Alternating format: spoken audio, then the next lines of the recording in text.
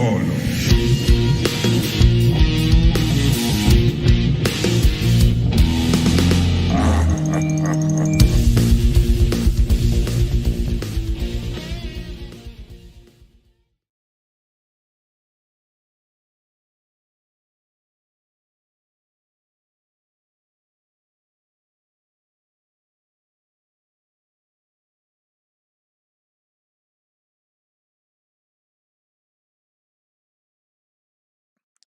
And hello, Mike is working. We got Silver Fear with the hello simultaneous with me. I appreciate it.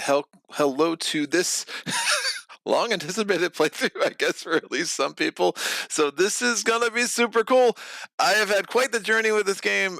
Just getting here to it's just kind of getting the rules down, it's a little bit of finickiness as you learn, but like once you get it, you get it. There are so many things about this game that just like feel like a victory point game, right? You have the trilogy, you have Nemo's War, you have Dawn of the Zeds, you have Darkest Night Second Edition. So this is Nemo's War, the Ultimate Edition, and it is ultimate in a lot of ways. I have nothing to compare it to, so it's ultimate for me. And I am super excited to throw in a lot of the little add-ons that came with the Ultimate Edition. You're going to see Nadeen Dakkar. You're going to see the Deadly Seas. You're going to see the attributes. All those things feel a lot like rumors and rails to me, and what they do for Zeds, those things do that for Nemo's War, and just really, really do enhance the game. For me, they give the player more flexibility, give you more room for like strategic decision making, and I think just make it a little net easier, but just better for sure. At least from an experiential standpoint. Let me go. We have Silver Fear. This is what I've been waiting for. And Private Vendetta says hello. Hello to you. So, what do we have on the board so far? Well, I have most of the tokens where they need to be. We have a treasure in each of the 6 major oceans. We have some ships ready to go. I have a unrevealed ship where they're supposed to go in all the 12 starting locations. Again, 2 in the Western Pacific, 1 in the South Pacific, 1 in the Pacific Coast, 1 in the Eastern Pacific, 2 in the North Atlantic, 3 in the European Seas, 1 in the Indian Ocean, which is number 6 over here, and then we'll loop back to 1 in the South Atlantic. I have 5 potential upgrades that I have chosen. I'm going to do this all on the officer setting, so hopefully I get that right. To ensure I get that right, I'm going to have the Beyond Voyages guide open as we go. There are 2 rulebooks that come with this game. It's hard to fault much about them. Victory Point Games tends to do a decent job with their rulebooks. These are a little bit rough. I don't understand releasing a game this day and age without a 2-page index. I don't care how small the font is or a 1-page index. Just give me an index. Make it easier for me to find stuff, especially when you throw in all of the extra expansion content as you go. It's a whole lot to take in, and I do think it makes the learning curve for someone new to this game like me a little bit higher than it needed to be. Plus, like, I get what they were trying to go for with the Between Voyages guide and the game rules. There should have been like a half page, like, we'll read this first and then read this, or like, here's how to get acclimated. They tried to do that, but it was very confusing. Like, what the heck do I read first? Where is the information that I need to get started? And Dawn of the Zeds had 5 rulebooks, and it was almost easier to know where to turn in there. And now with these 2, it was kind of, the first couple of games were like, what? Where is the information that I need to make sure I'm doing this right? But I digress. Nemo's motive. So the first thing we're going to do is decide what Nemo's motive is going to be. You get 4 of these tiles. They are double-sided. I guess the original base game just had 4 motives, where it was science, explore, anti-imperialism, and war. Well, then with the extra expansions, everything's in the Ultimate Edition. There are now 8 motivations. I'm going to take the Explore motivation, and we're going to put that there, and that's going to indicate what is worth how many points. So, for instance, if I sink a warship, it's -1 point per warship sunk. If I sink a non-warship, I get no bonus. But again, for the Explore mechanic, the Explore motivation, the things that we're really going to care about is wonders. Every 1 point of wonders is multiplied by 7. Every 1 point of science is multiplied by 4. And every liberation cube, or a point of liberation, is multiplied by 3. So those are our big point getters. Plus, every treasure we get is +1 to the treasure's value at the end of the game. So those 4 things are what we're going to want to focus on. Nemo's War, for those who don't know, is kind of a beat your own score game. However, it's more like Pavlov's House, where it's beat your own score plus, where the game itself is to get a high score, because how much you score determines what your end result is. So every single one of the 8 motivations has 6 different types of results. You have defeat if you score less than 160 points. You have failure if you score between 160 and 199. You have inconsequential if you score between 200 and 239. The better results happen here. Notable 240 to 279, success 280 to 319, and triumph 320 plus. I got 320 once, and that was when I finally figured out all the rules, and I was doing some things with treasures that really helped. But I've gotten 320 once with the Explore motivation, well, with all motivations to begin with. So I'm hoping to get 280 in this live stream. We'll see if that's possible, but it is far from easy, because things can turn on you with a quickness in this game. So yeah, it's kind of beat your own score, but it works better for me than like a traditional beat your own score game, in that you're just chasing points, and it's almost, in some ways, it's like Gaia Project, right? You just have, you need to score like 150 to beat the Atoma most of the time, right? It's kind of like, so I know I need to score 280 to have a successful experience in this playthrough. So that's what I'm going to be chasing. Checking out the comments, Michael Newsom, the rulebook is more of a handbook manual. That makes sense to me. Havanas is a great game. They made the rules a little more complicated than necessary. I agree with that. Carmel, good morning. Well, it's morning here, Melbourne, Australia. Good morning to you. Glad you could make it, sir. My favorites are war and anti-imperialism. Yeah, I definitely want to explore the extra motives. I felt like, I said explore, haha, no pun intended. I did feel like explore was a good place to start, and I think it's the recommended start in the rulebook too, so that kind of worked for me. You can also have the option to switch your motivations. I've still yet to do that. Maybe I'll do that for the first time on camera here today. AI has been my favorite so far. Anti-imperialism, okay, cool. And then Silver Fear, wow, my best is 217. Nice job, sir. Yeah, I got stupid lucky. I think I had like 7 wonders that came out of the treasure bag. I ended up Nemo at +2, and there was no way, I don't think that would not have been possible if I wasn't playing with Nadeen. And then I had like the attributes and a bunch of things that kind of worked my way. Plus, I started with a card that I'll talk about that really helped make that game happen in the way that it happened. But so yeah, it was it was many games in too. I played a lot more Nemo's War than is probably healthy. So let's get to the Beyond Voyages guide, and we're going to go from there. So we have the Nemo's motive. We're going to set the draw pile and adventure deck. So again, this is going to feel a lot like Dawn of the Zeds, where you're setting up now the adventure deck. So this is your giant stack of event cards. It's ridiculous. So I'm just going to shuffle these up just to make sure that they're good and shuffled, so we can do the rest of this a lot easier. And then I'm probably actually going to set up the adventure deck, because you have 2 decks. You have the event deck and the adventure deck. They are made up of the same cards, but they are 2 different things. So let me shuffle these a bit. Some of these cards are amazing and game breaking, and some of these cards, well, nothing's game breaking. Some of these cards are very, very helpful. Some of them are like going to be, they're going to make your life really miserable. There are a couple of cards that have like perpetual effects on the game state that I really don't like, because it just adds to the nitty gritty, like finicky nature of things. And it's like one more thing to keep in mind, which I find a little unfortunate. There's one that does everything. Every time you see a British flagship, or every time you see a Japan flagship, there's one, if you attack a non-warship and you roll doubles, you just have to it just makes the mental overhead of the game a little bit more frustrating for me. So hopefully we don't pull any of those early, but now that I said that, we're going to pull all 3 of them early, especially the ones that I'm thinking about in my head.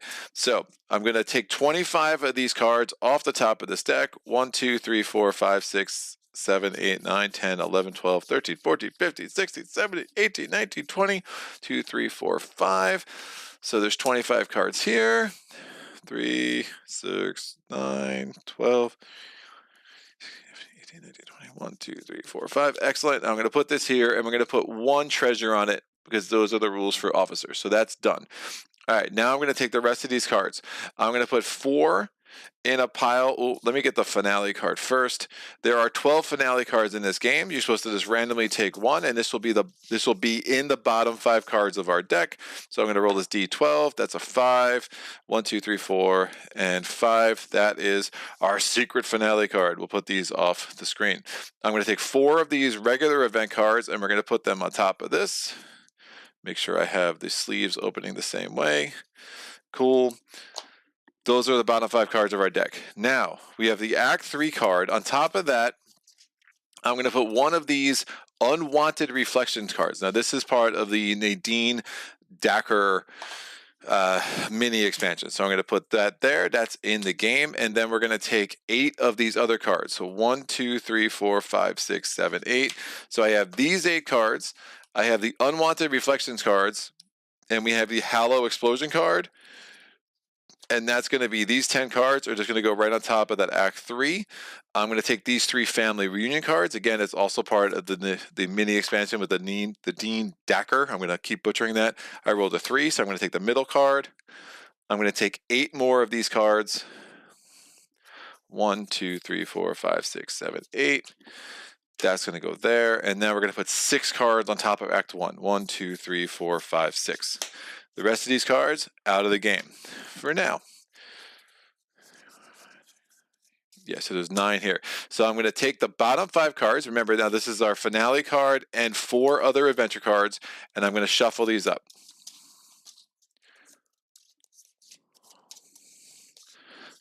I'm going to take these 10 cards, again, 8 event cards, the 1 unwanted reflection card, and the 1 rising action card. Why do they feel like they're in different directions? All right, they're good. There's something about these sleeves. I have a hard time telling which is the top and which is the bottom, or which is the opening and which is not. So I'm going to shuffle these 10 cards. And I'm going to put them on top of the 5 cards that I've already shuffled. So we have 15 cards there now. The Act 3 card is just going to go right on top. So that's going to be 16 cards. I'm going to take these 8 cards plus the family reunion card. So there's 9 cards total. I'm going to shuffle these 9 cards up. So again, 8 events and the family reunion card. I'm going to put this on top of the 16 cards that are in front of me. And that gets us up to 25 cards. The Act 2 card makes 26. Now I'm shuffling these 6 events.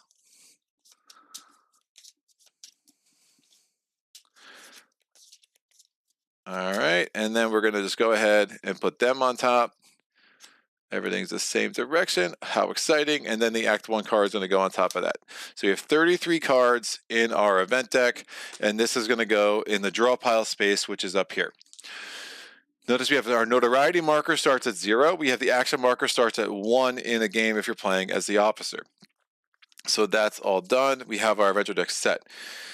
We have 1 treasure in each of the 6 major oceans to start the game. So we get things to search for right off the bat. We're going to put this black die up there. And now we'll go through the rest of the setup. So the Nemo, the crew, and the hull all start at their max. We will start expending some of that to get some stuff for our ship right off the bat. And then we're going to look through the Nautilus upgrade cards, and we're going to find the 1 upgrade that matches our starting motivation. Our starting motivation is Explore. Now in an officer game, I could immediately purchase this card and automatically equip the Nautilus with it at the beginning of the game by spending any number of ship resources in any combination. I'm going to spend 1 of every resource to give myself the hydro drive. Now, why does the hydro drive cost 3? Well, it costs 3 based on this number up here. During the game, you're normally spending sunk ships from your little salvage pile over here, and you spend that to get upgrades equal to that number. At the start of the game, you have the option, if you're playing at officer, to spend your ship resources up here. You have 3 resources, Nemo, crew, and hull. I'm spending 1 of each to just start the game with hydro drive. Now, we're going to have Nautilus upgrade cards available to us throughout the game. On the officer level, now there's a quick start ability here, but I don't recommend it. It's way too random. I'm going to take the remaining Nautilus upgrade cards, and I'm going to choose 5. So these are the 5 that I chose. And you'll notice that I chose 3 that have wonders. Remember, wonder points are really strong for us because they're ×7. 1 that has a science points are ×4. And then I also really like this card that I chose to add as the 5 that I chose. So what's the one that I chose? Well, this is going to give us points for adventure cards. The Adventurers League, +1 dice roll modification, DRM, to all adventure card test die rolls. That could be huge. This is going to cost us 3 salvage or a certain number of resources, and we'll talk about that in a second. We have Nemo's War batteries during each lull turn, which will make sense as we play. You gain 1 action point. I chose the Arcane Library. You receive +1 DRM when performing a search or incite action. That cost this Nemo's batteries is 1 salvage. Arcane Library is 2 salvage. Nemo Sanctorum. Once during each action phase, you may either gain 2 action points by reducing the Nemo resource by 1, or gain 1 Nemo resource by spending 2 action points, or 1 during a lull turn. That costs 2 salvage. And then the Clockwork Cipher. Once during each action phase, you may flip any 1 revealed ship token in the Nautilus's ocean for free. That's 3 salvage. This can be very strong late game, not so much early game. Now, I'm going to take 5 more of the Nautilus upgrade cards that I did not choose to seed my potential upgrade pool with. I'm going to shuffle these up. Ex-Hunter games that tell me I'm a failure when I lose are the best. Ex-Hunter, hello, sir. My half score is 274, so heartbreaking. They're super black too. Wow. Oh yeah, those sleeves, they're crazy black.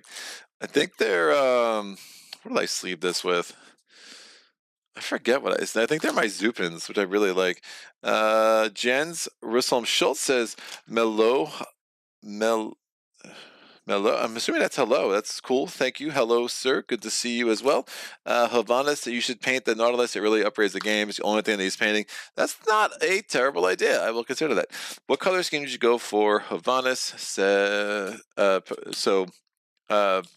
Private and Vendetta asked what color scheme he used to paint the Nautilus. So this is the Nautilus here, and yeah, painting that was actually a pretty cool idea. All right, I haven't painted anything since Blood Rage, and I barely play that game anymore, so I'm kind of I'm hesitant to go down that well. All right, I'm going to take 5 of these cards at random, and the rest of these upgrade cards just go out of the game. Boom. Now I have the 5 cards that I chose, these 5 cards here, and I'm going to shuffle these up, and then I'm just going to roll the die to give us my 4 starting upgrades.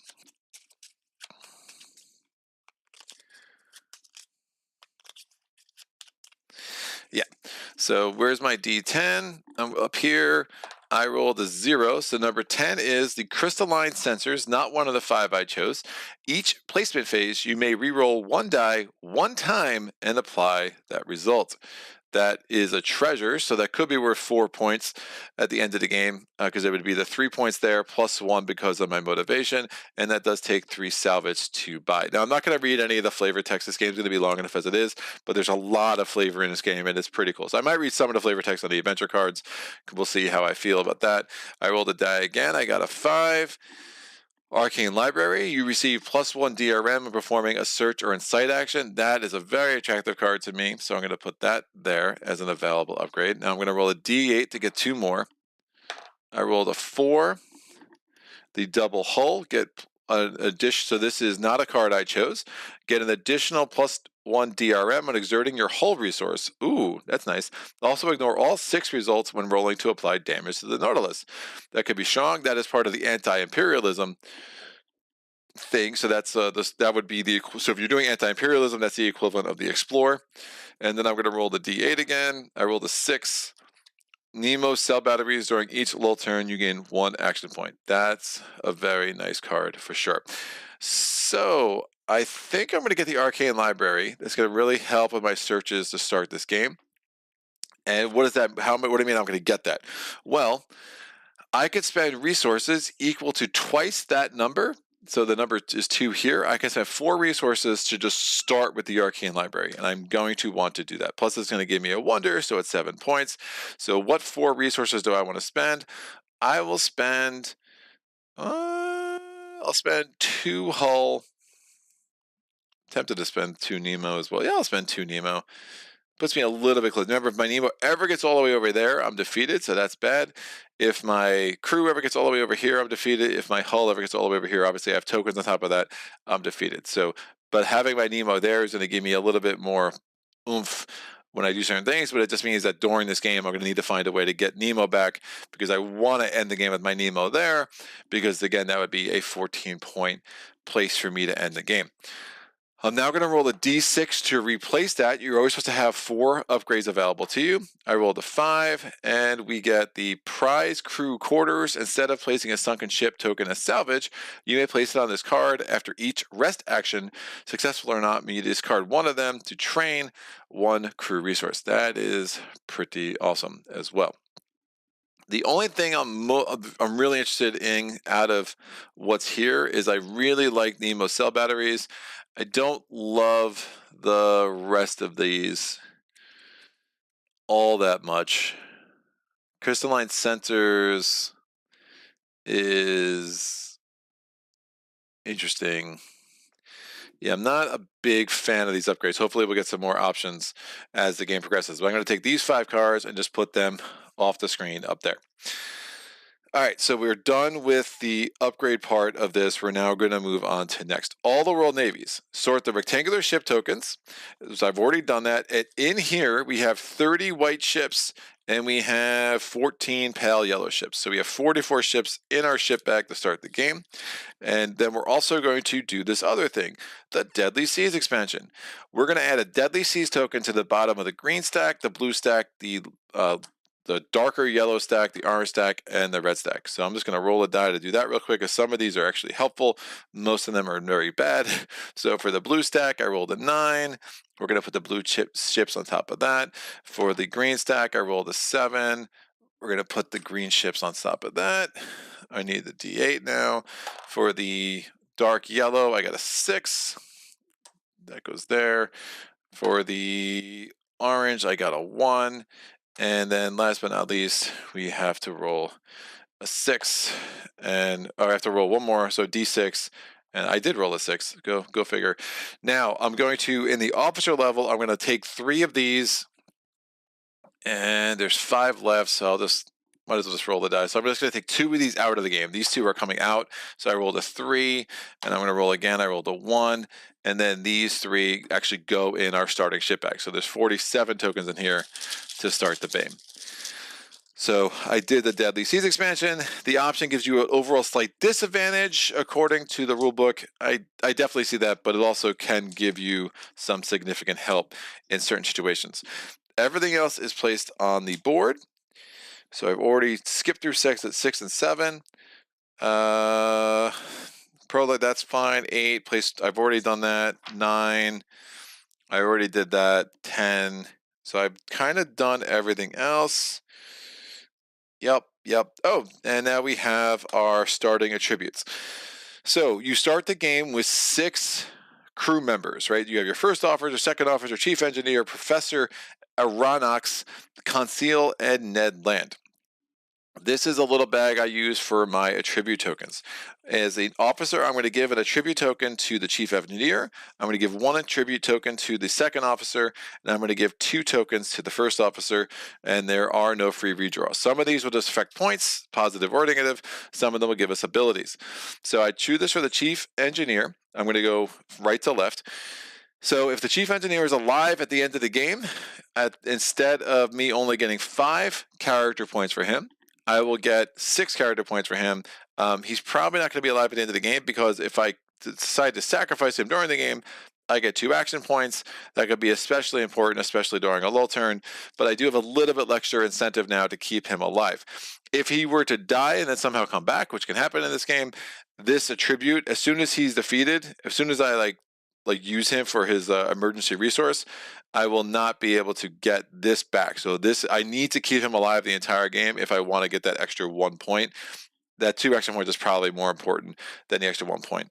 Second officer, so his attribute is I can discard this to gain a crew, but if I discard it to gain a crew, I will also gain 1 notoriety. So I want to be a little bit careful with that, but that's helpful to know. And then the first officer is going to have 2 attributes. And the first one is I can discard that attribute. It's Zeal to get 1 action. If I do that, there's no penalty. I don't get a notoriety, because you have to look at the front and the back to see all the information you're going to want. And then the last one is immediately I discard this and get 2 more attributes. So she's going to have 3 attributes. So I'll put them over here on her left side. So I discarded Rogue. no penalty for notoriety on the back, which is good. 2 more attributes, make them good, make them count. We have, well, unreliable. Roll a d6 before sacrificing this character. And if I roll a 1, 2, or 3 cannot be sacrificed, I will probably not ever be trying to sacrifice the first officer.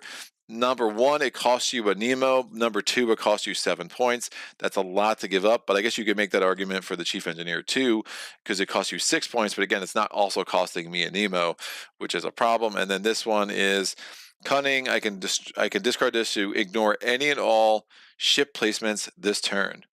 Ooh, and I think it's any all white die ship placements. That could be really helpful. And in the back, it's 1 notoriety per ship token not placed. I do want to check the appendix, which I think is at the back of this book. There's not, again, an index. Like, it just, I feel like there's like 3 pages missing in this rule book just to kind of like make sure you understand everything you understand. Motive rule changes. I don't think there's an index for the optional rules. Yeah, I'm assuming that's only for white dice. I'm assuming you would still have to place for black dice because it's just showing you the white dice. So I think that would be the logical conclusion. And the white dice versus black dice, that's something we'll see as we go. So that is cunning. That's a pretty cool attribute. I had not seen that yet. I just started playing with the attributes, so it's not going to be surprising that I'm going to pull attributes out of this bag that I have yet to see, and it's kind of cool to see some of the variety that's in there. I think that's all of setup. I don't think I'm forgetting anything.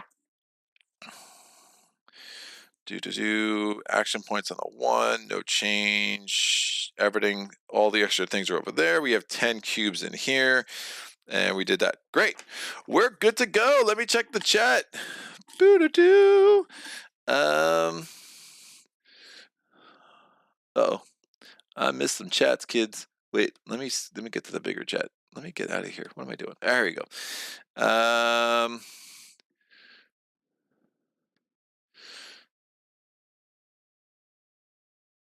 Carmel says, anyone read the book? I have not. Private Vendetta, yeah, painting the notes exactly the amount of painting I want to do for a game.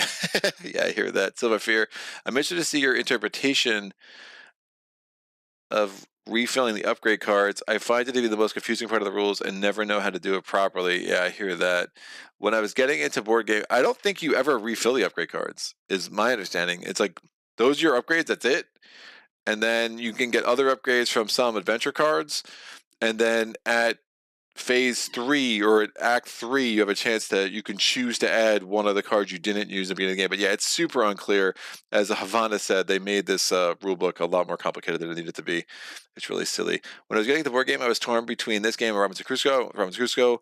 I may get this at some point. I love this game so much more than Crusoe. I mean, like, I don't love this game.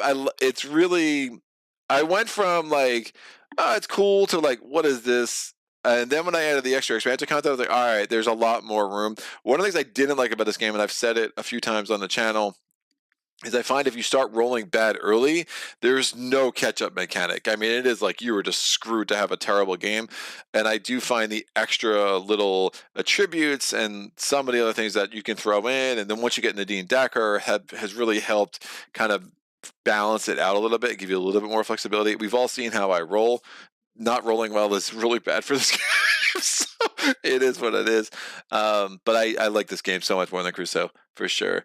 One with a blue, slight greenish color, contrast paints for the win, added color to the portals, color the base to make it look like it's in the ocean. That's awesome. I don't think the upgrades are auto refilled. I agree with Jens. Are the upgrade guides ever refilled? There are some events that let you draw extra cards. Exactly. All right, everyone's on the same page there, which is why I'm interested in to see his interpretation. I've read lots of alt rules for upgrades to make that part easier. No, the upgrade cards shouldn't be refilled. Private's right. You can replace them during the game if you're lucky.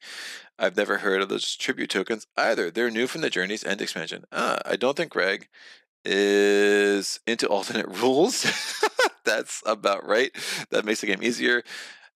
Same with Nadeen Dakkar. Hey, Nemo's were nice. What's up, Kabuki Kid? Good morning, or good afternoon, or good evening, wherever the heck you are. Hi, Greg. I hope you enjoyed this game so far. Just setting up so I did not miss too much. Nice. And then Urel says hello. Laugh out loud. Yeah, hence my quote marks. More fun then. Kabuki Kid says, I love Robinson Crusoe too. And then Jen says, I actually read the book a couple of years ago. Knowing the story and the characters does increase the immersion, but I wouldn't say it's a great book. This is the ultimate edition, isn't it? The board without the crease in it, says Kabuki Kid. Yeah, this is a nice version. I mean, I will say the quality from a component standpoint is definitely noticeable. There is like an unfortunate like line right through a few of these oceans, and like tokens can definitely catch on that, and that's like a little jarring. But other than that, I mean, you have to put a line somewhere, I guess.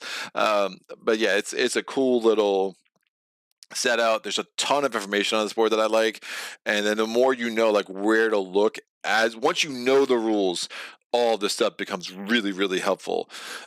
One thing that was a super miss with me in this game was the scoring and the little tokens it gave you for scoring.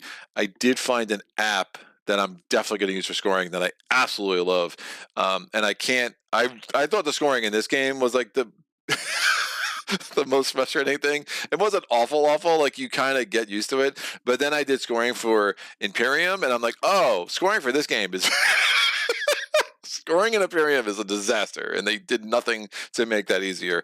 And there's still not a great app for it, so that's unfortunate. But anyway, first turn of the game, we have 33 cards. Wish me luck. And the first card is not going to be that bad. So Act 1. The facts relating to this apparition entered in various logbooks agreed in most respects as to the shape of the object or creature in question, the untiring rapidity of its movements, its surprising power of locomotion, and the peculiar life with which it seemed endowed. If it was a whale, it surpassed in size all those hitherto classified in science. Prologue, roll the die and place the Nautilus in the corresponding major ocean. The Nautilus is going in the North Atlantic. All right, commence play with the next card. Roll only 2 white dice to begin each placement phase. Actually, let me get these event cards out the way, and then I'll put the prologue card somewhere over here. All right, the next card off the deck, so down to 31 left after this one. So, the required repairs. This is awful. The Nautilus seemed becalmed only a few yards beneath the surface of the waves. I suppose that the crew was occupied with interior repairs rendered necessary by the violence of the mechanical movements of the machine. At game's end, pass and score this card's negative victory points if it is not removed. To remove this card, you must successfully perform a repair action and forgo 1 hull gain from doing so. So yeah, I'm obviously going to want to get rid of that. The negative points. Oh, it's minus 8 points if I don't get rid of it. Excellent. Thanks, Nemo. That's a great way to start, kids. It's unreal. So now I'm going to go to the placement phase. So that is the turn sequence. That was the event phase. We're going to do the placement phase. I'm rolling all dice that are necessary for this act. We're in Act 1. We're rolling 2 white dice. Booyah, I rolled. We're starting with a lull turn. Awesome.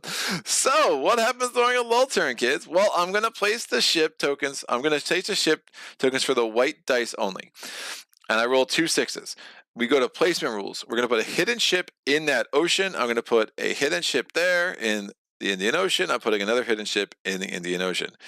It's a lull turn, so I can't do that much. I gain no additional action points. And I'm going to place a treasure token in the doubles ocean on the pleasure token in the doubles ocean and on the adventure deck. Well, that's good. The doubles ocean, it already has a treasure token, so I'm going to put it in the adjacent ocean. It's going to go in the Cape of Good Horn, and I think I do put a second one on the treasure deck. Note that if there was no empty ocean adjacent to the Indian Ocean, if there was no ocean that did not have a treasure token on it, I would have had to go ahead and just forgone getting that treasure. When an ocean has a treasure, yeah, I think it just goes on the treasure deck, which is fine. So I'll have a second treasure on the treasure deck. So the first time I do an adventure action, I'll be able to get both of those treasures. So I'm in an interesting spot. I could do a couple of things. Now on a lull turn, the cost of actions changes from normal. Normally during the action phase, adventures, rests, repairs, and refits all cost 2 actions. During a lull turn, they only cost 1. On every turn, lull or adventure or regular, An attack action, a side action, a move action, and a search action always cost 1. I'm going to do an adventure action, I think. Because it's only going to cost 1. I'm going to get the 2 treasures. I could try to do a refit action, but I like to spend a treasure for when I do that to make it more likely to be more efficient with that, especially since I'm going to have to waste 1 hull recovery on this stupid required repairs. So I'm going to do an adventure action. So when I do an adventure action, I get to look at the top card of the adventure deck. It's only going to cost me 1 action instead of 2 because I'm on a lull turn. And we have the Korea incident. Captain Nemo glowered at Ned for his remarks in favor of Americans and growled, "Even now, Mr. Land, the Americans desire to force open trade with the reclusive Koreans, and just as they did in Japan 15 years ago, the Americans are sending a war fleet to articulate their interests.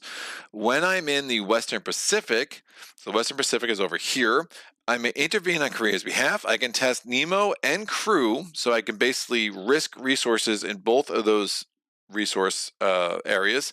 So that would be a DRM of a 6 if I risk exactly those 2 things. If I get an 11 or higher, again, risking the DRM, make that a little bit easier. I just need to roll a 5. If I pass, I place up to 1 D3 of uprising cubes in the Pacific Ocean. The D3 mechanic is weird. I don't love it. I get why they did it, but when you says roll a D3, I'm basically rolling a D6. But 1 and 2 equals 1, 3 and 4 equals 2, 5 and 6 equals 3, and then you get to place uprising, or you get to basically place free uprising cubes. When you're taking from the adventure deck, you have the option to say, "I don't really like that adventure," put it on the bottom of the deck, or you can say, "I'll accept that adventure. I will obviously accept that." It just goes here.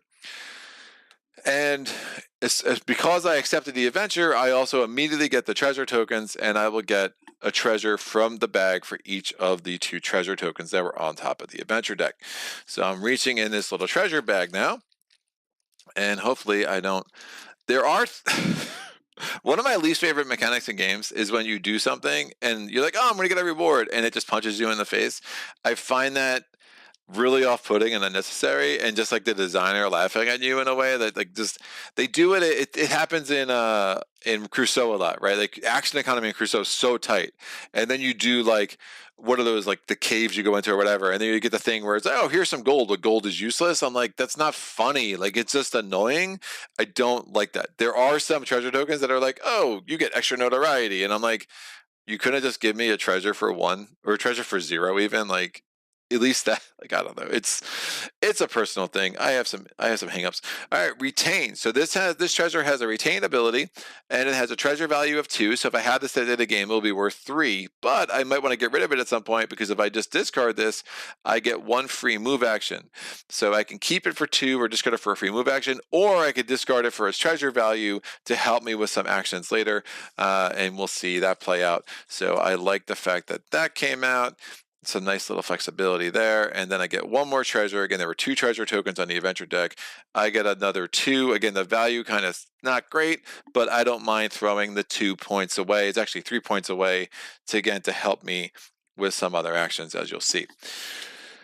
All right, we're going to check out the chart. Check out not the chart, the comments. Lots of comments today.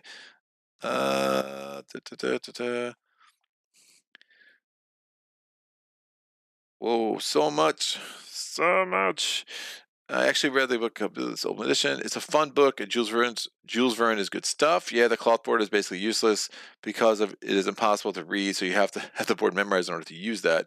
The scoring after this game is wonderful. Scoring Imperium, says Private Vendetta, laugh out loud. Yeah, the cloth board will also move around as you move tokens. It's not good. Never even knew of a scoring app. Which book is worse, Nemo or Imperium? Imperium, not close. Yeah, I don't think the Imperium rulebook is bad. Oh, I think it's terrible, Vendetta. I'm sorry. I strongly disagree. So scoring out for Nemo, yeah, it's great. I don't know who made it, but that dude needs a medal. The Nemo rulebook is good. It's just for boasts. Yeah, I agree with that. Nemo's rulebook is good, in my opinion. It's just a complicated game. Right. I think there's complicated games that the rulebook makes less complicated, and there's complicated games that the rulebook doesn't help. And I think, unfortunately, this is more the latter category. But the rulebook's good. It just needs an index. Like, an index would make this rulebook from good to great, in my opinion. Yeah, Robinson Crusoe rulebook is way worse. Yeah, Robinson Crusoe's rough. Oh god, yes, the Robinson Crusoe rulebook is horrible. The last Robinson Crusoe rulebook was much better than the original. Well, I mean, it's probably not saying much. What a start. It's a Silver Fear. I ended up basically learning how to play Robinson Crusoe by watching Ricky Royal's video series. Yeah, Royal's great. I only have like 3 printing-ish. Wait till you draw the encounter card where Nemo has to play Dangerous Start. Amazing. I also have a fairly recent printing, and the rulebook still sucks. The next printing of Robinson Crusoe will have some sort of intro scenarios where it steps you through everything, which would be great to really hold your hand. The steps of the game are not that complicated. The rulebook is just all over the place. Hello, this is one I was going to get. Wanted to see this one and decide if it was worth getting or not, but I think it would be great to get. What's up, Jester? How are you, sir? Hope you ended up well with your fight with Cthulhu last night. I did have to miss the end, unfortunately. Private Vendetta, it's basically a solo war game with a lot of flavor. Yeah, this is a game that you play a bit and get into the groove, and the second game is smooth, says Kabuki Kid. If you're rolling a D3, could you just roll a die and roll a 1 through 3? Haha, just kidding. Hate games, you have to roll something that isn't a real die. Come on. Kabuki Kid, personally, I like the flavor like that in a game, even if it's useless in a game. What's new, Jester?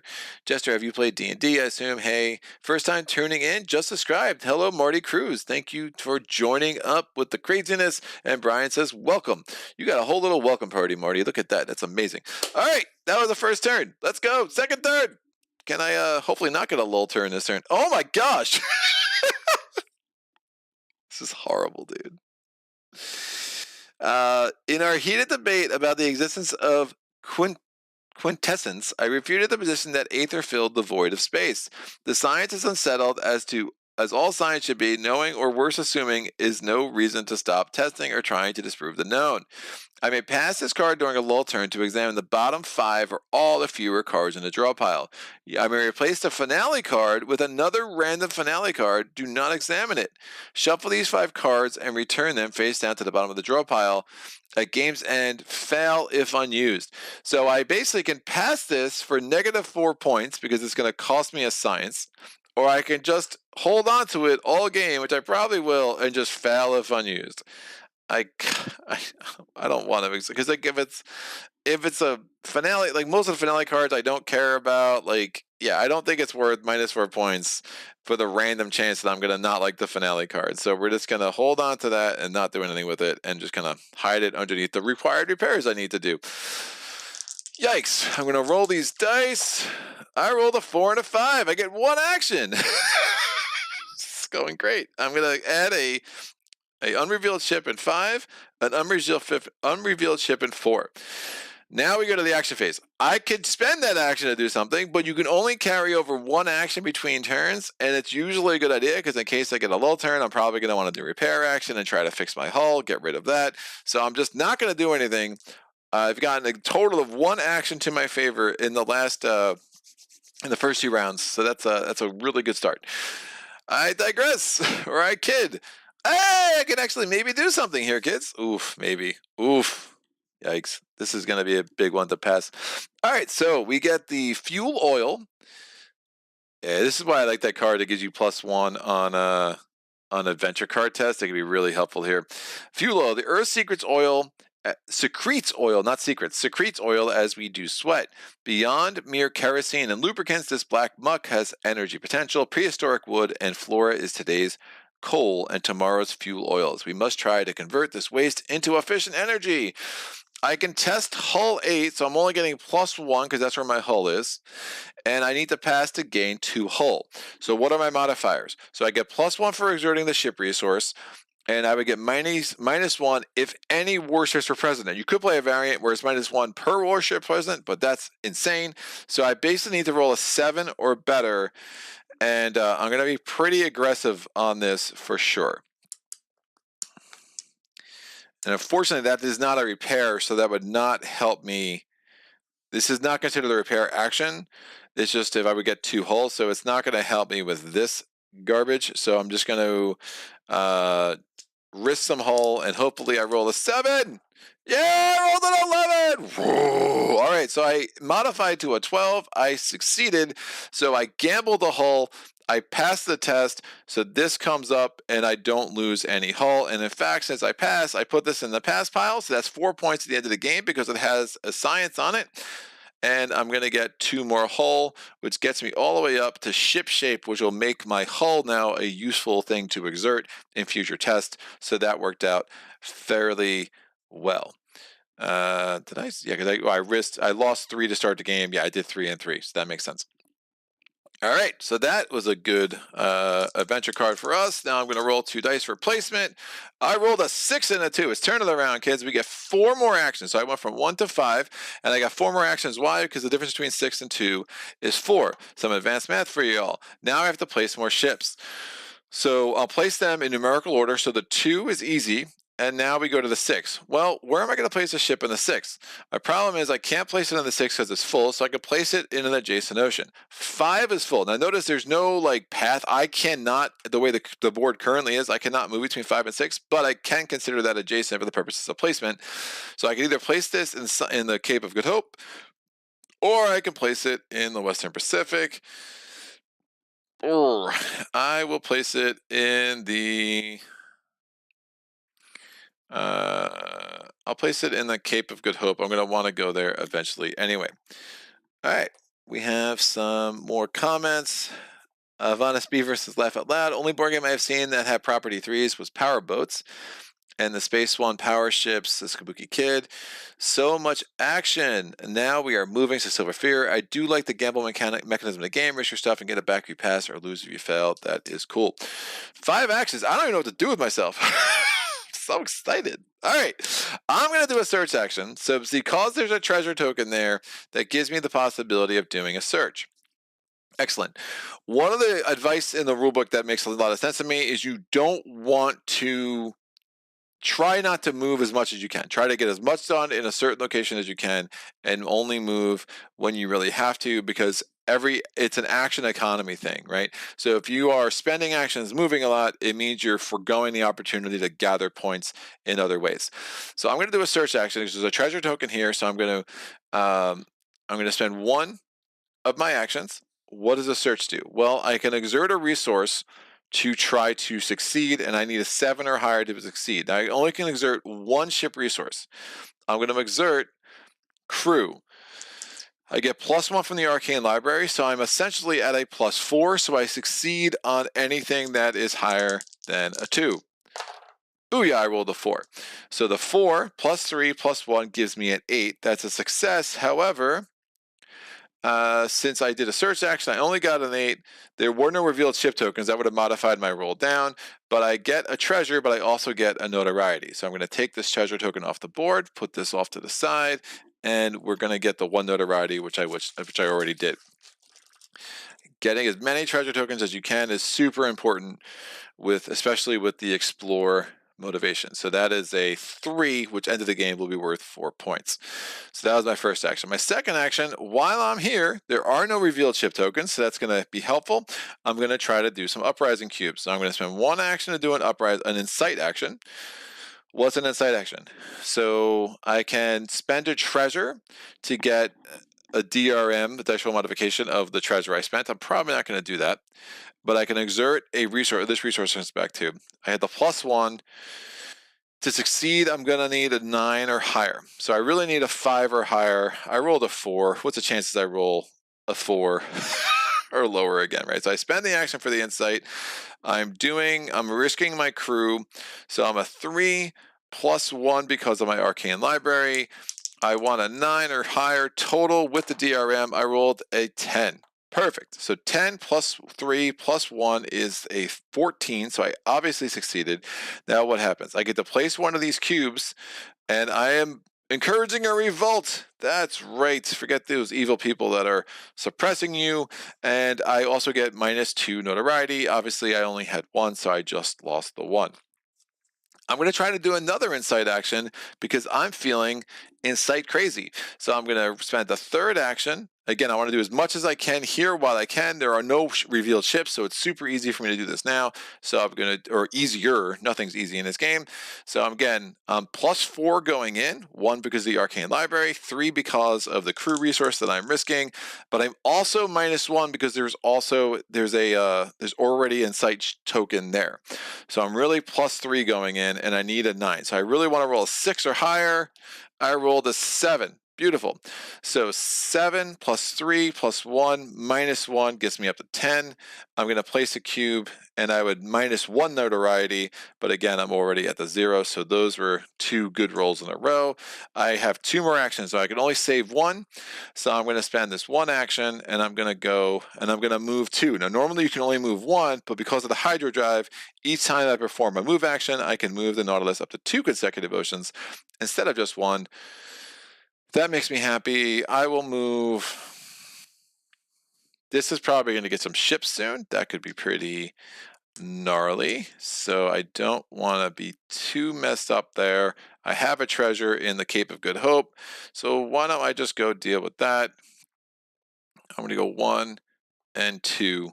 And those are my 4 actions. I searched, I incited, and I moved. And I'm going to keep that 1 action for the next turn. Checking the comments.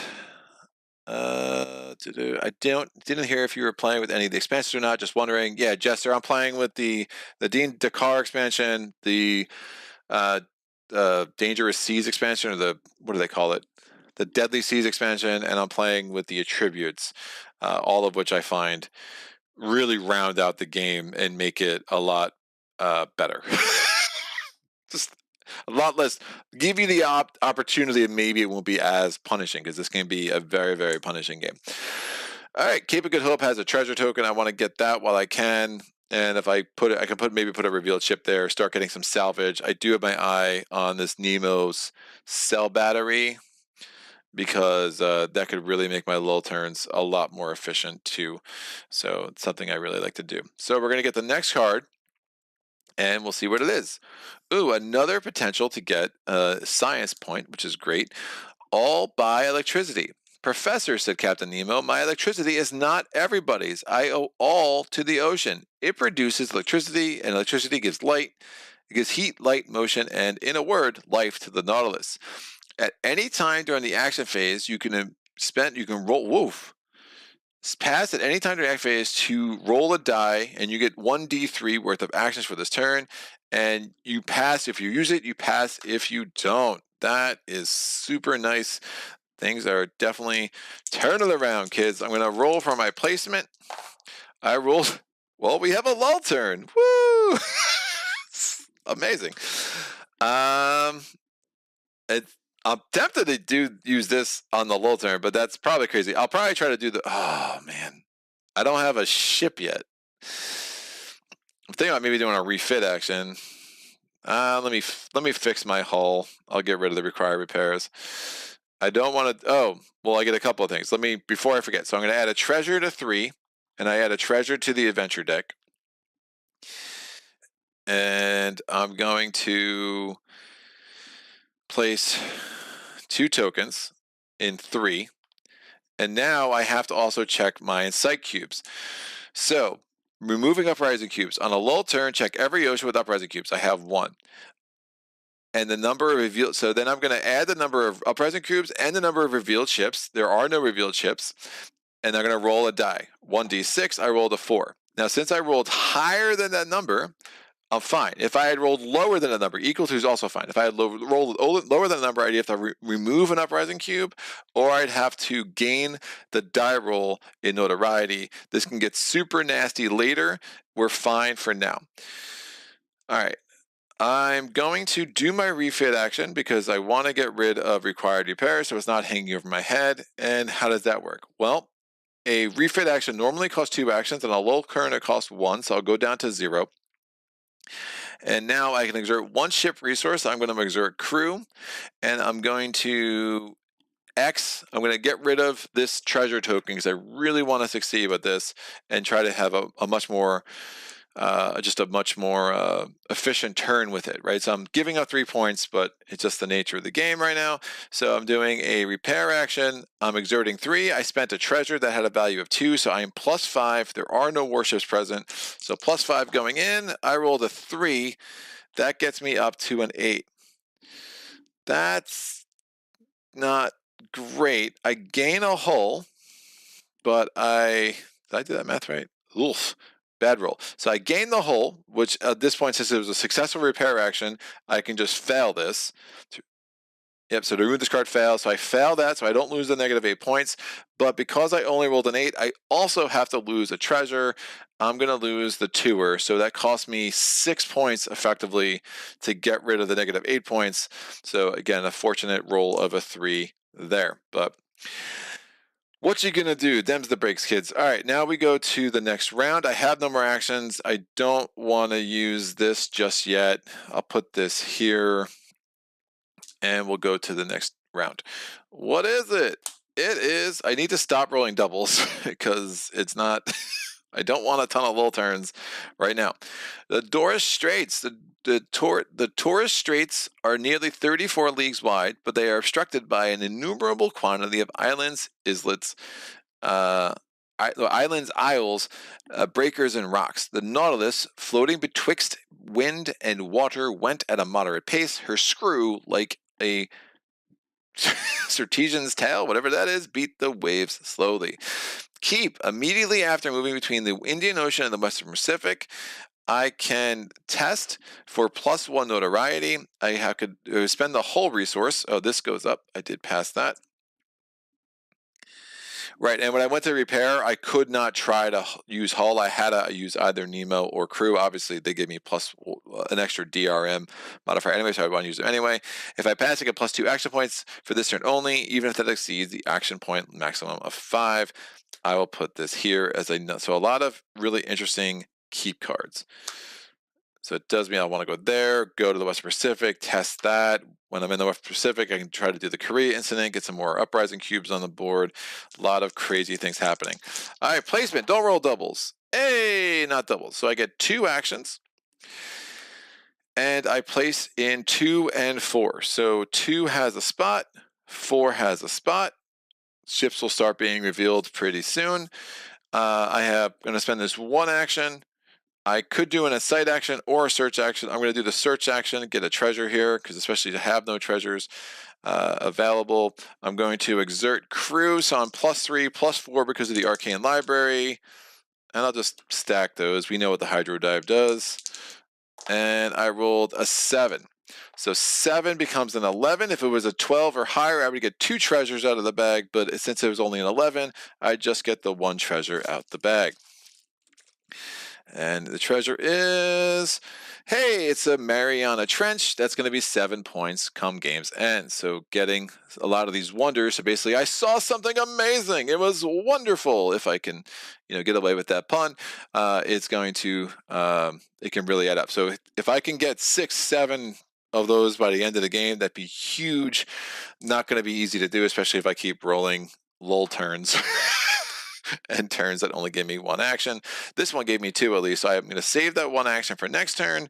And now we go to the next round. Ooh, interesting. The Galapagos. Darwinism is widely regarded as fact now, Captain. I proffer to my silent companion for comment as we sailed. Nemo did not disappoint. And yet history shows us repeatedly that humanity never evolves. I can test 7. I can only expend Nemo. So I'm going to risk Nemo. So that gives me a +3 to a modifier. I need a 4 or higher to pass this. I rolled a 10. Now I have the option. I could pass, gives me 4 points at the end of the game, or I could fail it to get 1 Nemo. I kind of like my Nemo there right now to give me that +3. It's a little risky, a little bit brinksmanshipy, but that's kind of my style. So I'm just going to pass and guarantee myself the 4 points. Now we go to the lull turn. I rolled a 4 and a 3. I get how many actions? 1 action. It's exciting. It's terrible. All right. So I rolled a 4 and a 3. I'm going to get the 1 action before I forget, and I have to place this in available. I cannot start revealing ships until I do the first thing. So again, what are my priorities? A hidden ship in that ocean, a hidden ship in an adjacent ocean. So 3 is adjacent to the Arctic Ocean, and 4 is adjacent to Cape Horn. So we have the Cape Horn, we have the Cape of Good Hope. I'm in the Cape of Good Hope. I have 1 action to spend. I'm going to save, always want to save the 1 in case I get a lull turn next, and I'm going to do an incite action. So I'm risking my crew. I'm at +4, Arcane Library, plus the 3 from the crew. I need a 5 or higher to succeed here. Oh, jeez.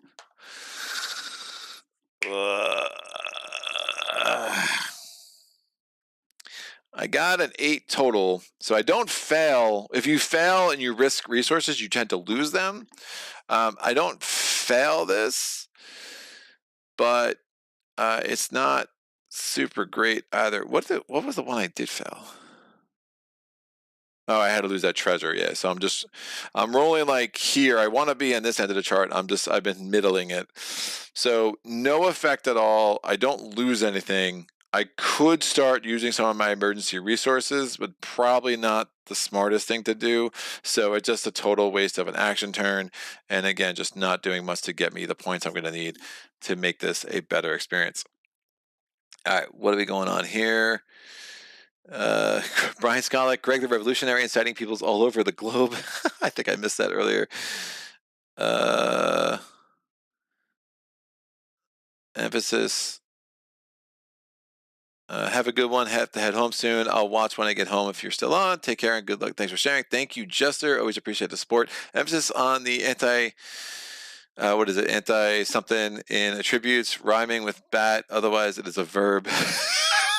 What? Okay.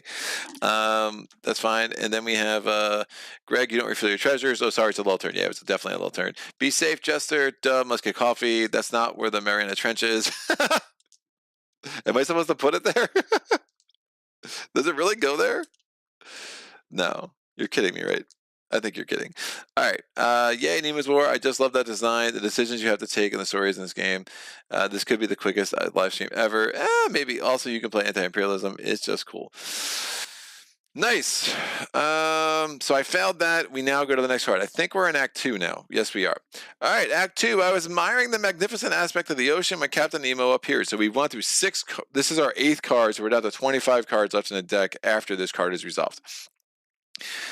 He did not seem to be aware of my presence and began a series of astronomical observations. Then when he had finished, he went and leant on the cage of the watchlight and gazed abstractedly on the ocean.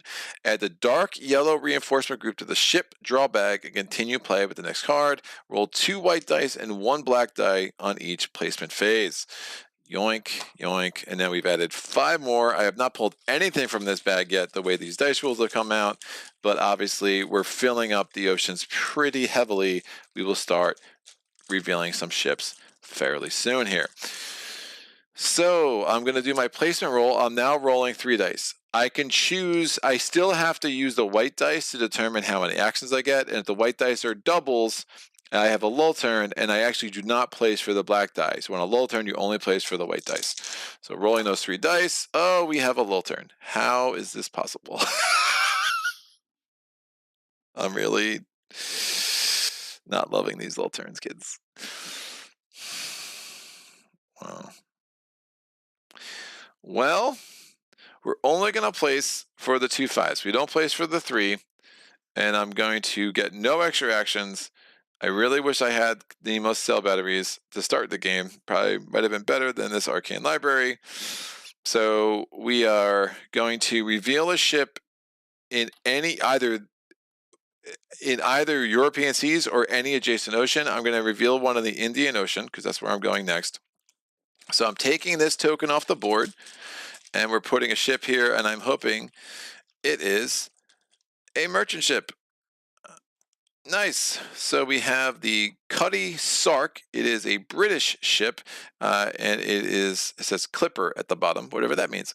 We're going to put that there. Now I'm going to reveal another ship in Ocean 6.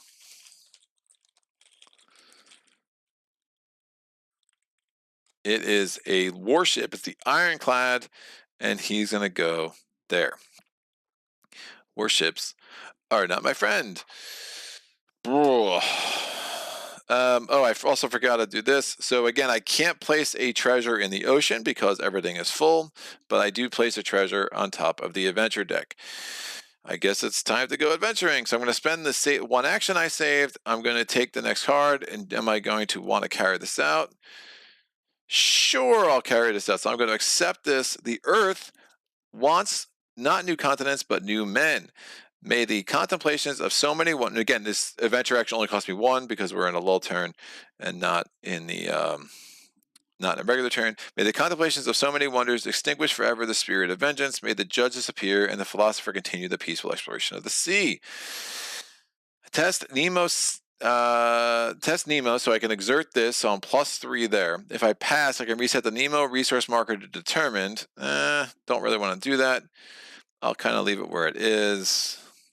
If I fail, I lose a Nemo plus the Nemo that I'm risking. So failing this would be super, super bad. But I definitely want to get this in the pass pile because it would give me 7 points because it has the wonder. So I'm testing Nemo. I'm +3. I need a 6 or higher. I rolled a 7, so I succeed. Is it time to start moving up on that chart there? Maybe.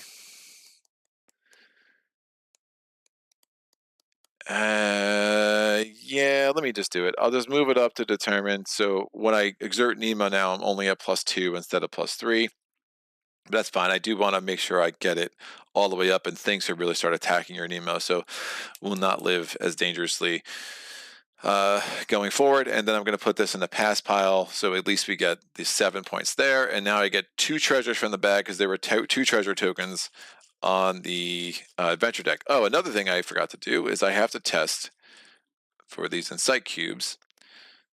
So the 2 treasures are, we have retain. We have, I could discard it for 1 free ADV. 1 free ADV action. The heck's the ADV action? Or keep for 3. And then we have another treasure, another wonder. All right, someone's going to tell me what an ADV action. Oh, and the 1 free ADV action. I don't know what that is. Insight, refit, repair. Oh, adventure action. Oh, I get to take the next adventure card. Got it. That makes sense. I was like, what is happening? I also have to test here because, again, it was a lull turn. So there's 2. I need to roll a 2 or higher. I rolled a 2. Woof. Don't show off, Greg. That's fine. So we're good there.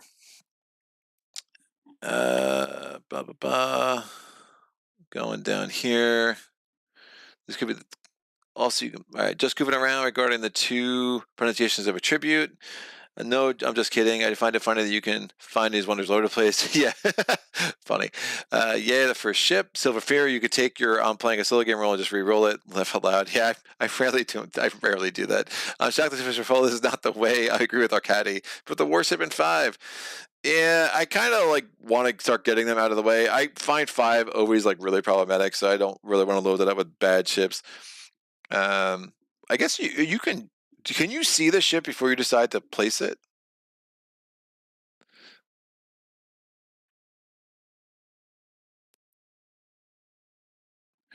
Or do you have to, I think you have to decide where you're revealing it before you place it. I could be wrong. Someone can let me know about that. We have, yeah, keep your worship separate to start with. That's, I don't mind. If I'm going to take some hits, I'd rather take them early, to be honest with you. To be fair, I use that trick in co-op games in order to prevent my less game-oriented friends from being disappointed in the game and from not wanting to play. I agree with that, Arcadi. A clipper ship is a fast-sailing ship, hence doing something a fair clip means doing it quickly. Nice. Thank you for the information, Rocket. Adventure action. Adventures. Yes, you can see the ship before placing it. Nice. Good to know. I've been making it hard on myself. All right. What else is new? So that was my lull turn. Lull turn is over. We go to next. Can I please stop rolling doubles? Oh, I want to win that. Oof. That's, oh, maybe I don't.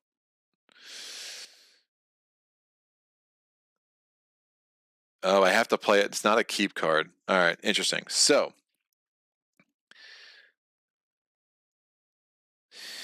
Argre's Somnia. The Nautilus floated in the midst of a phosphorescent bed which became quite dazzling. It was produced by myriads of luminous animalculae whose brilliance was increased as they glided over the metallic hull of the vessel. I can lose a Nemo or a character to pass, and that's 4 points, 6 points at the end. Otherwise, immediately lose 1 action if I have any. I don't have an action. I still could use that and not lose an action and fail it, but I guess I'll just put the Nemo back to where it was. Why not? And I will take the extra points at the end of the game. All right, back to living dangerously, because it's fun. I'm rolling these 3 dice. Hey, I get 5 actions. That's what I'm talking about. So again, you only get 5 actions 1 out of 20 times, so I will definitely take that. And now we have to place a bunch of ships. I'm going to place this ship here. So let's put it this way. So I'm going to place for the 1. There's still a spot for that. The 5, I'm going to reveal what this sucker is first. If it's a non-warship, I'm pretty inclined to put it here. It is a non-warship. Let's put that there. And with the 6, again, adjacent ocean still has a space, so I'm going to put this here. I'm going to retry my incite action. So bing, I'm plus, again, there's no revealed ships in the Cape of Good Hope, so I'm +3, +4, and I'm trying to get an incite cube there, so I need a 5 or higher. I rolled the black die instead of the white, but you know, it's the same. So that was a 12, which is great. So I get to put an incite cube there. So I have 3 of those on the board. Remember, if I get all 10 of those on the board, that's 30 points at the end of the game, which is not amazing, but it's nice. It can definitely help. All right, so that's there. Let me take some coffee and think about my life.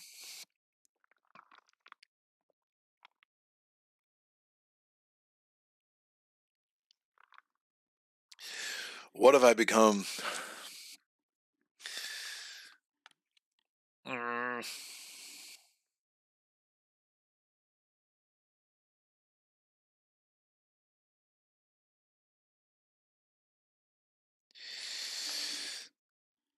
Yeah, I don't love the treasures I've gotten.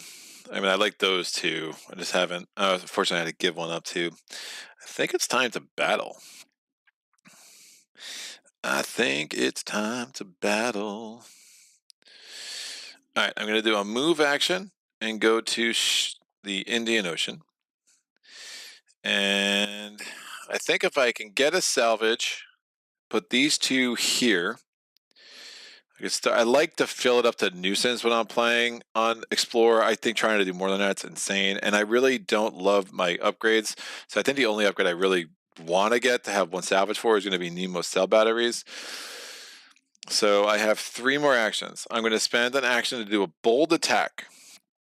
So there are 2 kinds of attacks. I mean, sorry, a stalk attack. You can do a bold attack, which you don't get any +1 modifier. You can do but you can kill multiple ships in a row. Or you can do a stalk attack, where it's +1 for 1 attack only. So I'm going to do a stalk attack on the Ironclad.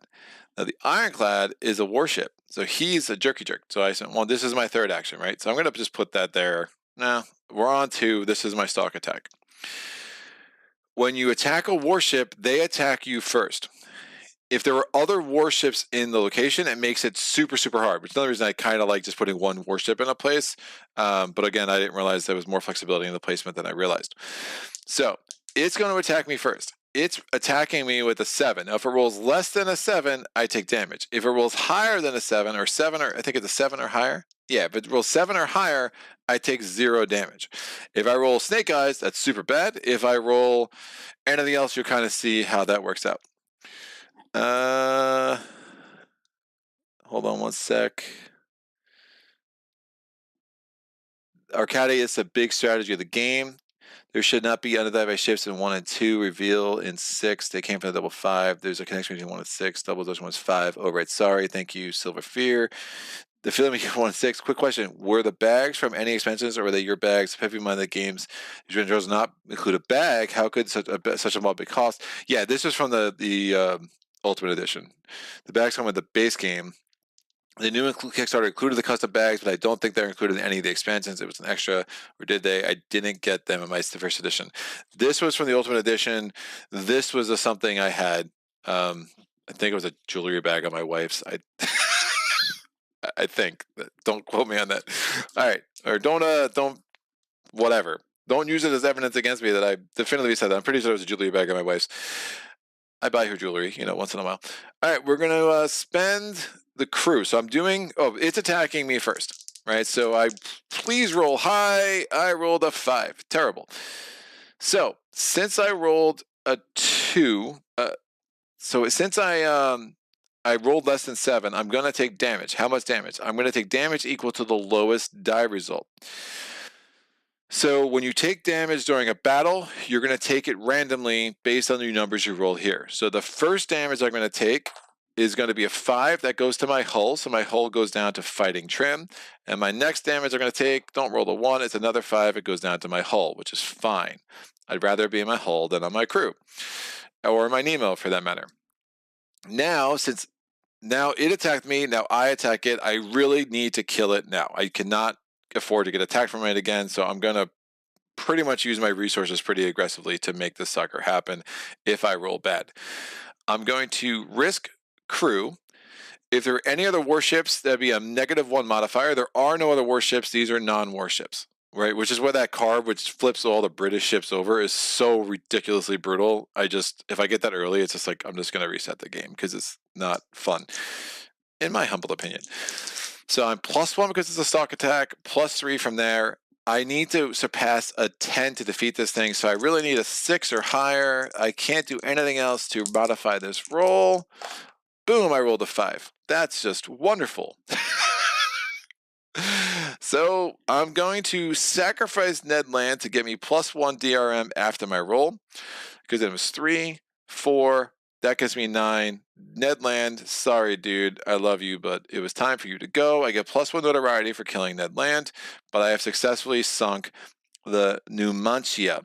When you sink the Numancia, you get another notoriety, and I could put it in here for 2 points, or I could just put it over here in my salvage. I'm going to put it over there in my salvage, because remember, 2 points for a warship becomes 1 point when you're in like explore action.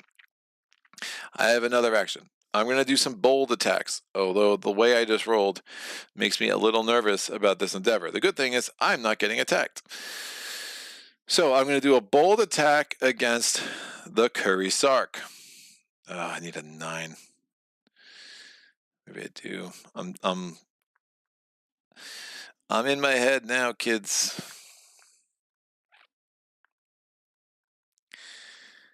If I fail, I lose a crew. That's fine. I have +1 crew there. Yeah, I'm going to do a bold attack against the Curry Sark. Because it's not a warship, it's not attacking me, I just attack it. I'm risking that, so I need a 6 or higher, because again, it's a 9. There's no warships present, so there's no negative modifier. I rolled a 4. That's awesome!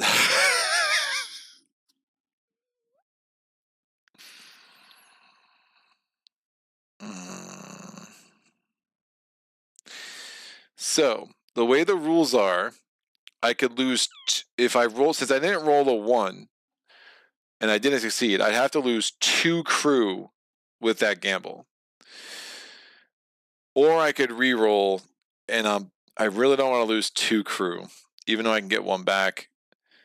Forget that. I'm going to, again, use these a little bit, probably over aggressively, but I'm going to hope I roll better in future combat. So I'm going to re-roll with Conceal. Please get me a 6 or higher. Woo! Skin of my teeth. So 5, 6, 7, 8, 9. I succeed. I kill the Curry Sark. And that's going to go, I'm going to put this in the Indian Ocean in my tonnage track. That gives me 1 notoriety, and then I'm going to continue attacking, which is giving me another notoriety in between every individual attack I do during a bold attack. But now my problem is I need to roll a 7 or higher. I'm due for a big roll, so I'm risking my crew again. 7 or higher. Woo! I told you I was due. So we killed this guy 2 more notoriety, 1, 2, and this is going to go there. So I'm at 6. Those are my 4 actions. I used 2 of my character resources, which makes me a little sad, but I managed to do that. Now, had I not used the reroll, not only would I have lost 2 crew, I also would have taken 1 notoriety because I missed. So I would have had to take another notoriety, because it's like, I'm attacking people, they live to tell about it, and they told everyone how notoriously awful I am. Yikes. All right. Let's go there. Second edition says Private Vendetta. Arcadis. Oh, okay. Talking about the bags. I bought the cloth map add-on with the bag, which already came in the Ultimate Edition. It was such a waste of money. The cloth map crappy. You buy her jewelry so you can use a bag. I know that is not true. I mean, it might be. Arcadi. Yeah, the cloth map is really hard to read and moves pieces way too easily. First coffin. Usually I lose most of my characters by the end. Oh yeah. Oh my God, those dice are loaded. Nemo, did I miss anything? You're winning, right? What's up, Copeland? How are you? Bad rolls. Wow. When I read Ned Land, I always think of that Stark, you know who has to die first. Gotta go have fun. Take care, Havanas. Thank you for stopping by, sir. So that was good, though. I got a lot done in the Indian Ocean. I'm going to be able to... There's no ships there, so it's going to make it easy for me to do a search action, get a couple more insight cubes out. I can move there. I have a bunch of tests here. Get to the Western Pacific.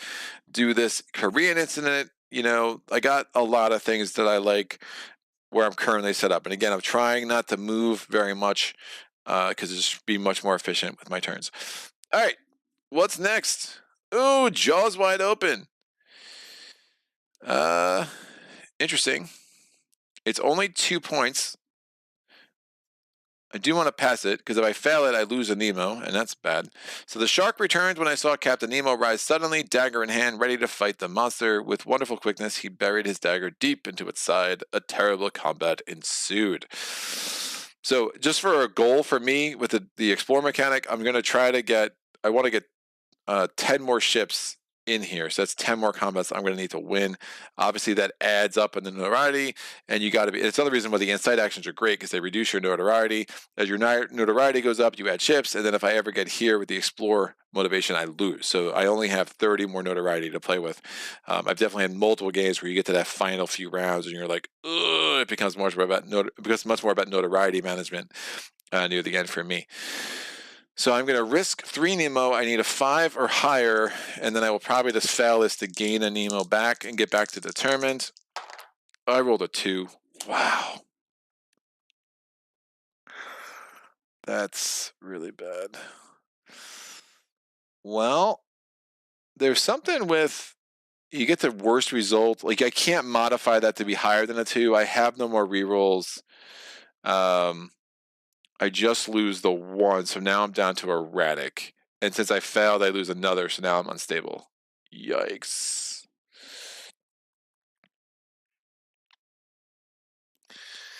Yeah, I have no reroll.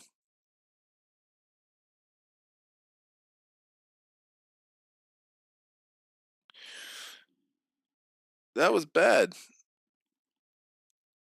If I rolled a 1 and if I rolled a 2 and a 2, that'd been worse. I would have died. Wow. That was a really bad roll. That's a huge swing.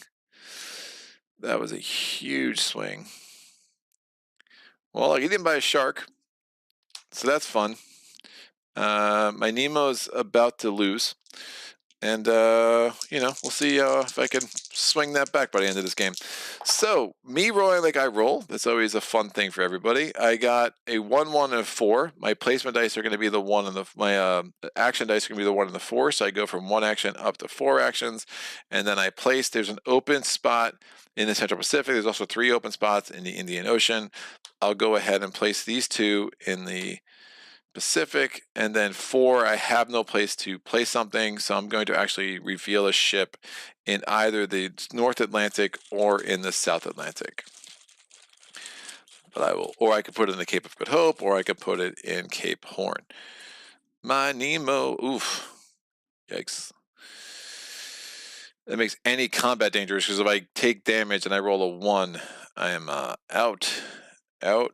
I need to get Nemo back. I need to get some Nemo. I didn't get the thing that allows me to spend 2 actions for a Nemo either. Well, I'm not coming back to the South Atlantic for a while, so I'll just put this here, and hopefully I'll be in a better place. I think I just have to keep risking this stuff, man. I can't. It doesn't make any sense to play passively. So I have my actions. I'm going to do a search action. I'm going to roll these 2 dice, and on +3 +1, so on +4. I rolled a 5. Oh, this is terrible. So 5 + 4 is 9. I get 1 treasure, so this goes away. Terrible. We get 3, and there's nothing here that gives me Nemo back. I can get crew, I can get hull. My Nemo is in bad shape. It also minus 10 points if I end the game there, which is super bad. I'm going to do an insight action. I'm going to be +3 +1. So I need a 5 or better, a 6. So 6 + 4 is 10. That gets me into this part of the chart. I'm going to place a uprising cube there. It just goes back and I lose a notoriety. And then I'm going to do it again. Again, I'm +4. I'm -1 because there's already a cube there. 6, 6, 1, 2, 3, 4. It's a 10, -1 because of that cube. I'm still at a 9. So this is going to go there. I place a cube and -1 notoriety. Woo!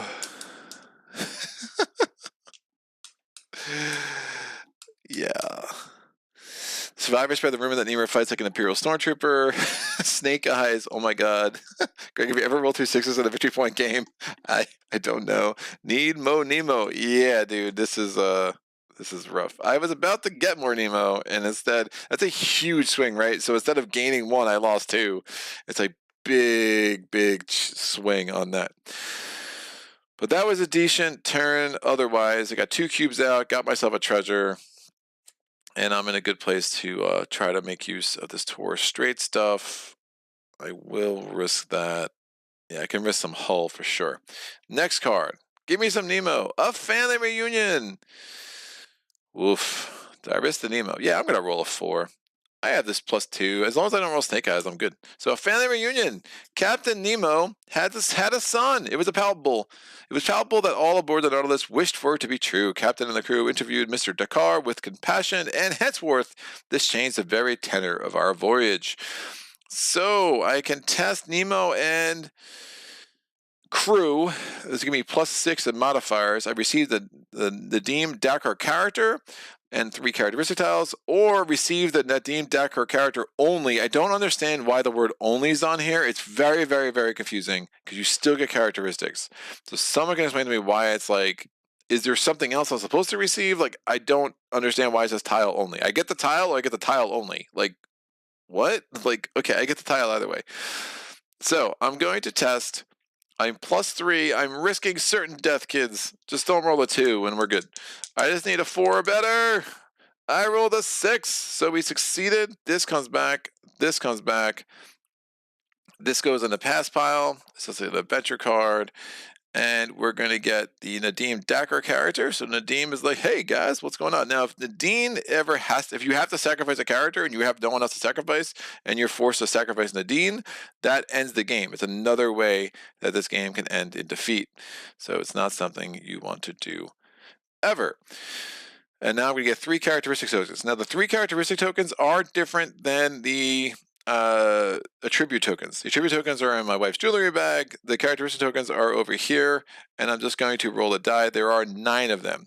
So they could be face up, but it doesn't matter. It's random. You should take them randomly. So I'm going to roll a die 3 times. That's a D10. I got number 3. Assertive Scottish ancestry, so that's basically going to be +1 to liberation at the end of the game, so that's worth 3 points. So that's nice. I'm going to roll a D8 now. Give me something that gives me Nemo. I don't know if there is any, but I'm begging here.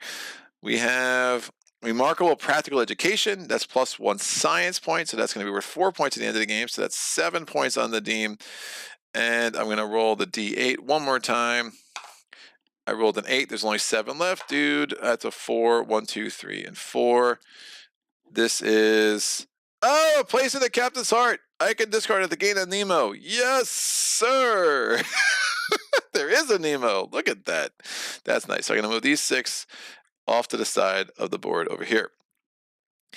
So Nadeen, now what also Nadeen does, Nadeen's all about relationships. So every instance of scoring for characters is now +1. So all of a sudden, the first officer is worth 8, not 7.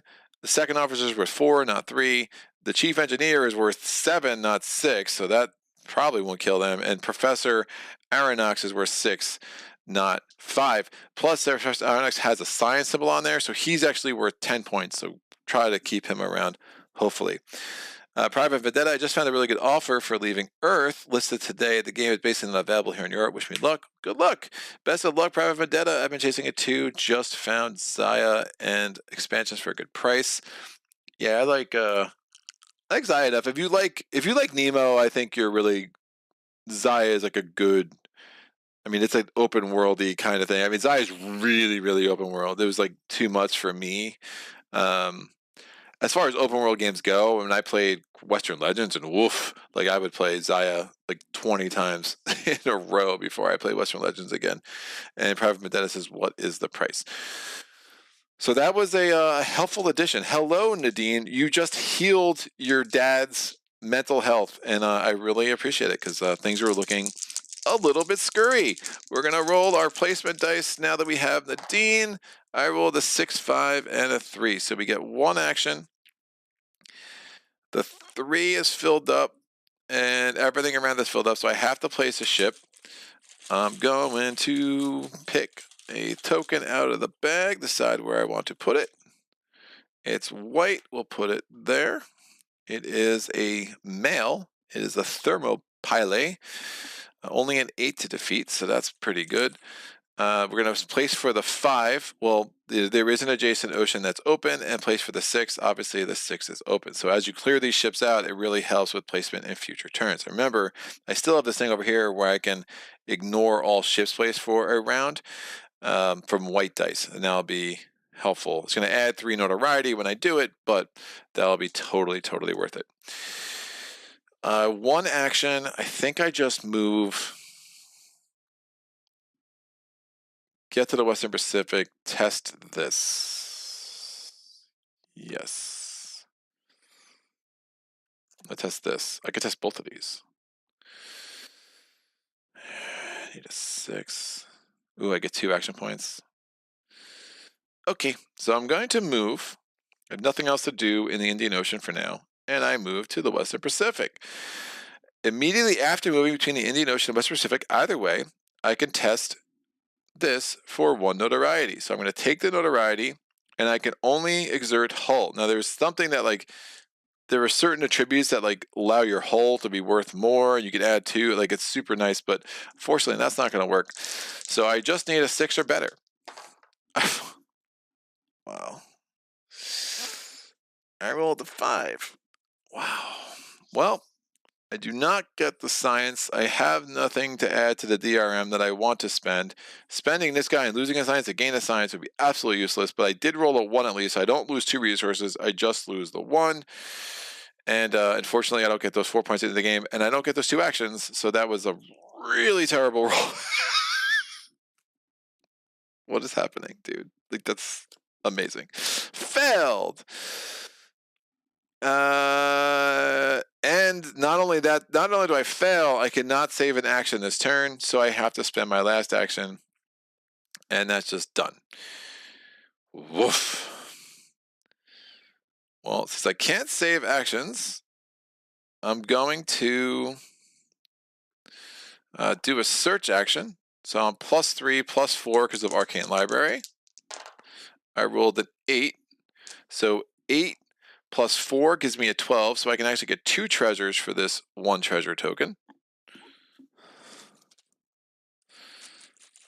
The next little turn is going to be interesting. We have 1 point. Yeehaw. We're going to go here again. And it is retain.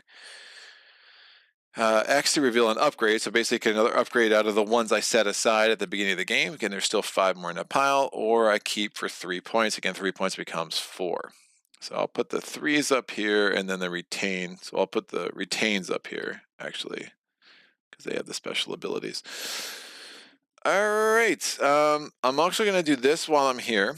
And we're going to live dangerously, so I'm going to risk Nemo for +3. I'm going to risk Crew for +3, so that gives me +6. I need a 5 or better because I'm in the Western Pacific. I rolled a 5. Don't show off, Greg. Woof! Succeed.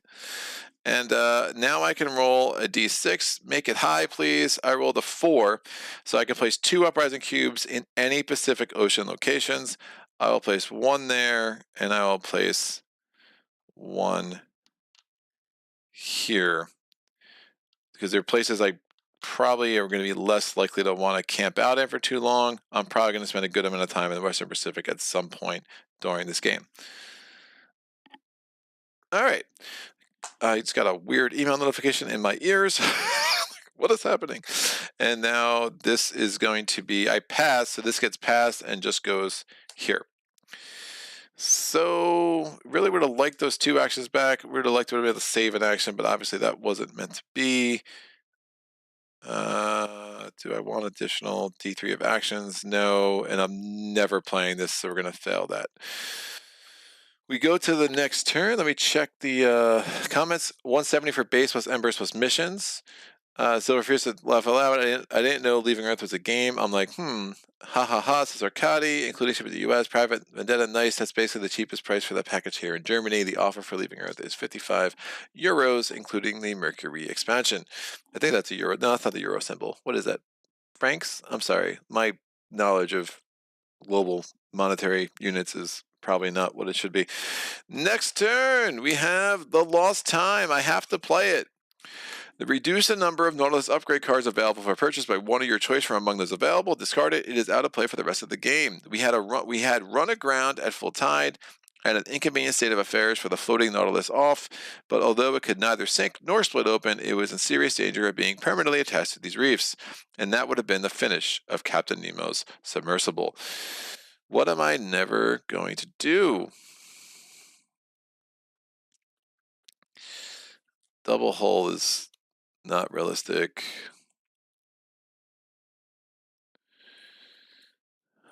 I don't think that's realistic.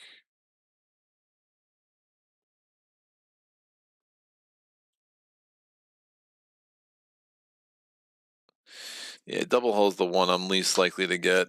So that's just out of the game. And fail. Oh, I'm still upset about rolling a 5 instead of a 6. I'll get over it. All right, placement dice. I'm rolling the 2 whites and the black. All right, 2 actions. And placing in 2. This is going to go here. Drawing a ship for 4. And we're going to have a mysterious ship go here. I'll put this sucker in 3. Done. We are filled up. All of the oceans are filled up, kids. I have 2 actions. That's not great. I could probably just do some incite actions. I mean, I only have 3 incite cubes left. I might as well just get them out, dude. I can't do incite actions there. So I think ultimately I get the incite cubes there, whether there are no revealed ships. I move there. I take care of this my next turn. I kind of want to get some ships in the Western Pacific and start filling up in the major oceans, because if I can get 2 ships there while I'm still there, start filling the salvage track there, get the North Atlantic, fill up there, European seas, come back to the North Atlantic, and then I would just need the Eastern Pacific, and then I would have, again, the 12 points plus all of the points that are on the ships themselves. So I'm going to stay in the Western Pacific. I'm going to risk this for 3. I'm +1 for incite action, so I'm +4 going in. Need a 5 or better. I rolled a 7, so that's 11, which is good. This goes down 1, and I place a cube in the Western Pacific. I can honestly get all of my cubes on the board in the Western Pacific, which would make me super happy. I'm going to retain that last action. We're going to draw a card, and it is the Q ships deployed. Yeah, this is the kind of card that drives me bonkers. I just think it's totally unnecessary and just adds another layer of, I'm like, I'm not going to remember this, right? And like, it's super annoying. But that's where you all come in, to remind me of stuff that I wouldn't remember otherwise. All right, filled with timber to sit low in the water and armed with marines and experimental depth bombs, not death bombs. Well, I guess bombs or death bombs, that's fine. These innocent-looking ships were deployed, hoping that Nautilus would engage them. For the rest of the game, when you attack a non-warship and roll doubles, you suffer 1 hit when making a stalk attack and 2 hits when making a bolt attack. Keep this card in your tableau as a reminder to basically just don't roll doubles. At game's end, it fails. So all non-warships now have the chance of being like, covert Q-bomb ships or Q ships, and like, whatever. I don't like that mechanic at all. I'm going to roll the replacement dice. I rolled a 444. Well, great. So I don't place for the black die. A bunch of stuff happens. We're going to get a treasure token on this deck. We're getting a treasure token on this deck.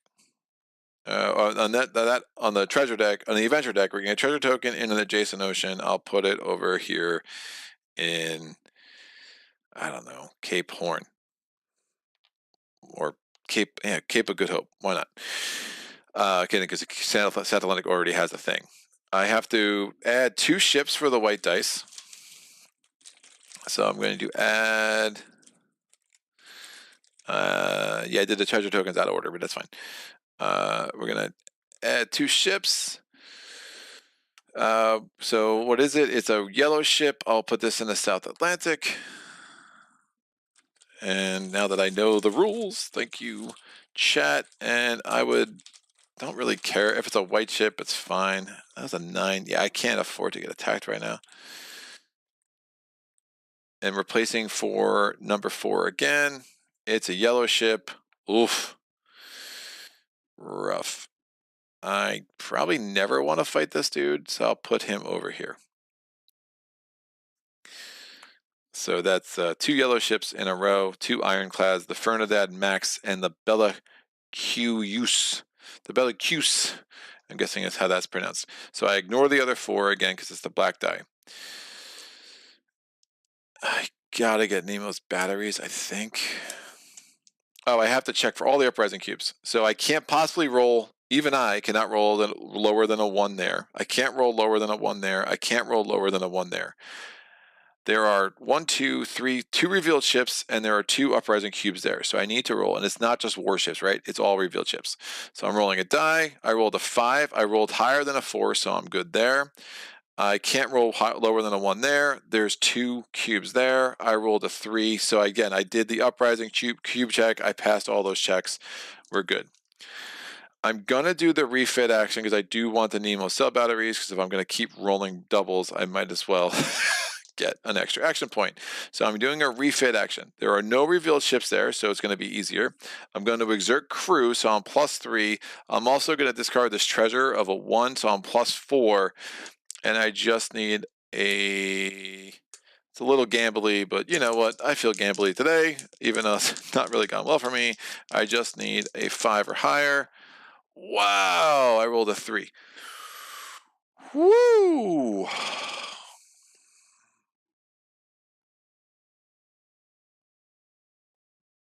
Oh, man.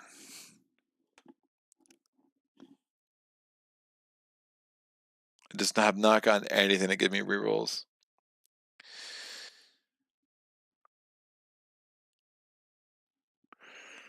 So, it's really bad. So I lose. I failed there, so I rolled a 1 though, so I just lose 1 crew for my gamble. I also have to lose a resource because I'm frustrated. I'm going to lose a hull.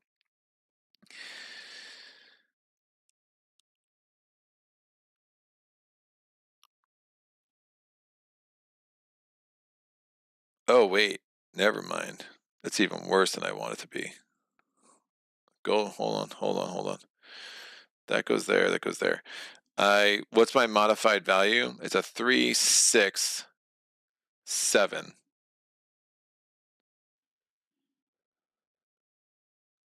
Oh, I didn't fail. Right. Okay, this is better than I hoped. So 3, 6, 7 because of the treasure. So the treasure I think is going to save my butt here. Yes. So expensive. I gain an upgrade, but I lose a treasure. So indeed expensive. So I'm just going to lose this. So I'm basically trading the points out because that treasure would have been worth 4 at the end of the game. And I'm going to get Nemo cell batteries, which are worth 4. And I have to spend the salvage. All right. So I wanted the 5 or better to get the 9. So I just got I got a success, but it was a worse success than I might have otherwise. So I rolled a 3, 4. Yeah, so I had a 7. So basically, I just had to lose another treasure. So that's twice I've succeeded, but I've lost treasures, which is basically going to lose you a lot of points if you keep doing that. But Nemo cell batteries are in the house. That's going to give me +1 action every lull turn, and that could be very helpful, especially late game. All right. that turn is over. And now we're going to go to the next adventure card in the event deck. We're going to get a novel proposal. The first thing I noticed was a range of mountains about 2,000 feet high, the shapes of which were most capricious. I knew that we were nearing the island of Ceylon, the pearl which hangs from the lobe of the Indian peninsula. So test 9 hull. If I pass, I reveal one additional Nautilus upgrade card, which is now available for purchase. That I don't think is totally worth risking anything for, so I'm just going to pass it without exerting any resources. Again, my hull's already down to fighting trim anyway. I rolled a 7, so I failed. No penalty for failing. This just goes in the fail pile. Now, if I was a motivation that gave me extra points for adventure cards, I might want to try harder to to win that one, but I'm not, so it is what it is. I'm now going to roll for placement. Hey, I get 1 whopping action. Yeah, the lack of actions is absolutely crushing me this game. All right, I'm going to place a ship token in the Western Pacific, almost guaranteed. I have no salvage. I mean, yeah, upgrades are going to be really hard to come by. But Western Pacific, we get a white ship. It is the Rhone. It's a male ship. The 3, I'm going to place a ship either in or adjacent to 3. It's a white ship. I will place it in 5. And none of these white ships are giving me bonuses. Like a lot of times ships, if you defeat them, will give you crew, they'll give you Nemo. They'll give you a treasure. I'm just not pulling very good ships. And now I'm pulling for 4. I can put this in either 3, 4, or the Cape of Good Hope. I'll put this in a +1 crew. Don't mind if I do. I'll put this in 3. All right, my 1 action. This is killing me.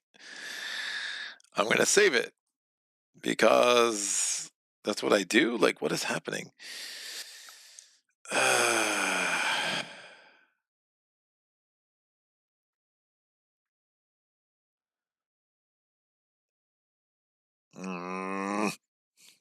Frustrated Greg.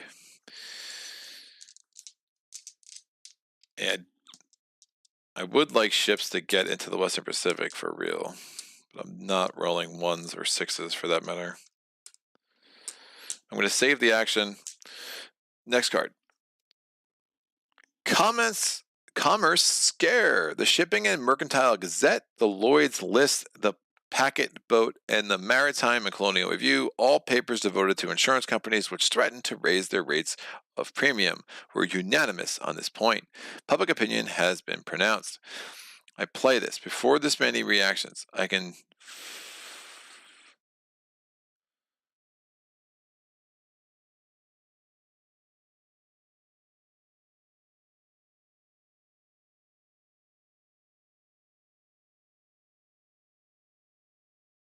Oh, no motives. Right. So I'm saying, like, so there are motives are broken into 2 parts. So I have to do 2 reactions because my motive is honorable. Explorer is it's an honorable motive. I think so it's stern or honorable, and the way the motives break down.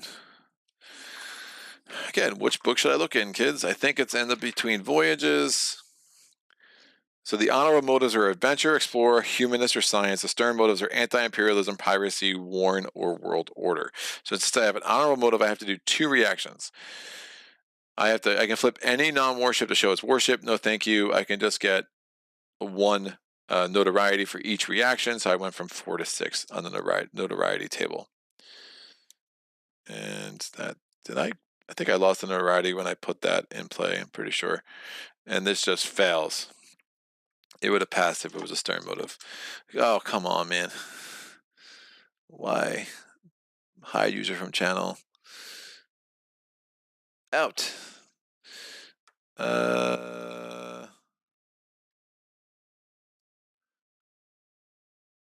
It's euros. I got it. I'm so excited. I've been chasing thank you for a long time. Greg, I'm sending automatic 7s to your chat. The next time you roll, it will be a 7.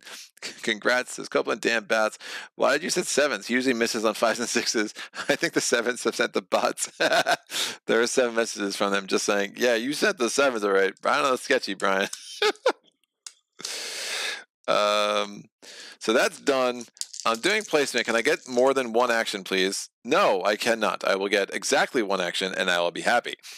And not really happy because, you know, and I'm not rolling 1s or 6s either, so it's hard to kill ships in the Western Pacific when I have no ships in the Western Pacific. So 3, 4, 5. So I'm pulling a ship token, and it's a mail ship in the North Atlantic.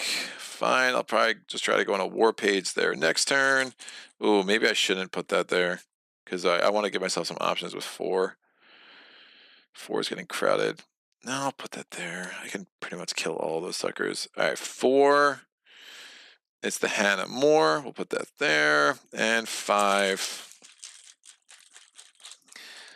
I will put this in the European seas no matter what.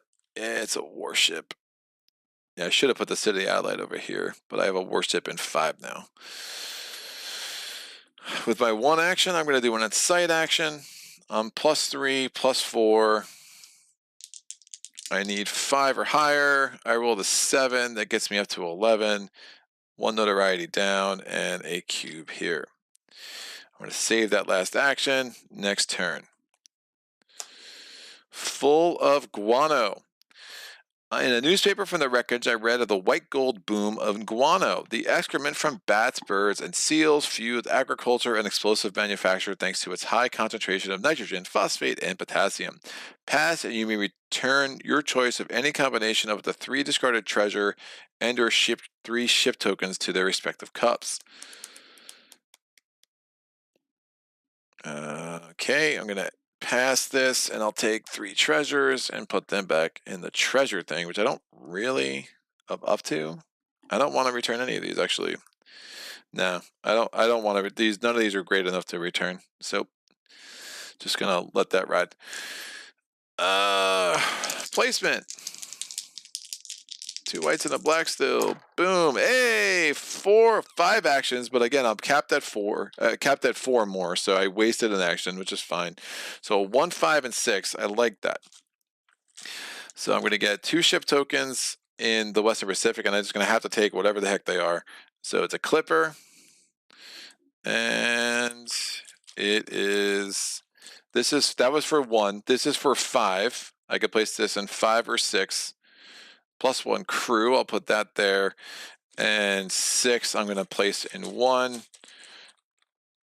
I haven't seen any of the deadly seas yet, and that will go there. Excellent. I have 1 billion actions, kids. Oh. I'm like, I have nothing to help with combat.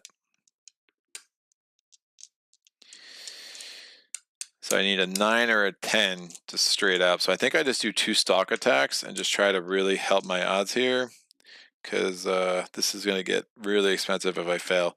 So I'm going to do a stock attack on the tenor first. +3. Yeah, I can add. I'm just looking at maybe, do I want to try that 3rd cube? Remember, it's -2 because there's already 2 cubes there, so I'd have to. It's going to be easier for me to add a cube in the European seas. All right, so I'm doing my first action +4 because 1 for the stock attack, +3. Now I cannot do 2 in a row, so like I'm just gonna have to kind of live with these results. So I need a 6 or higher. Oh, fuck.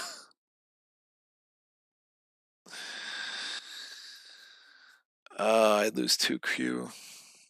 I rolled a 5 because of course I did.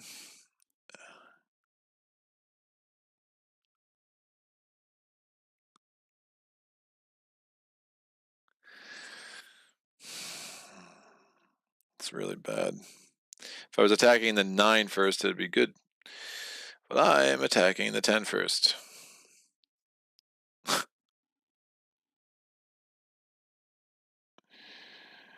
Man, I can't even defeat the non-warships. I can't wait that a warship start kicking my ass. All right, well, I didn't roll a 1, so I lose 2 crew, and I fail, so I get a notoriety.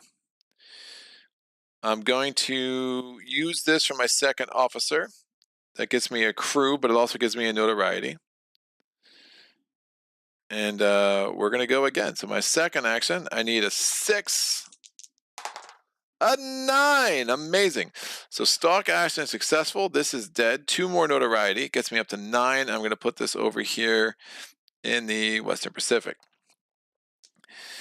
I'm now doing a third action. I'm doing a stock action. I'm +3. I need a 5 because I'm +1 since it's stock. Woof! 5 on the dot. +1 notoriety. And this will go here. And I'm going to now move with my last action and get to the North Atlantic. Yikes, this comes back. Now, again, I lost 2 crew instead of the 1 because I rolled a 2 and a 3. If I had rolled a 1 and a 3, I would have just lost 1 crew. Again, that's playing on the officer level. If you're playing on the earlier level, it's always just lose 1. But my rolling has been awful. But what else do we expect from me? It's been amazing. I will get a crew back here if I can kill the Jumna. And I'll get another crew back here if I defeat the Syria. And that will help kind of fill this up a bit. So again, we'll have most of that filled up. Again, I'm just trying to chase the 12. Trying to get to the higher levels is pretty hard in Explore, especially when you're trying to keep your notoriety under 36. Next card on the deck, the Gulf Stream. When the Nautilus is in the South Atlantic, which is here, I can pass as a free action and move it to any other ocean except for the European seas and the Arctic Ocean. So the European seas is over here, the Arctic Ocean is over here. At game's end, if I don't use it, I fail. 10 days went by in this way. It was only on May 1st that the Nautilus openly resumed its northbound course after raising the Bahamas at the mouth of the old Bahamas Canal, or channel. We then went with the current of the sea's greatest river, which has its own banks, fish, and temperature, I mean the Gulf Stream. Oh. I don't know. Did I roll doubles? I don't think I rolled doubles. Stock attack, I rolled a 2 and a 3 when I failed. I rolled a 2 and a 3 when I passed. And I don't think I rolled doubles the third time. Again, when I'm attacking a non-warship, I roll doubles, I suffer a hit. I really hate that card. Like it's really tilting. All right. So this will go. I still have all by electricity.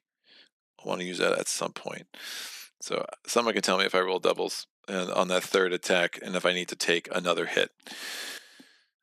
I am back listening, says Jester. Fun fact, if U.S. citizens find uninhabited islands that belong to no nation that have guano on it, they can seize the island for USA. Interesting. Need to get going. Good luck, Greg. We'll catch you any later. Thank you, sir. Carmel just switched to the 9 ship. We saw nothing. Greg, you ever play any of the West Kingdom games? Paladins, Architects, or Viscounts? Which one do you like best? Copeland says Paladins. I played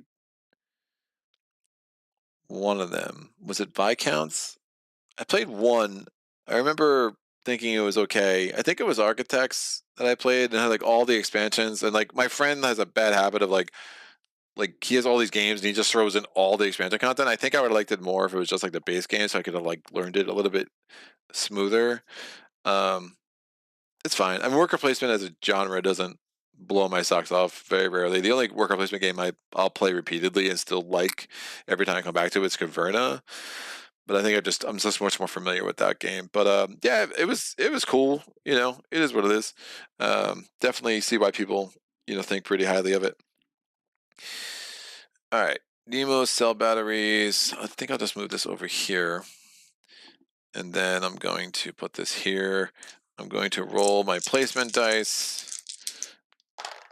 Hey, 4 more actions. That's really nice.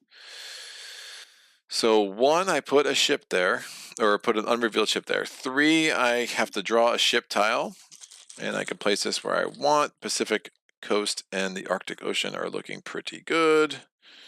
Oh, it's a plus treasure. Hey, also is the European seas. I think we're going to be pretty busy in those 2 oceans for the next 2 turns. And then the 5, maybe, yeah, I want that in the European seas for sure. I don't want to risk another warship there. So 5, this token is going to have to go in the Indian Ocean. It is a freighter. It is the Scotia.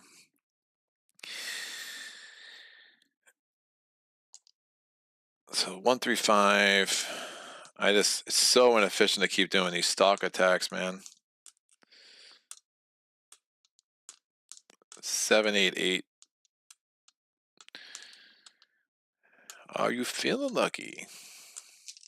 And they're all warships, and again, if I roll doubles, I take a hit. Because that's a thing that was necessary for the game. I think I do a stock attack on the 10. I'm like not even worried about salvage right now. I'm not even convinced I need to kill all of these. I want at least 2. And I want the crew. This is 0 points, so I might as well put that in. Do I want salvage? Crystalline sensors could be helpful. It's 4 points. It's a lot of actions to get there, though. It's 3 points for the treasure, but +1 because of the explorer. Oh, actually, when we get to the 3rd act, I'll be able to add an upgrade over there for free. So maybe getting some salvage will make some sense. Talk myself into it. Maybe I don't go after the chance. I could do a bolt attack against an 8, bolt attack against an 8, and then bolt attack against a 7. There's no point. There's no warships there. I can also do a treasure. I remind you, if you're in a place that has a warship too, adventure cards are -1 as well when you're testing on anything. So there's a lot going on there.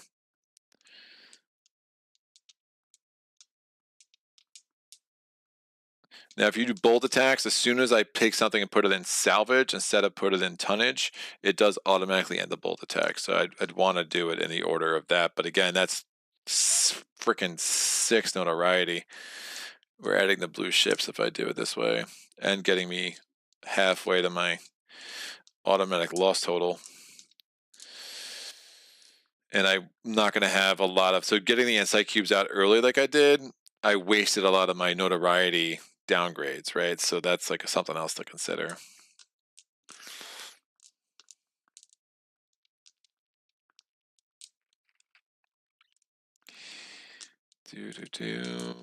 Yeah. Stock attack, stock attack, stock attack, search, move.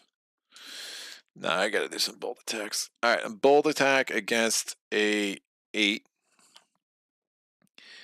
So I'm gonna risk this on +3. I need a 5 or higher.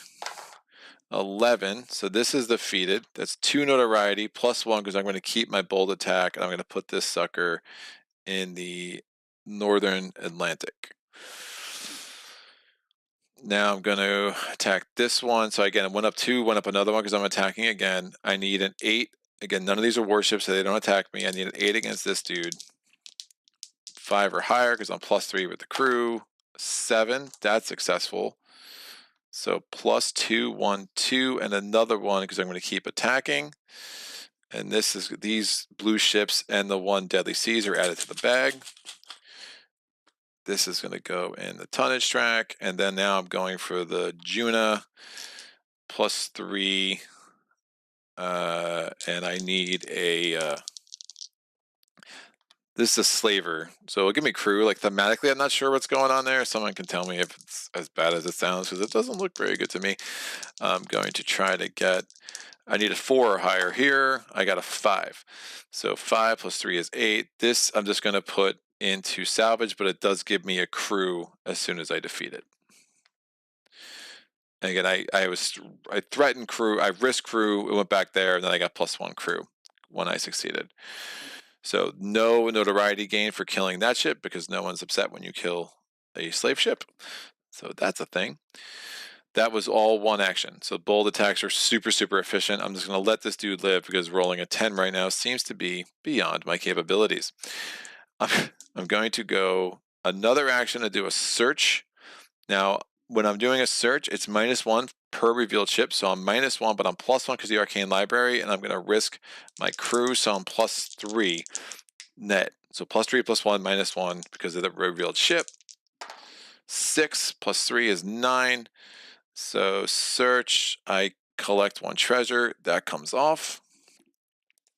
I'm very low on wonders over there.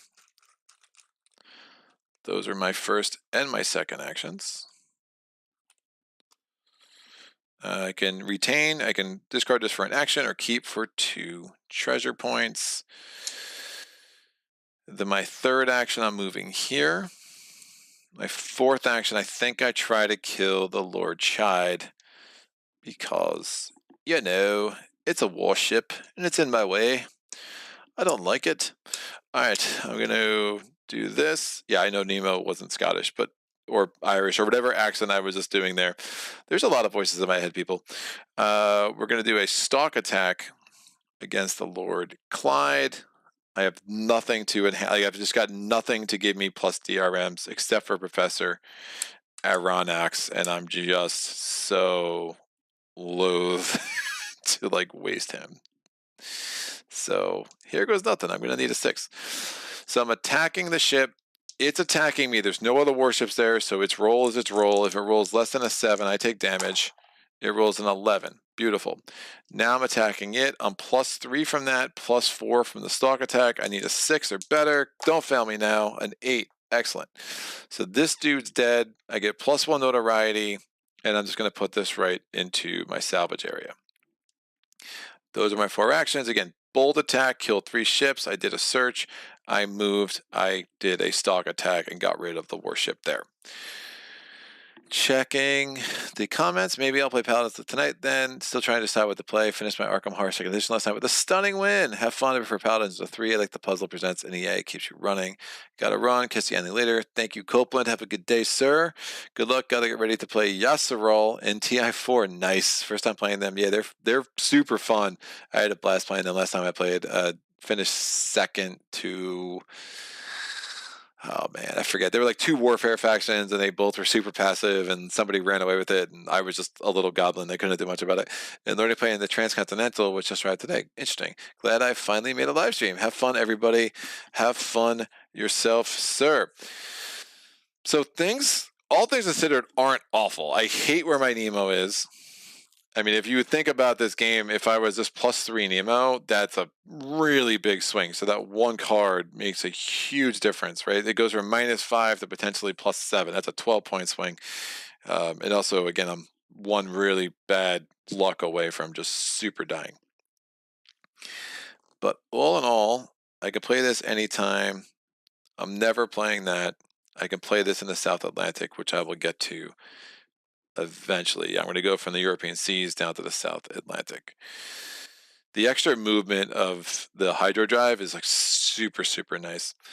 While I'm here, I'll probably wipe these suckers out, get this treasure before I leave, and then it'll give me some extra flexibility. If I wipe those out, I'll have the tonnage track kind of where I want it, and then it's going to be a game if I can just manage to survive until the end. All right. Act 3 is here.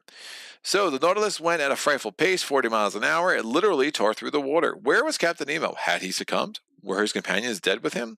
Change Captain Nemo's motive or select the Nautilus upgrade for purchase for free. Now, you don't get it. You just put it in the available upgrades. +1 to all tests, rolls from actions that you spend 2 action points to keep. After playing a keep card, a specified ocean, place 1 gemstone on the adventure deck if it has none. Once during action phase, you may flip any one revealed ship to its Nautilus side for free. Nemo Sanctorum. Ooh, Nemo Sanctorum might be a must. It really might be a must just to get my Nemo back up. That's a lot of points on the table. I like all of these. I like all of these.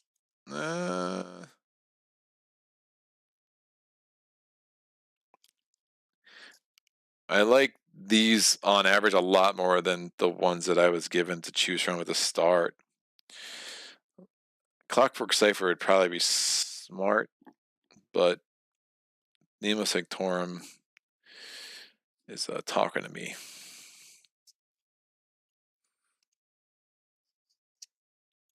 Because near the end, there's just like, you can just spend 2 actions to get 7 points. It's not a bad trade. +1 DRM. You play a keep card. There's 1 gemstone on its adventure deck. I have only 1 of those, so that's not... Oh, did I roll any doubles? Again, I still wasn't paying attention to doubles. Someone needs to tell me if I need to take a hit. I just... I don't know why. I just forget these cards exist. So some of these, I'll try to put it there. I don't know. Someone needs to tell me if I need to take a hit for the 3 attacks that I did in the North Atlantic.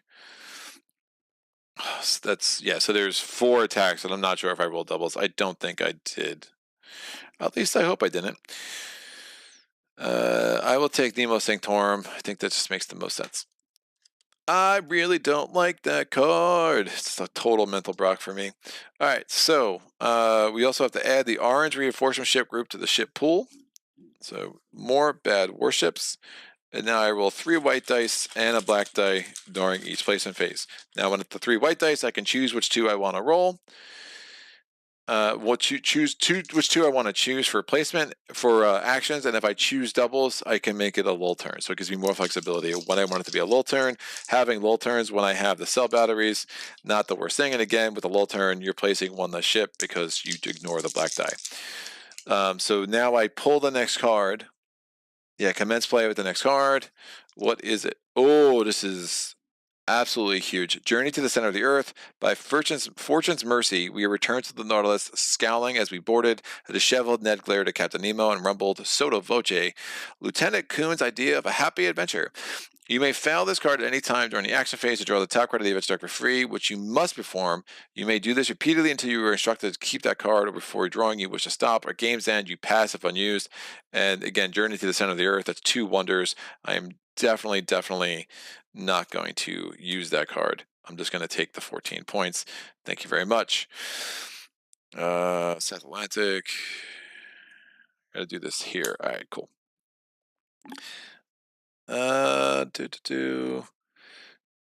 Just got back. Work went crazy. Looks like hanging on. Act 3. Nice. Yes, sir. So I have to roll 4 dice for placement. Booyah. Ooh, I could do a lull turn, but those 4 actions look mighty fine to me. So we're going to take the 4 actions. And now we have to place some ships. So 2, 2, 2, and 6. So I'm going to place the first 2. And so I'm going to have to place it in the Eastern Pacific or in the Central Pacific, or it's actually also connected to the South Pacific. It is the Repulate. No, thank you. I'm going to put you in the Central Pacific. That is a nasty warship. So that's 1, 2. The second 2. Where should we put you? Oh, also a warship. I'm going to put you over here.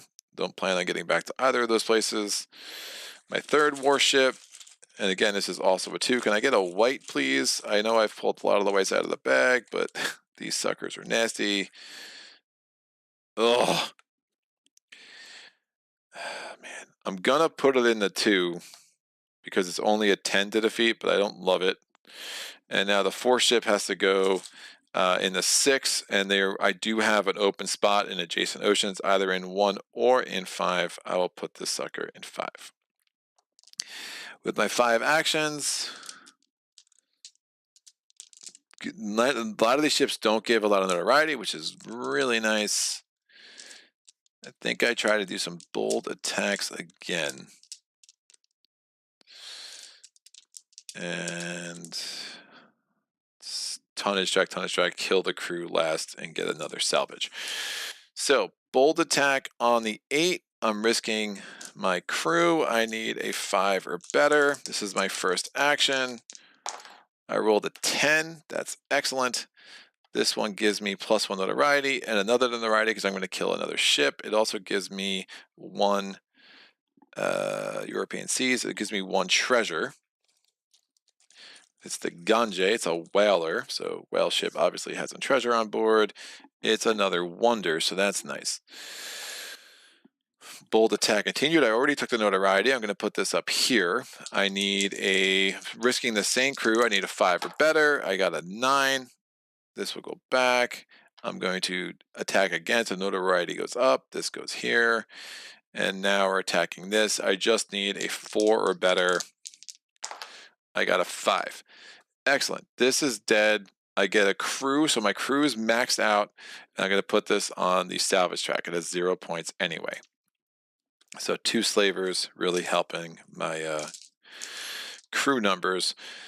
And now I'm going to spend an action to try to do a search. I'm going to risk crew. I'm 3 + 1 because of the arcane library, so I'm +4. I rolled an 8. That gives me a 12, a modified roll of a 12, which is awesome. So the crew comes back. I get to spend this and get 2 treasures from the treasure bag. Something that gives me +1 to rolls would be nice. A couple more wonders would be nice. I think like something like a third of this bag is wonders, maybe a little bit less, maybe a little bit more. Retain, I can X this to get +1 hull, or I can hold it for the end of the game or keep it for 3 points at the end of the game, which would be 4. And then a second treasure. Again, I rolled a 12 or higher, so I get 2 treasures. I just got 1 stinking point. Super great. Now I'm going to do an on-site action. There are no on-site cubes there. I'm +4, 1 for Arcane Library, 3 because of the crew I'm risking. That's a 4. That gives me an 8. That's really lame. No effect. I'm going to use my last actions, try the same test. I need a 5 or better, so it's apathy because there was a modified roll of an 8. I rolled a 2. This should have been the easiest thing, dude. So I fail, I lose the crew, and then the worst effect, no effect, and then +2 notoriety gets me up to 22. So again, 14 away from auto lose.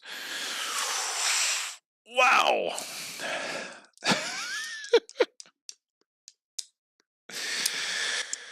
I mean, I still have +1 action here. I don't know. There's no revealed ships there. That +1 action will probably come in more handy later. During a lull turn, especially. Oh, that's super frustrating. Great. Next. Make it happen, Greg. Action phase, South Atlantic for that. All right. Easter Island. A Polynesian among the crew lamented Peruvian slavers raiding Easter Island. They had reduced his Rapa Nui people from thousands to about 100, with no chief and without those who could read or write Rongo. The infestations of rats, pox, and missionaries left the giant Moawi statues a little worth guarding. If there are any treasures available in the South Central or Eastern Pacific, there's one in the Eastern Pacific. Immediately return them to the stock, and then fail and either 1 Nemo or return 1 place cube to its holding box. Ugh. Well, I can't lose the Nemo. Man. And I'll just put...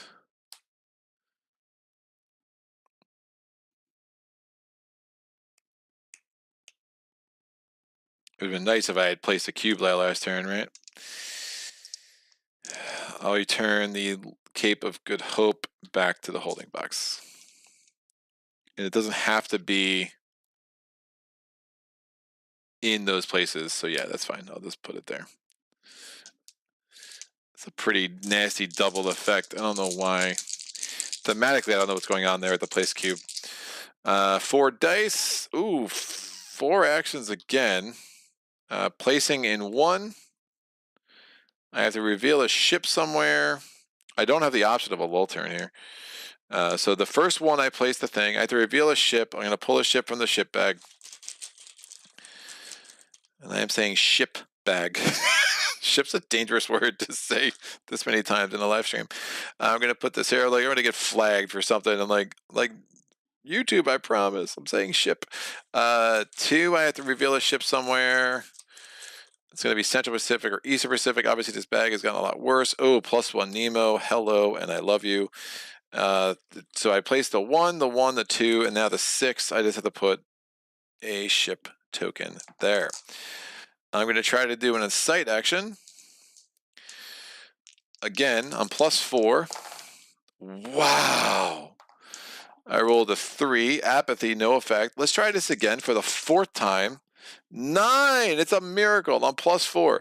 I get to place a cube, and I lose 2 notoriety. I'm going to do it again.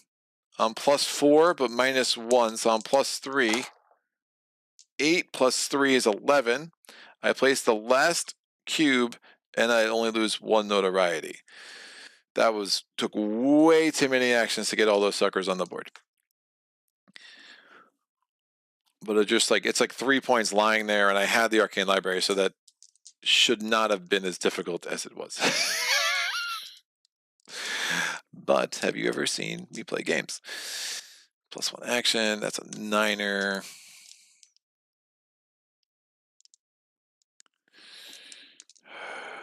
South Atlantic.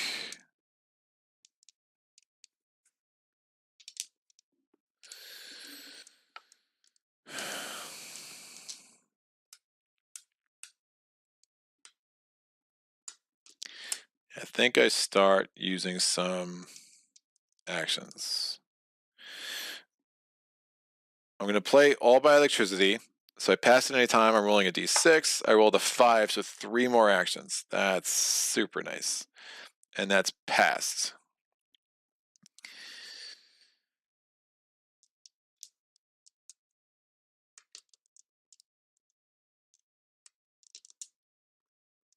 I'm going to use 1 action to move into the South Atlantic. Remember, when I move, I can move twice.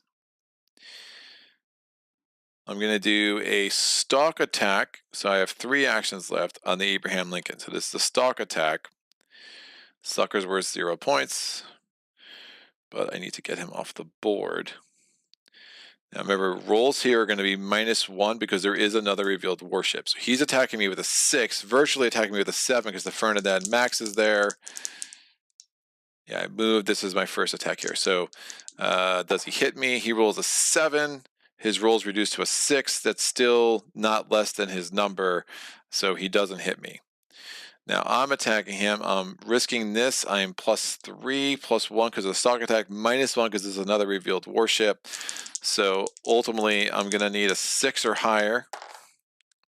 I did my math right. Yes, 6, 7, 8, 9, 10. Reduced by 1 becomes a 9. I defeated the Abraham Lincoln, and that's going to go there. My next action, I'm going to attack the Fernandad Max. It attacks me. There's no more other revealed warships, so there's no -1 to this. I rolled a 7. It doesn't hit me. It has to be lower then, right? Yeah. Now I'm attacking it. The stalk attack, I'm risking the same crew. I need a 6 to defeat it. I rolled a 5. Oh. Nothing gives me +1 DRM. I just haven't gotten the treasures to get +1 DRM. That's really bad.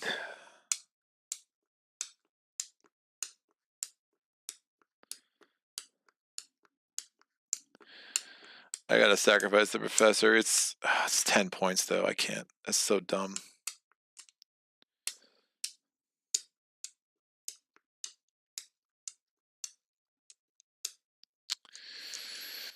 I rolled a 1 and failed, so I lose 1 health. I lose 1 crew. Move, I attacked, I attacked. So bad. I'm going to attack it again. Oh, and since I failed, I get a notoriety. I'm going to attack it again. It's rolling a 7 to try to hit me. Good. It rolled exactly a 7. Thank you. Now I'm stalk attacking, so same math. I need a 6 to defeat it. The 12. I rolled a 12, guys. All right, dead. 1 notoriety. I have no room in the salvage. Actually, I need to fill up the tonnage track. It's going to be -1 point because it's a warship, but it will give me at least 1 point. And we're putting this sucker in the South Atlantic. That's fine. 1 action left. Next turn, I can kill the Hannah More, get the treasure, and then I can pass this. Get myself to Eden Pacific, fill up this tonnage track. The board's looking not great, but it could be a lot worse. So, next card from Act 3. Accident or incident. At 3 o'clock in the morning, I was awakened by a violent collision. I sat up in bed, listening in the darkness, and then was suddenly hurled into the middle of my stateroom. Apparently, the Nautilus had gone aground, then heeled over sharply. Test 9. If I pass, I keep this card. I may fail after any future D6 roll for +2 DRM and emergency help. Oh, yes, please. If I fail, I lose a hull. And I have to fail one keep this card in my tableau and not get any effect. Oh. Oh man, and I wasn't, though those are both warships, so the Q ships deployed doesn't matter. Yikes.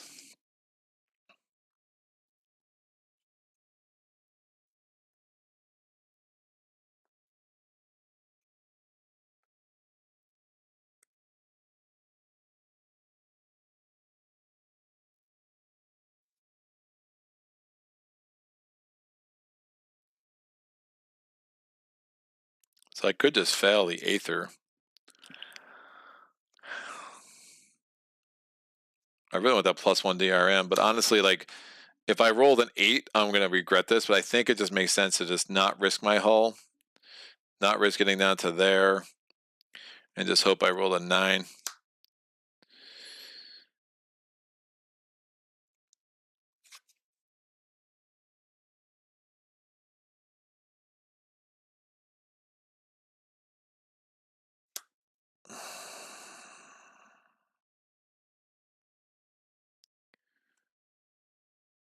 I mean, can I fail this? It's a keep this card.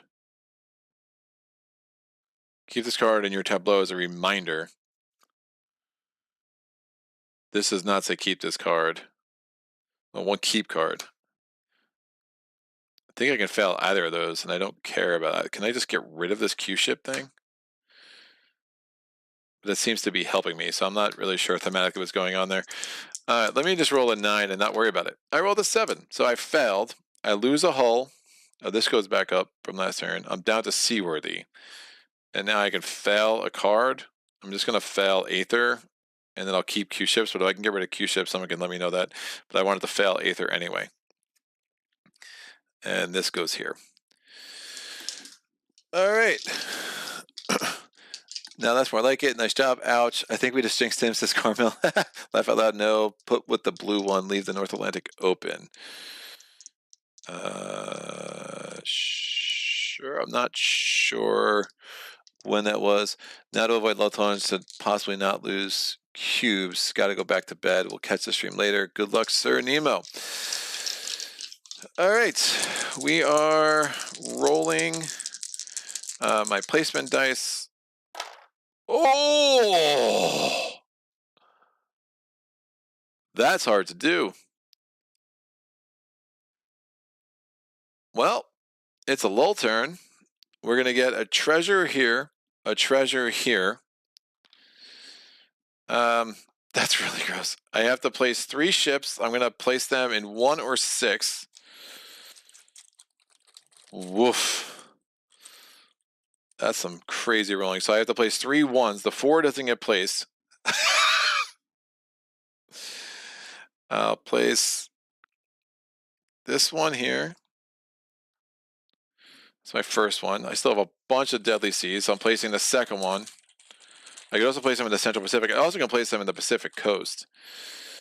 That's not bad. I'll place the second one in the Pacific coast because I'm worried about...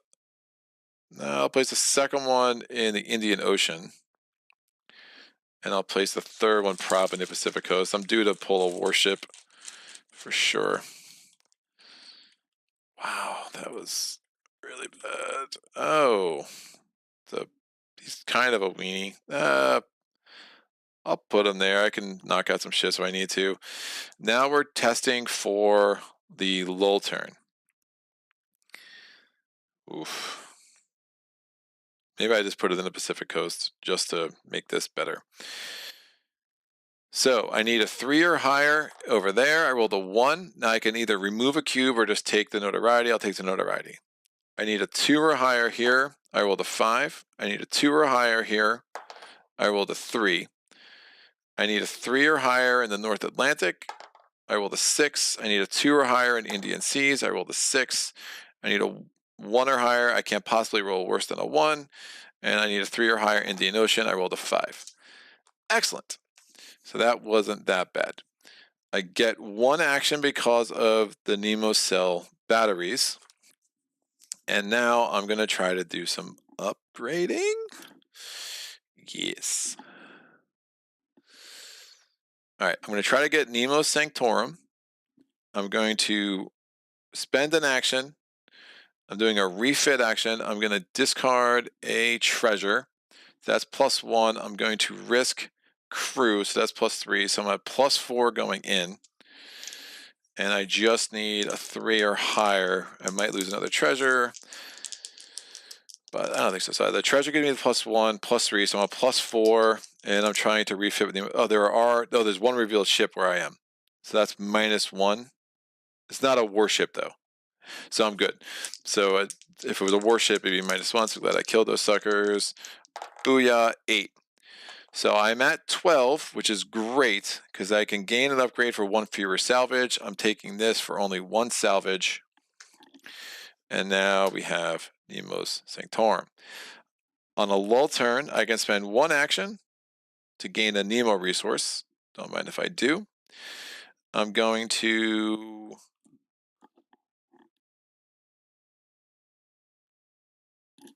now just try to do all this in 1 turn. I'm risking the seaworthy thing, but hopefully I don't lose any more hull for the rest of the game.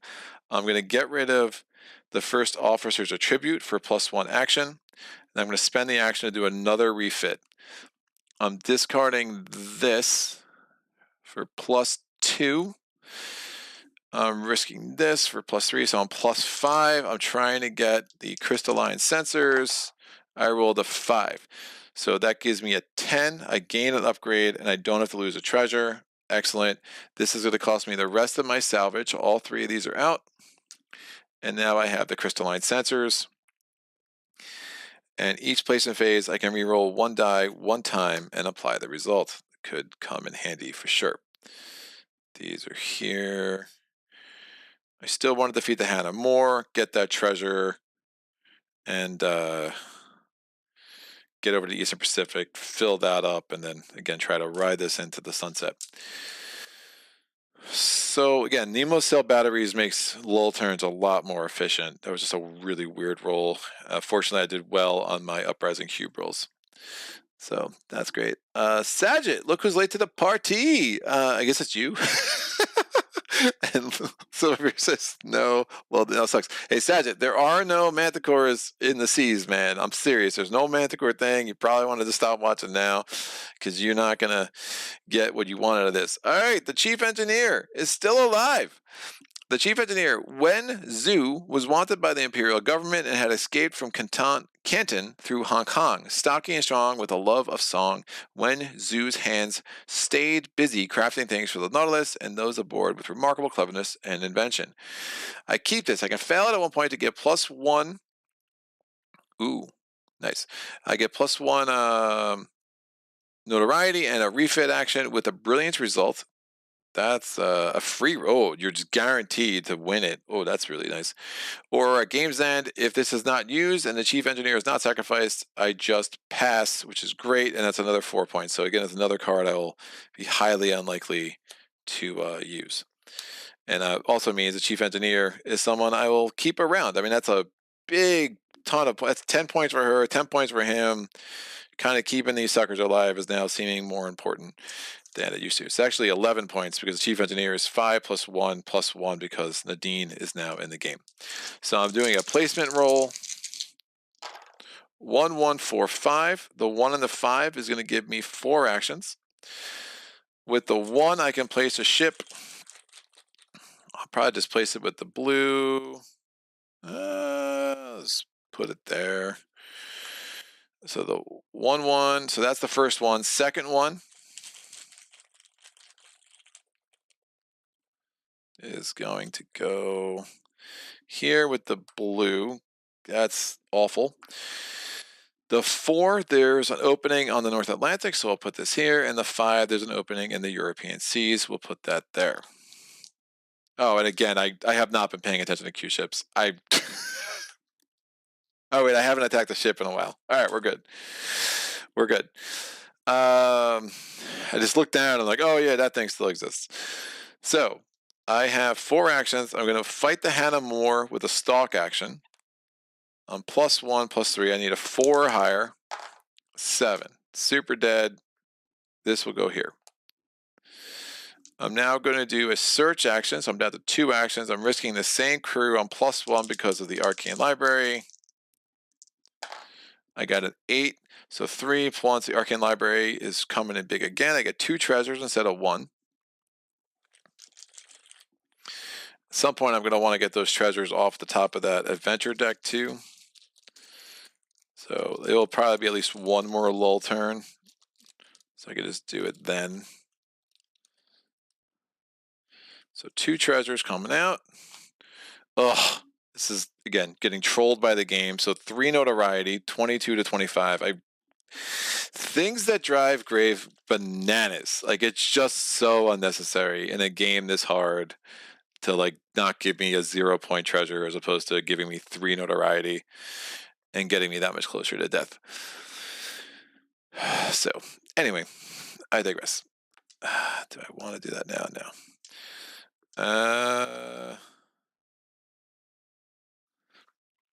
I'm going to I probably should hold on to that for next turn.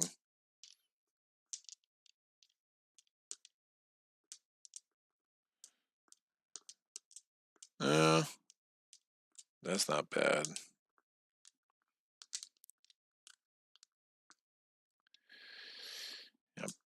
I could always sacrifice the second officer for 1 action. That's probably smart. He's like the most expendable.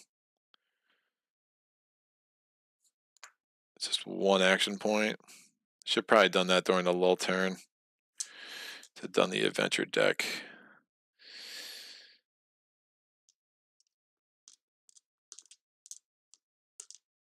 Alright, I'm going to pass this. While Nautilus is in South Atlantic, I can pass the free action to move to any other ocean except for the European seas and the Arctic. You know what? I don't know if this is illegal. Someone can tell me in the comments if it's not, because I don't remember if I rolled doubles there.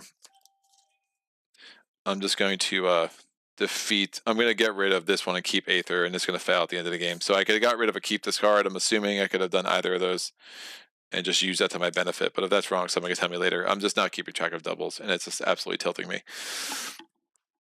There, there is a sea monster. Of course there is. Saget, we were playing some of My Father's Work. I ran a bit late. Kind of a cool game. Bet you would even prefer the Manticores now, right? Maybe. All right, I'm not going to planning to fail any of those. All right, that was a free action. I'm going to use an action here to do a stalk attack against the Kotetsu. Kotetsu is attacking me, 7 or lower, I get damaged. I rolled a 5. Oh, why? So I take 2 random damage. I take a 3, so I lose a crew. I get damaged again. I take a 2, I lose another crew. Oh, that's super bad.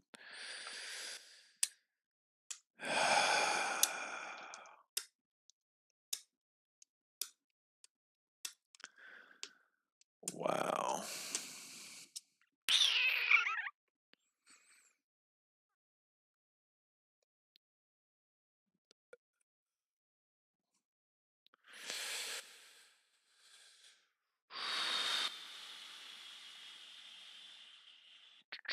All right.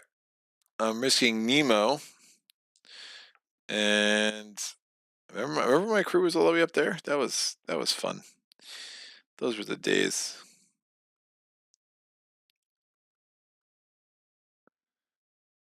I think when I fail a thing, I just got hit twice.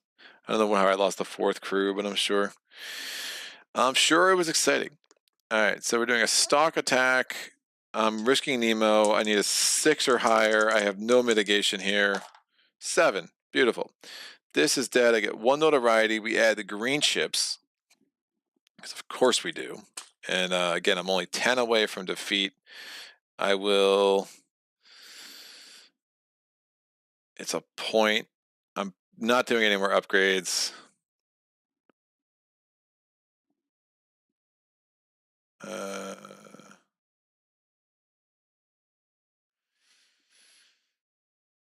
Just in case, I'll put it there. Hide user from channel. I mean, I block it every time. I do not know what YouTube is doing. This has been stressful. Do you know this game, Silverfear? How is Greg doing? He knows it. He's been very helpful. All right. So the warship's dead. Nemo's back. Yikes. Yikes and yikes. So I'm not negative in any of my resources yet, but I'm definitely not smashing points either. We're going to go to the next card. Nemo Secret Base. The map was marked Fire Caves near Nanumanja. A shabby reef above, Captain Nemo had material stored in its undersea caves. In a whirlwind of activity on a becalmed sea, the crew made ready to sail again.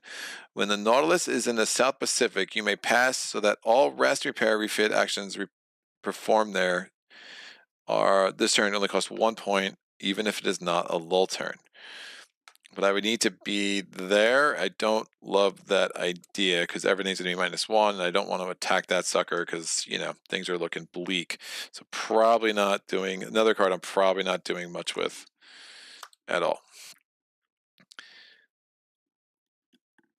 Spam risk. I don't want you. All right, so I'm going to roll these 4 dice for placement. I would not mind a lull turn depending on what ocean would come up. How do I feel about 6? 2 actions.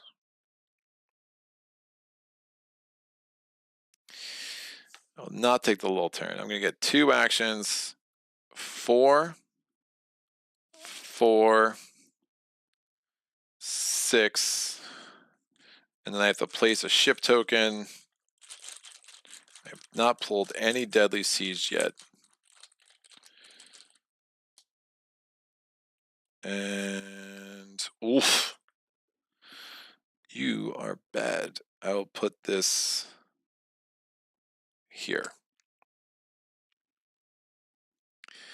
That is the first green ship. The Frederick Carl is a battleship. 5 points for a warship, but again, -1 warships for me. I'm going to spend a action.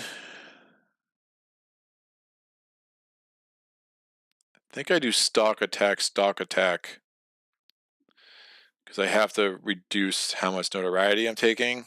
I only have 10 left to play with, and there's still a bit of game left. So stock attack against the 9. That's ridiculous. I need crew, man.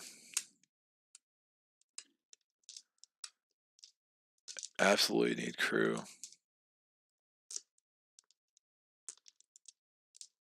I think I try to get a lull turn next turn. I'm risking Nemo. I'm +4. I need a 5 or higher. Oh my gosh.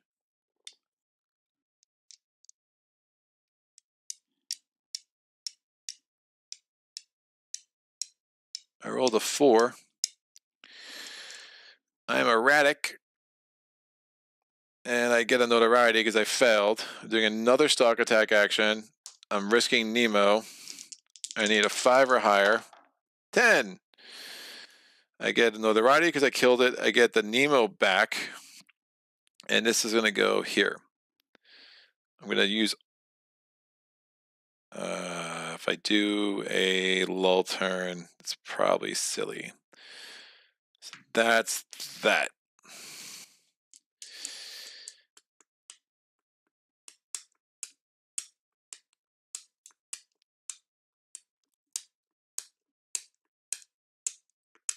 All right, next card.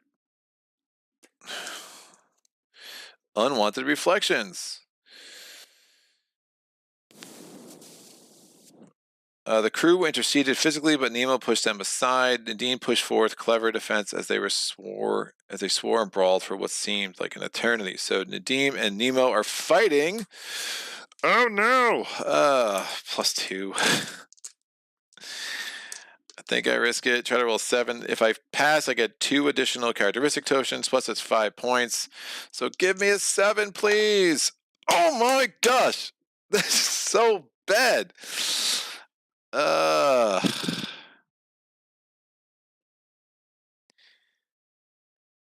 Get the 10 points. The characteristic tokens, I don't know what they are, but they've got to be helpful.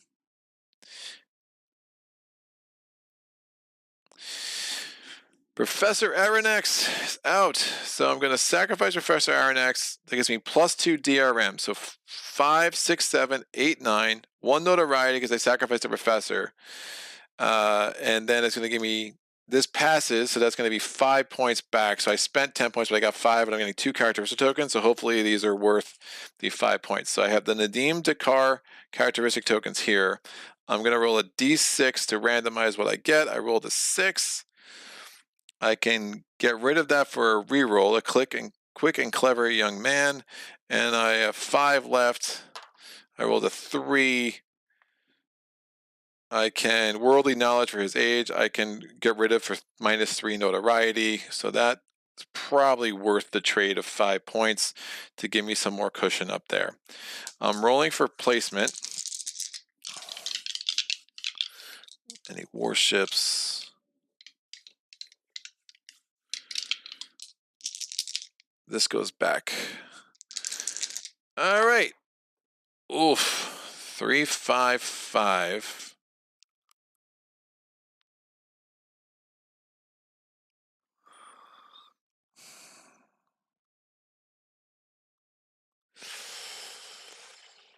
How do I feel about a lull turn? I will not do a lull turn yet. So 3, 2 actions, 3, 3. I'm placing 2 ships. Remember, I still have this thing where I can avoid placing ships at one point. We're getting halfway through. We're definitely getting deeper through Act 3. So 5, I can place. Oh, first 5, I still have an opening in 3. And then a second 5, I have to place this somewhere. It's an armored frigate. I will place it here. With my 2 actions, first action, I'm doing a stalk action here, spending this. I need a 3 or higher. A 10, I succeed, I get a notoriety. I'll put this here so my tonnage track looks exactly where I want it to be. I have 1 more action. Where would I like to go? That's not going anywhere.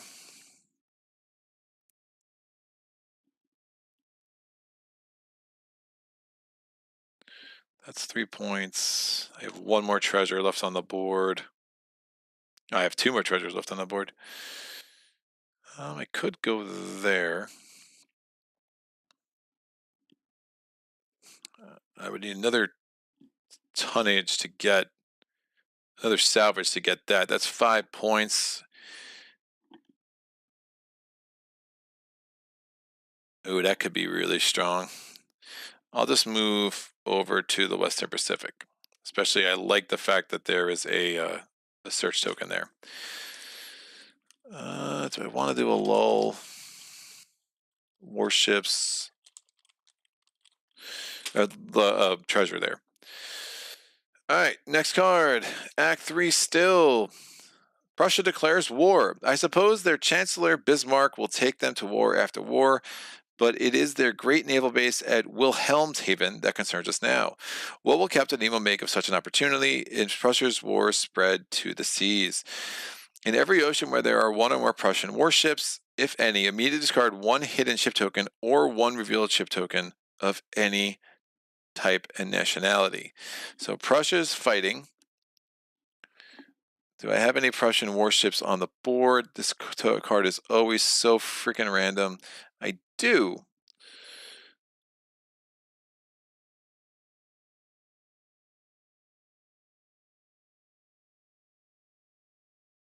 In any ocean where there are 1 or more Prussian warships, if any, discard 1 hidden.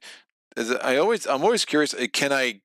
Does that include like the Prussian warship? Can I get rid of that in itself, or am I forced to get rid of something else?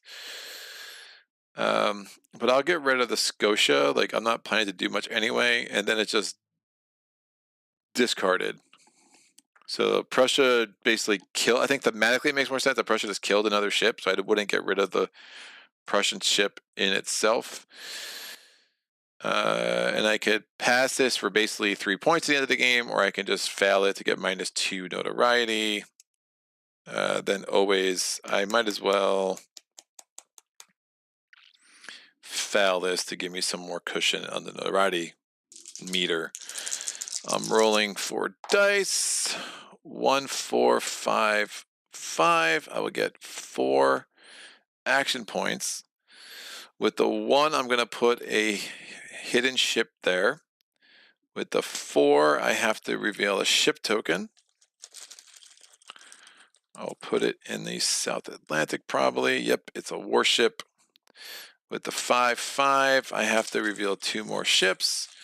I will put this one in the European seas. Oh, red sky at night. Excellent. So instead of taking the ship away, I actually just have that. That's +2 dice roll modifier after roll. So the deadly seas work to my advantage there. We'll see if it does the next time. I have another 5. Again, there are already several deadly seas tokens in here.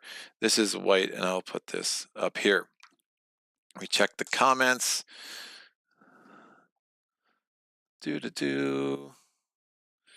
I do. I've been waiting for it. He's doing it right. Dice have been rude. Dice are always rude. Is this win, loss, or VP? It's visually appealing game as well. Love the colors layout of the board. Is total VP depending on total score determines outcome. There are 5 levels. Standard D6. Like 300 is awesome. 250 is good, etc. Standard D6 multiple. They determine everything, but lots of ways to alter the dice rolls. The dice are on strike. Presume no way to alter the person who rolls the dice, right? I don't think Greg will play on stream again. I probably will. No, it's okay with a bit of suffering. Sorry, I missed it. Read again. All right. Woo! What is happening, kids? Yikes. Yikes and yikes.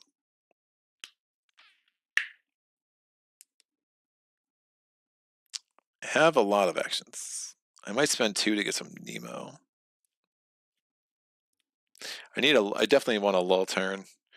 I'm definitely due for a lull turn. This just fell out of the bag, I think. It was a blue warship. I have the red sky at night. Don't want to use that immediately, obviously.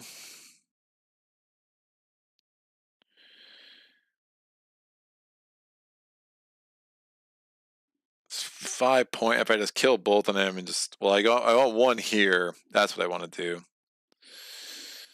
So I do want to get the prize crew headquarters, especially if I'm going lull, and especially if I have the Nemo cell batteries. So I'm going to do a boulder stock. I have to do stock. I just don't have the notoriety cushion. So I'm spending an action doing a stock attack up against a 9. I need a 5 or better. I got a 7. That's 3 notoriety, 1, 2, 3, but I can put this over here just for the points. Obviously, I'm not going to fill up all of threat, but that will be there. Next action, doing a stalk action against that. I'm risking the same 3 Nemo, so I need a 4 or better. I got a 7, 1 notoriety, and I'm going to put this over in salvage. And now I think I'd really start trying to get Nemo up to there for the 14 points at the end of the game. So I'm going to spend 2 actions to do that. And I really want a lull turn next turn. Oh, wait. It's 1 action. Let me not do that yet. Why did I get there? That was too much. I was here. I was here. Right, I was already there. Did I move it too much? I was here. I moved it once on a lull turn, and then I just moved it again. Maybe I don't need to do that just yet. Someone could tell me if I cheated that 1 more than I was supposed to. I failed. I think I was at steady. I think I moved 2 and 2 is what I did. I think I was at steady. Someone can tell me I was at determined. I'm going to spend 1 action to do the treasure. There's no revealed warships. So I'm +3. Yeah, I'm pretty sure I was at steady because I was getting +3 at all my mods. It's the only thing that's still a +3. I still have this. So treasure, please. Oh, a 4 + 3 is success. I gain a notoriety, but I do gain the treasure. So I'm 6 notoriety away from super death.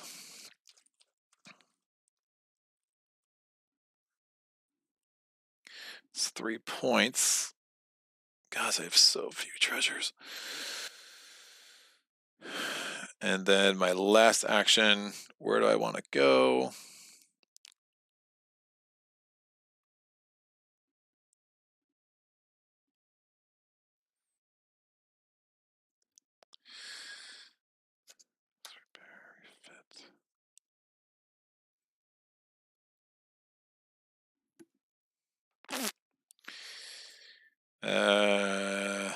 Last action I don't have great options. Oh, I have a treasure token there. It's fine. Last action I'll move to the Cape of Good Hope. All right. Next round. Still no rising action. A slave trade. If I get this, remember ooh. I could do this in the South Atlantic. The slave trade. The captain railed about exposing and destroying the slave trade, taking pride in freeing slaves ship by ship. All right, so the slave thing is good. And adding something to his crew. All right, that makes sense with the +1 crew. I was like, why does this sound bad? Lieutenant Kuhn volunteered to lead raids against slaving ports, but they failed to develop. When the Nautilus is in the South Atlantic, you may spend 2 action points or 1 during a lull turn to raid the slave ports. Test 9 with crew. You can gain a crew and a treasure. That's a super important test. I'm definitely going to try that there. Remember, if I'm trying that test, though, -1 because the warship's present, so maybe I try to kill him first. So that's South Pacific. I'm probably not doing that. That's just not a realistic thing for me. I definitely want a lull turn. Make it happen. Oof. No lull turn. I'm going to reroll 1 die at any time. I'm going to reroll this 3 and hope it's a 2 or a 5. Nope, it's a 1. No lull turn for me. So 1 to 5 is 4 more actions. I'm going to get the 1 goes here. This 1 goes here. 2. And then I place a ship in 5 or in a connected location. I'll place probably this in 3. We'll see. We still have not had the rising action token. Yikes, that's terrible. I'll put this in 5. I'm going to search. So I'm +3. My first action. 3. Oh my god. I just can't afford to. It's really bad. I rolled a 3. Oh, I'm +4, right? Because I have the Nemo thing. Never mind. I have the Arcane Library plus the 3 plus the 3, so that's 7. And that 7 is going to give me a treasure, but I get a notoriety, which gives me the 31. So that's 2 notorieties I've gotten in a row on search actions. But I got all of these things off the thing, and I'm definitely chasing some wonders.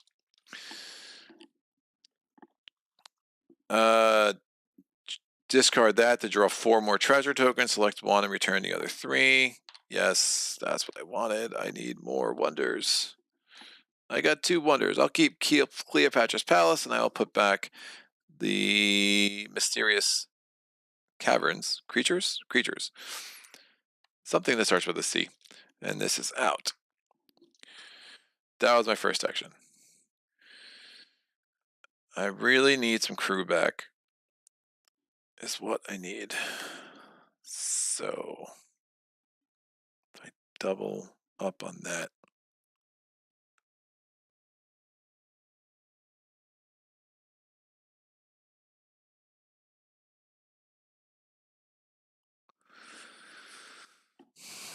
That I like.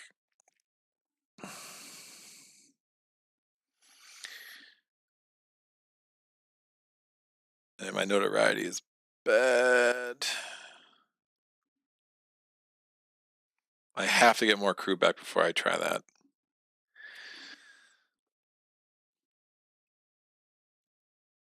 And I think I'm just going to have to deal with what that ship is and just get the -1 on my dice rolls. Which isn't great. I still have Red Sky at night, so if I save that, that should be good. I'm going to do a refit action and just do that now. Then you only save 1 action point, so saving a ton of actions isn't going to make the most sense. I'm going to try to get the prize quarters. I need to roll a 9 or better. I can risk Nemo.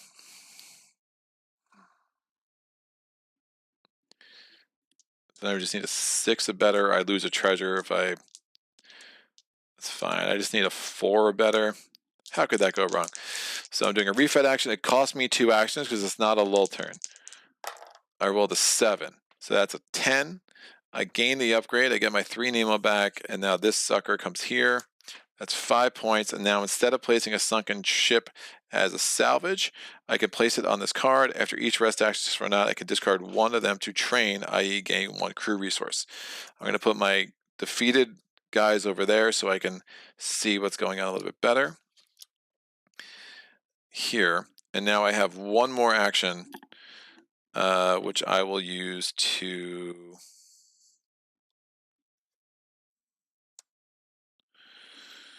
So if I don't know how many more ships I'm defeating, but it's still 5 points. Worst case scenario, and then having the extra crew resource could be super nice.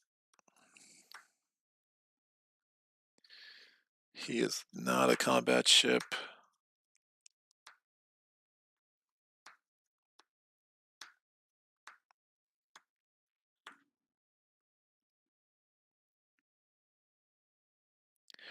One during a lull turn.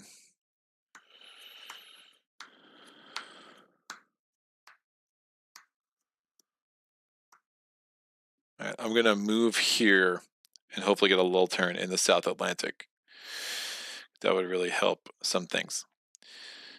Get 1 extra. I can get one. I can get the 1 action here, 1 action there, 1 action because of the Nemo cell batteries. That should work.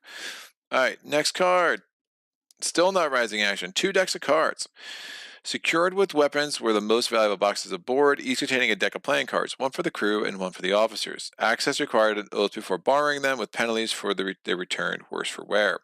Pass and gain 1 crew. Yes, shuffle the adventure deck, not the draw pile. Draw a random card from it.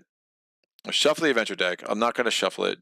And then resolve. Oh, here we go. So great. I'm going to pass and gain a crew. That's fantastic. Man, my crew was super low. I'm going to draw a random card from it. I don't know what's on top, so I'm just going to, so that would make sense if I say I had like chosen not to do an adventure, there'd be stuff on the bottom. So since I haven't touched it, I'm not going to bother shuffling it. And again, when you do an adventure, you don't have to actually do what's there. And now I'm going to draw this. I'm going to pass without resolving the card in any way. Draw a random card from it, resolve it, and pass that card. So I don't resolve it. I basically just put it in the pass pile. So I don't get the -2 notoriety. That could have been huge. I just put that sucker there. Without resolving the card in any way, pass that card. It's pretty clear, I guess. So that's good. I'm going to roll these 4 dice. Oh man, I'm still not rolling lull turns. I really need lull turns.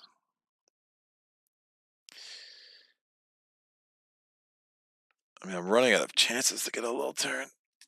1, 2, 3, 4, 5. Oh, this is rising action. That could be a rising action finale before you know it. Oof, I just stopped rolling for lull turns. Maybe I just do the adventure deck and forget the lull turn. I might fight this ship, which is bananas. Do I want to re-roll any of these dice? I rolled a 1, 1, 2, 6. I can re-roll 1 die and hope I'll re-roll the 1 and hope it's a 2 or a 6. It's a 5. Oof, that's worse. So the 2's going to get a ship. So the 1, I'm sorry, 1 I have to place a ship. I'll place the green ship here. Awful. 2, I have to place this. 5, I have to place a ship. I'll place it in 5. 3 is good. And 6, I have to place a ship. It's that. think I get my 5 actions. All right, I'm going to sink this dude for kicks. So I get a stalk attack. He's attacking me with an 8. Please don't hurt me. He rolls a 3. Great. Only 1 damage to me. Random damage. I rolled a 3. It's to my crew. Well, this is self-defeating. Now I'm doing an attack action. I'm at +3, +4 because the stalk. I need a 5 or better. I rolled exactly a 5. Don't show off. This dude's out. I get +1 with notoriety, and we put this on my prize crew quarters. Now I'm going to spend 2 actions for a rest. So I was trying to gain a crew, ended up losing a crew, but I'm doing a rest action. I'm risking Nemo, and I am I'm risking Nemo, so I'm +3 and the rest action. So I'm not, there are no warships present. Will I? Yeah, I'll spend a crew of a treasure. So I'm spending 3 points to try to get up into there because I can potentially run this pretty far up. So I'm rolling on +6 as I spent the 3 treasure. I rolled a 2. Oh, man. Yes. Nadeen, I'm discarding his thing for a reroll. Woof. A 9, so much better. So that modifies to a 15, which is totally showing off, but I get 2 crew. So 1, 2, and because I did a rest action, I can discard this to get another crew, and that gets me all the way up there.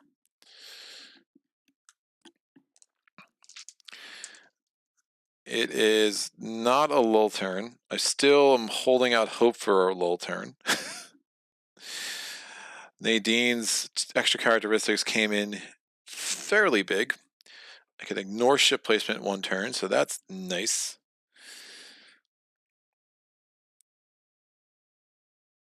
I still have Red Sky at night. I'm going to do 2 actions because I'm in the South Atlantic. I'm risking crew because I have to, so we're trying to get a treasure and another crew, which would get me all the way maxed out on crew. So 9 +3, I get a 12. I only needed a 9 to pass. I gain another crew, and I gain a treasure, and this passes. And again, that's going to be 7 points because I have Nadeen. Woo! All right, so crew's looking good. Nemo's not, but I should be able to get that going back up with the Nemo Sanctorum. This is X for an action or keep for 2 points. So I have 2 things. Well, that's for a free adventure action. Oh. I could do the adventure action at any time. Spending 3 points for a free adventure action. No, I'll see if I roll for a lull turn next turn. Lull turn on 4 would be pretty good, to be honest. So 2 4s coming my way, please. This is going to be the rising action card. Act surprise. So one thing that's not clear is the rising action card. Do you do placement like normal? But it doesn't tell you just to go on to the next thing. So it's also, this card gets really confusing. So I'm going to fail it and add the red reinforcement ship crew. So by the, what sort of craft does it add? From its rigging and its low mass, the Canadian replied, I bet it's a warship. Here's hoping it pulls and sinks this damn Nautilus. So fail and place the red reinforcement ship group in the ship bag. I'm going to put the Deadly Seas token on the bottom of that in the bag.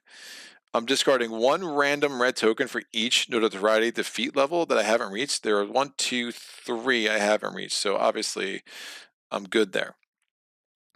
And then I have to put a red ship in the Nautilus Ocean and attack. Oof, it's a free stock action. Man, I'm going to be super close to defeat. Man, that's why that +3 notoriety from the treasure is like so like frustrating. There's another one in there. I think it's +2. I have to risk it. So the way this is going to work out, 3 of these ships are going to be added to the bag. 1's going to go into my current area, and 3 of them are going to be just discarded. So I'm just going to do this backwards. I'm going to add 1 to my area, rolling 1. I'm rolling a D8. I rolled a 1, so we have Audacious. And then I'm going to add 3 to the. So I'm going to take 3 out of the game. 1's out of the game. I rolled a 6. There's only 5 left. I rolled a 3. That's out of the game. And I rolled a 6. There's only 4. I rolled a 2. That's out of the game. So those are out. These 3 just get added to the bag. If you're playing with other motivations, you might be past those defeat levels. Oh. We should have only taken 2 out of the game, not 3. I'll just put the 1 that was on top in here. 1 for each of the first 3. So yeah, the first 3 defeat levels. Again, if we were doing the science motivation, we would have lost. So only 2 come out of the game. A 4th red ship gets added here. Now, this sucker that got added to my level, I have to fight it immediately as a free stalk action. This is terrible. So it's attacking me, and if it rolls less than a 10, I get damaged. It rolled a 5. I only take 1 piece of damage, random damage. It's a 5. It goes to my hull. Oof, I don't like that. And now I can attack it back. It's a free stalk, so you do all the normal steps of a stalk. So if I fail, I get a notoriety. If I succeed, I get 3 notoriety. Either way, I get super close to defeat. So I am not risking anything. The chances of me getting a 13 are stupid low. Although 7 points is nice.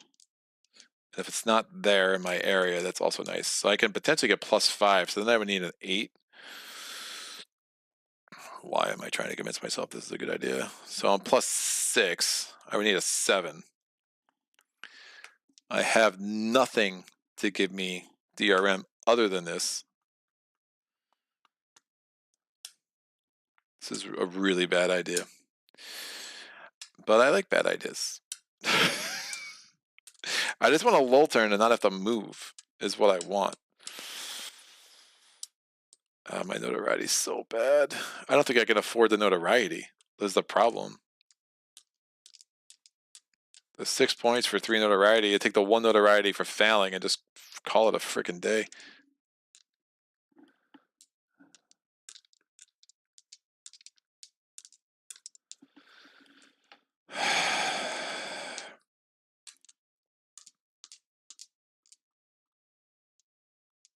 Oh, when I got these should have been salvaged, I'm pretty sure.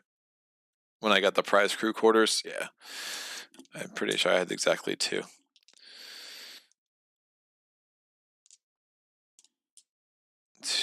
One, 2, 3, 4. I think 1 I did for cheaper.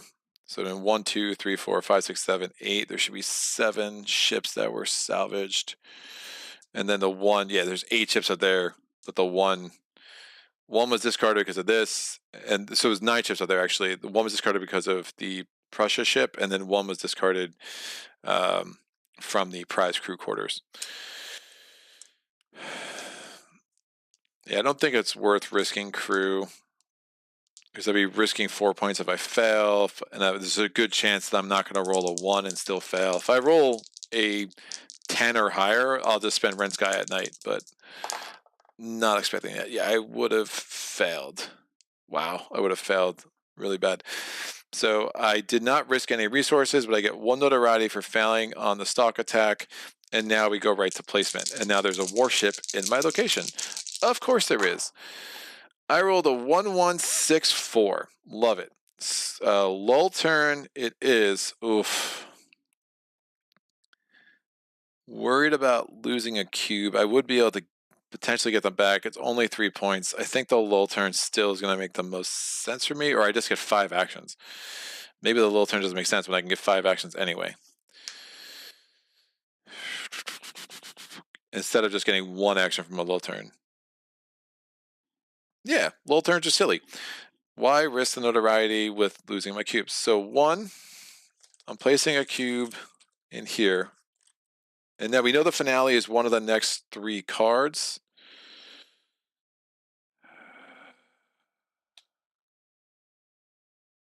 Yeah, 1 goes there. Another 1. I'll take the 5 actions. Another 1 goes here. Oh, it's La France. It is a, if you defeat it, you get a science in addition to 5 warship points. 4, but again, I can't really fight anything right now. 4, I'm going to put a ship in the Cape of Good Hope. It is the Victoria. And the 6, I'm going to put a ship in the European seas. So we have one opening for a ship over here. You'll see why that matters in a second. I'm going to move. I'm going to spend this for a free adventure action. Normally costs 2, but it's totally free, which is great. I get those 2 treasures if I choose to carry this out. Whoa, Captain Nemo's Diaries. After placing the finale card in the pass or fail pile, I can test. I can't use anything to modify the test. I still have this red sky at night, however.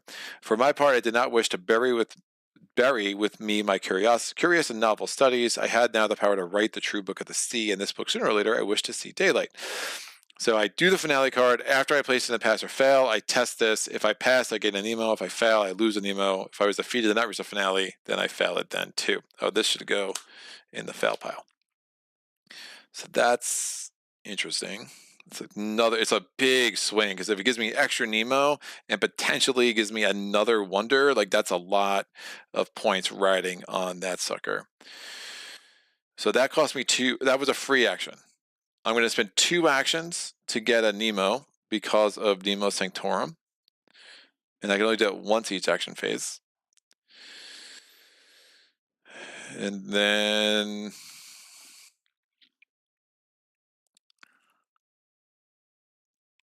yeah, I really need this finale to come on, because I'm going to get overrun.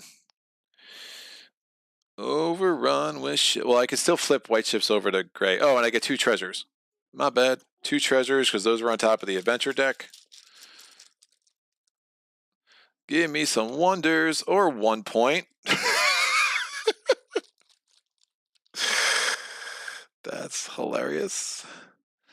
And 3 points. I'm going to lose this treasure up here to gain a hull to get this out of -5 points. I can spend an action to do nothing. Now you can fight unrevealed ships. It's super not action efficient. You would just say, I'm fighting this. You take a random ship. It's a very dangerous idea, especially when I'm 3 notoriety away from utter demise. Utter demise.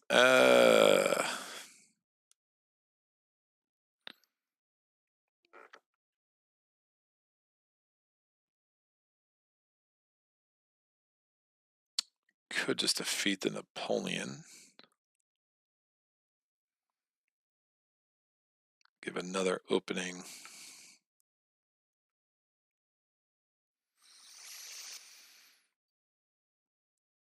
Yeah, I'm going to move. Remember, Nemo is now no longer +2 modifiers, +3. I mean, not more +3 modifiers, +2. I'm going to move here from Eastern Pacific through Central Pacific to there. And I think I combat that sucker.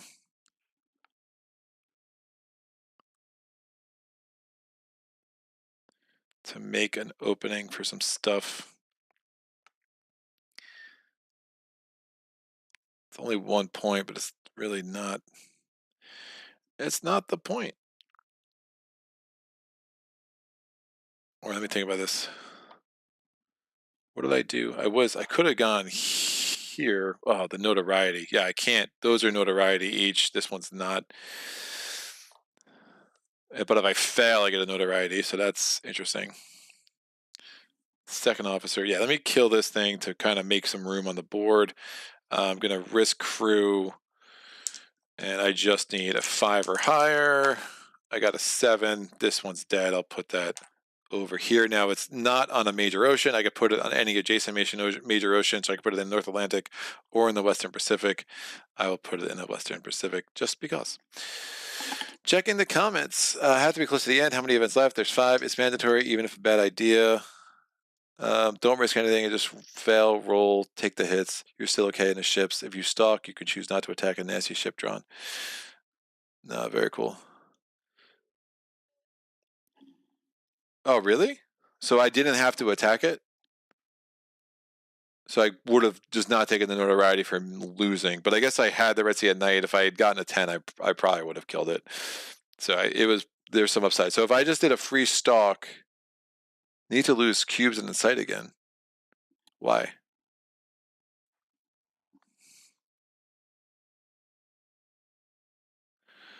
I didn't. Silver, are you talking if I did a lull turn? Yeah, but I did not do a lull turn.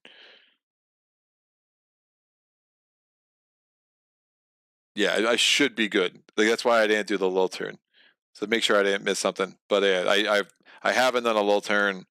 I took the 5 actions. I moved. I spent 2 points on getting a Nemo. I had a free adventure action. I moved and I attacked. So I moved twice, 2 points for a Nemo, and then move and attack. I moved. Free adventure action. Yeah, move, 2 points of Nemo, move and attack. That's right. We're good. So potential finale, there's 5 cards left. Not the finale. Ned, what do you make of that flag? Debuted before us was the Japan's new naval ensign, symbolizing the waxing nationalism of an emerging imperialist power. A red circle only on a white field for the land of the rising sun. Keep this card as a reminder that for the rest of the game, each Japanese ship sunk causes +1 notoriety, and when scoring at the end of the game, awards +2 of its ship, +2 of its type of ship VPs. What? I don't think I sank any Japanese ships. I did not. So that's fine. I just failed that other thing because it was a keep this card and it was annoying, and I kept forgetting anyway. Someone can tell me how many times I rolled doubles attacking non-warships. End of the game pass, so it'll just be 2 points on that. I'm now rolling for placement. Yeah, so like what you're.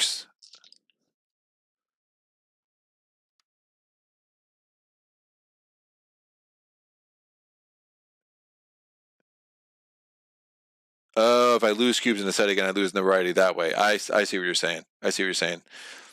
Hide, nude, HD, XYZ. That's, yeah, so if I lost, I mean, if I did a lull turn, so lost some cubes, I put cubes back. I'm really just trying to gamble on it because I don't want to spend those actions doing that. I'd rather spend my actions getting my Nemo up to there, or even resting, right? Because or even trying to repair my hull. Because if I can get my hull up into the science score, that's huge. If I can hold on to Red Sky at night for the +2 DRM, it gives me a good chance of passing Captain Nemo's diaries. So that's like that's a big boon. If I fail it, that's awful. So 1, 3, 4, 5. I don't. Oh, it's 4 actions. That's fine. I will keep that roll as is. Again, I could re-roll 1 die 1 time. Yeah, those numbers aren't terrible. I could ignore ship placements. I won't do that yet. So 4 actions. 1, I place a ship there. 3, I have, or ship the unrevealed ship there. 3, I have to place a ship in either 3 or 4 or where I am. That's terrible. I'll put this in 4. 4, I have to place this in 4 or 3. Wolf. Oh, that's bad. So it's a Deadly Seas token. It makes me place 2 more ships. So I'm going to put this here, and now I have to place 2 more ships. Again, it's in the same ocean. So I'm basically going to have to place these in 3. It is this. Now, if things fill up, you just basically start flipping white ships over to their other side. Immediately lose 1 resource or a character. I'll lose the second officer. Because he just gives me 1 action. It's just 4 points. It's probably better. So it's, again, a Deadly Seas token. Now, the good thing about the Deadly Seas token is that I don't need to place a ship, right? So instead of removing that, replacing it, this just comes off instead, but it made me lose a character. But now I have to place for 5. So I've ultimately, I was going to place 4 ships. I'm ultimately going to place 5 because this placed 1, this placed 2, this placed 2, this placed 1, this placed 1, this placed 2, that placed 1. because the Great Ocean was going to make me place 2 more. So this Deadly Sea token comes out of the game. And now I'm placing for the 5er. So I have 3 characters left. Man, losing the scientist was awful. Oh, another Deadly Sea token. Exit, end this turn immediately. Rough. So Nautilus breakdown. Deadly Seas strike again. So I think this is like worst case scenario. Deadly Seas. There's like a deadly, and again, they have appendixes for some things, but not all things. This rule book is just organized super funky, man. Deadly Seas token.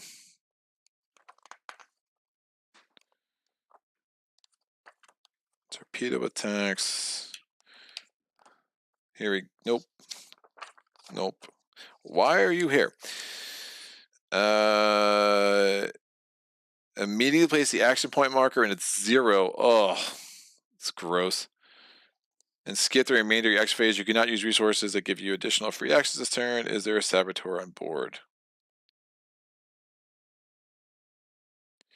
So yeah, instead of getting the 4 actions like I wanted, I got nothing. And here we are.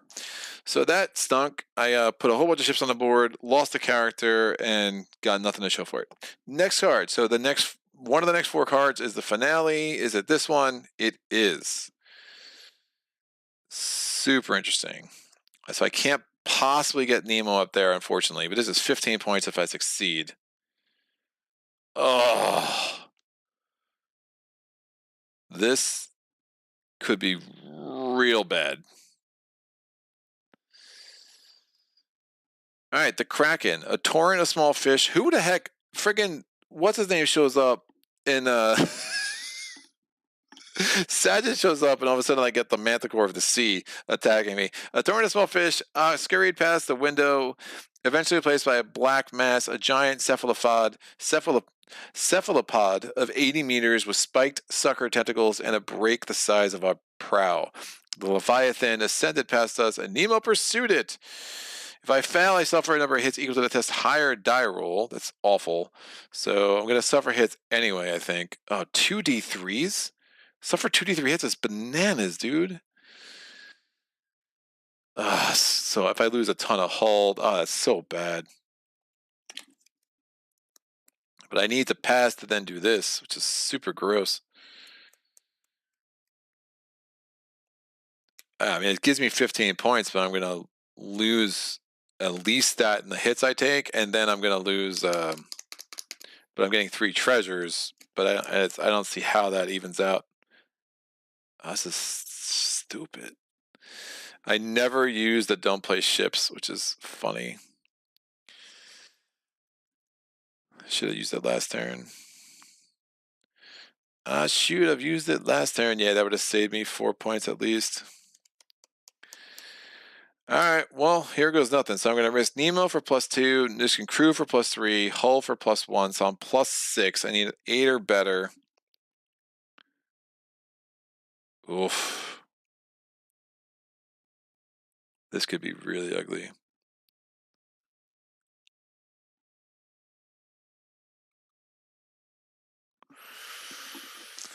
Eight or better. Going once. Booyah. 8. So I got a 14. So I was able to risk all my resources. I got them all back. I get 3 treasures, 3 wonders, and it might make it worth it.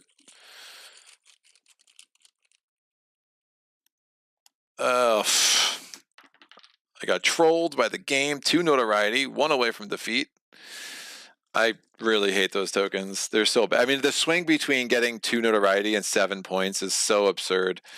There's 7 points. Something in the middle would be nice. Like something that gave me a hull or a Nemo would be amazing. And 3 points. Now I have to roll these two. I have to roll 2d3s. So that I rolled a 6, so that's 3 hits, and that I rolled a 3. So I'm getting 5 freaking hits. Awesome. This goes in the pass pile. Hit number 1, it goes to Nemo. Hit number 2, it goes to crew. Hit number 3, it goes to crew. Hit number 4, it goes to Nemo. Hit number 5, it goes to hull. Oh, that's the absolute worst. All right, so I passed the finale, so then I have to do this test. I can't contribute anything. I need a 6 or higher to use their Dead Sea at Night. I got an 8, so I passed. I still have Red Sea at Night. I get a Nemo back. I don't think that was advantage me, but at least that goes in the pass pile for another wonder. All right, let's make this happen. Of course, I think those are the only treasures that give you. I think there's only 2 of them. Maybe there's more.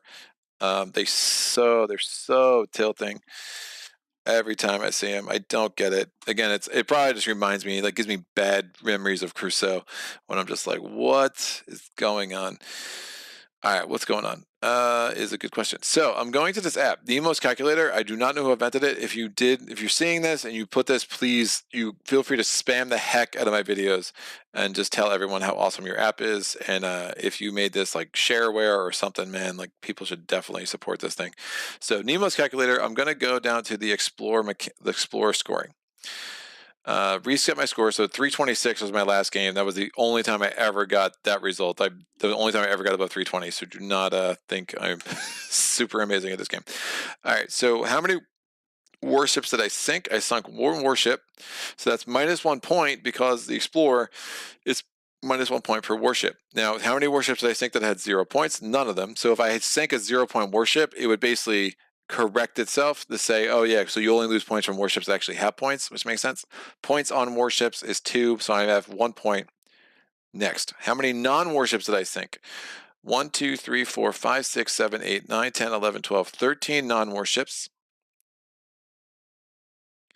It doesn't matter for Explorer, but how many of them had 0 points? None of them that I put in the tonnage track, the ones that I use for salvage or other things.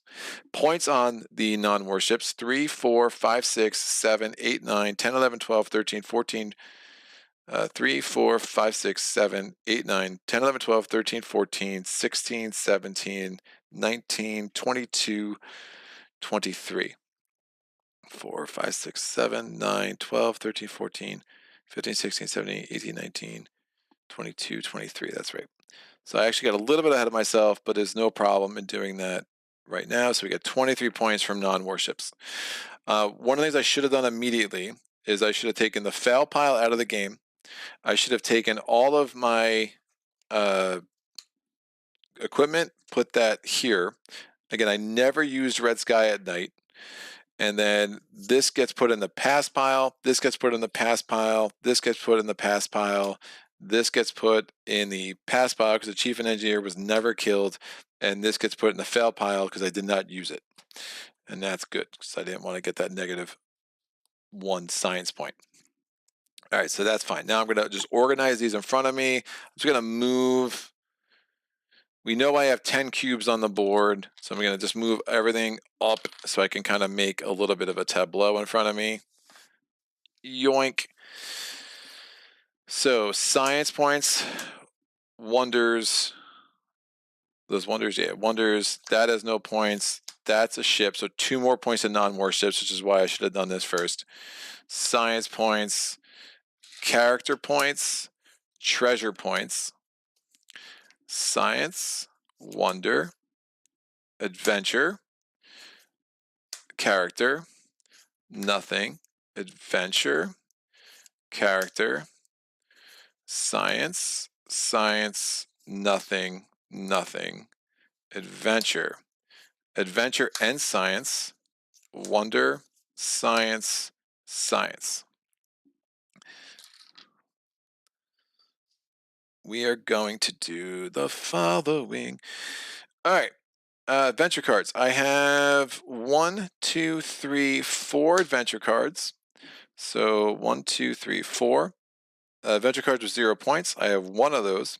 That matters if there was like a negative thing. I'm just going to do it for being a completionist here. And then a number of points on adventure cards. So 15, 16, 17, 18 points on adventure cards. That gets me up to 42. All right, next, treasure. How many treasure tokens? Oh, by the way, I get the 2 extra points for non-warships. So that's up to 25. So I've done adventure cards and I've done all points on ships. Next, treasure tokens. I have 1, 2, 3, 4, 5, 6, 7 adventure tokens. Remember, adventure tokens are +1 each. None of those have 0 points.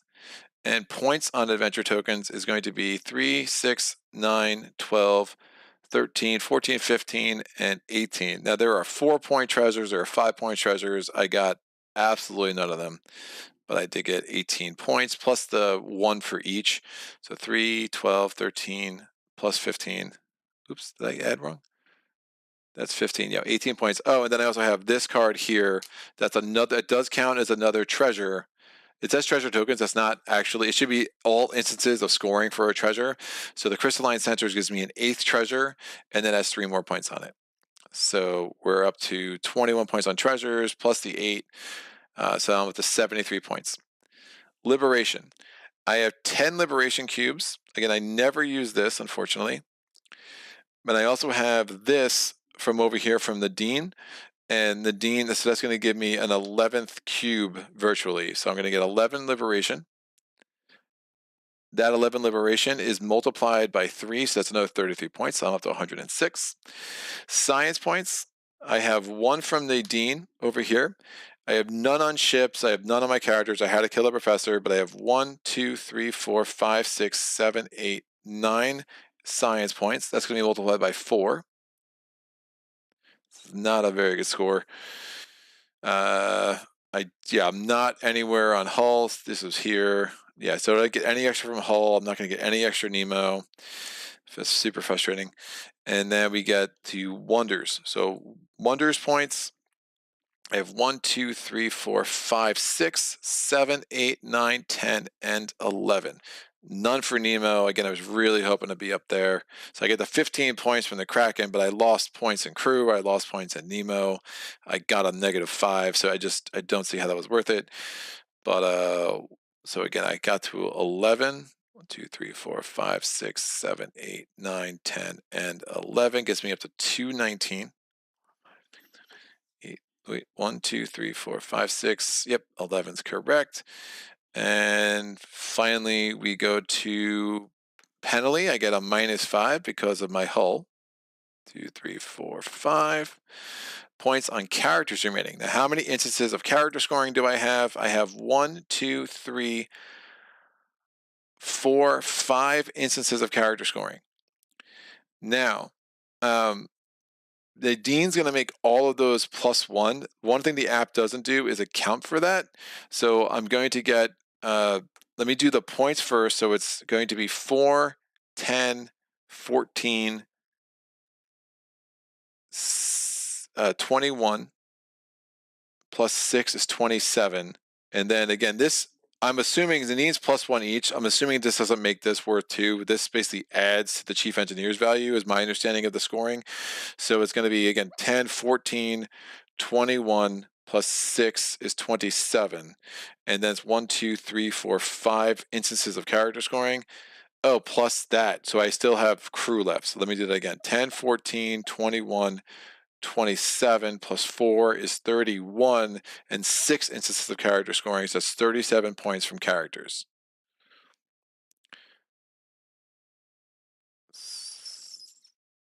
$37 points. If the scoring ended now, I have a success. That's nice. And then scouring the seas points, I have these 2 lines filled up, so I get 12 points from that. Oops, nope. It just once. So 263 gives me a success. I can read the epilogue here. The Between Voyages Guide is the book to go to. War, piracy, explore. That's not even a success. It should be notable, right? Yeah, that's not right. It should be notable. Success is 280 and triumph is 320. But notable It's fine. Gaining credibility through the publication of letters, articles, and interviews, alas, not among scientific or historical communities, but in the gutter popular press. The discoveries of Captain Nemo and his quest aboard the Nautilus remain embedded in the public consciousness, eschewed by intellectual elites for decades. The truth of Nemo's claims are eventually and ultimately proven. The now documented veracity of Nemo's discoveries has left him a solid reputation, dying with dignity aboard his ship. Among his discoveries, Nemo's heir emerges to claim them and continued this mission. But that is another story.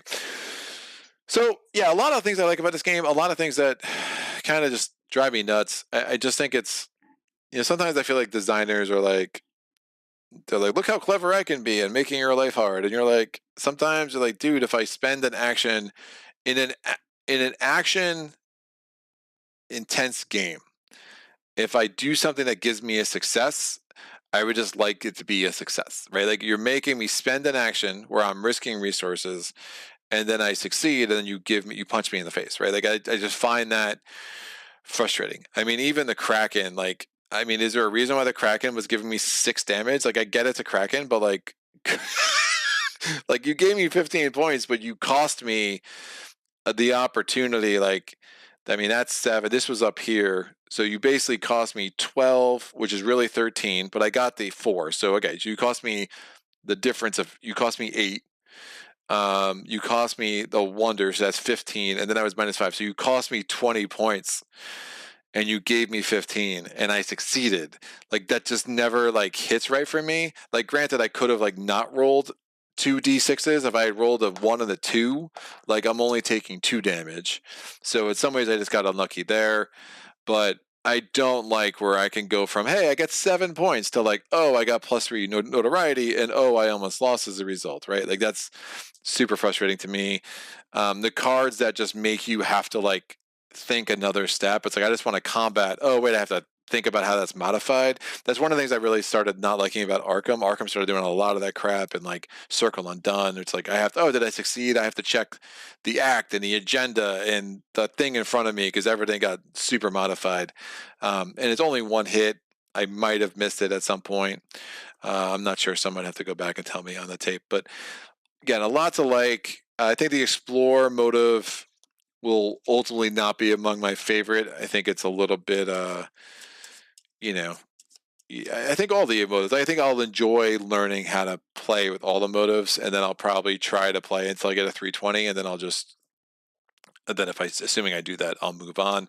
But if you're playing, you get that success, it still could be a really satisfying game. There is a lot of narrative that emerges. If you like the sea theme, the nautical nature, and if you know a lot of that world, I think you'll like this game even more.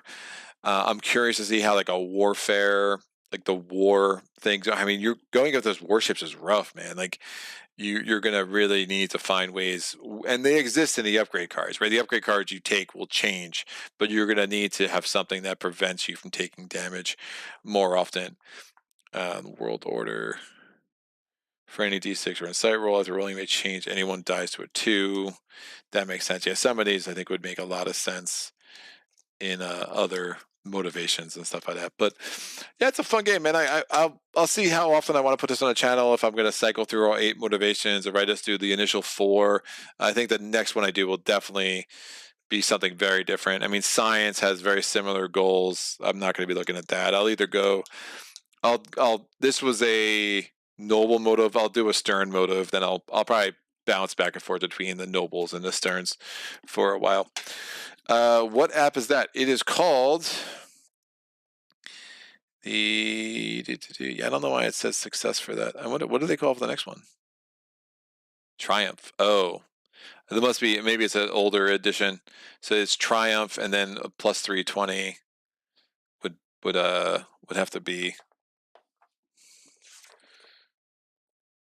Yeah, they're saying 280s Triumph. I don't know if that could just be an older edition, or if this guy in his personal mind is like, you know what, 280s Triumph because this game is too damn hard. Which I don't blame him for that. I am curious what he puts above 320. Above 320 on here is still Triumph. Yeah, that's funny. It is called Nemo's Calculator. Yeah, Nemo's Calculator. It's fantastic. It's a honestly scoring used to take 10 minutes. I can now do it in 2, right? Like when I'm off camera and I'm just kind of adding up the points. It's a really, really nice camera, a really nice app, and it's well done. It's not perfect, but once you figure out like some of the idiosyncrasies of it, like it's fantastic. So I'm a big fan. I wish someone would come out with something like that for Imperium, because scoring that game is still. I have not, thanks to Saget and Lodpart. Saget's kind of brought me back to Imperium a bit. Gave some really good advice there. So I'm starting to enjoy that game more. But that scoring is still just awful, awful the way they have it. And it's something as small as like a PDF file, like an official PDF that just like you can print off or something, just to make that like come together. Because the way the scoring is now, it's you really have to figure out your system, how you want to score it, and it's like really off-putting as you're learning it. At least it was for me, for sure, or still is for me. All right. What is that? I call those punch me in the face games. I play this because I want to lose genre.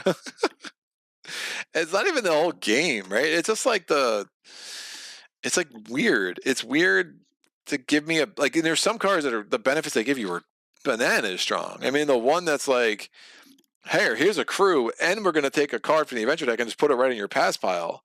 It's like, oh, thank you. And then it's like, oh, you did all this stuff to succeed, and here's 3 notoriety, and you're like, what?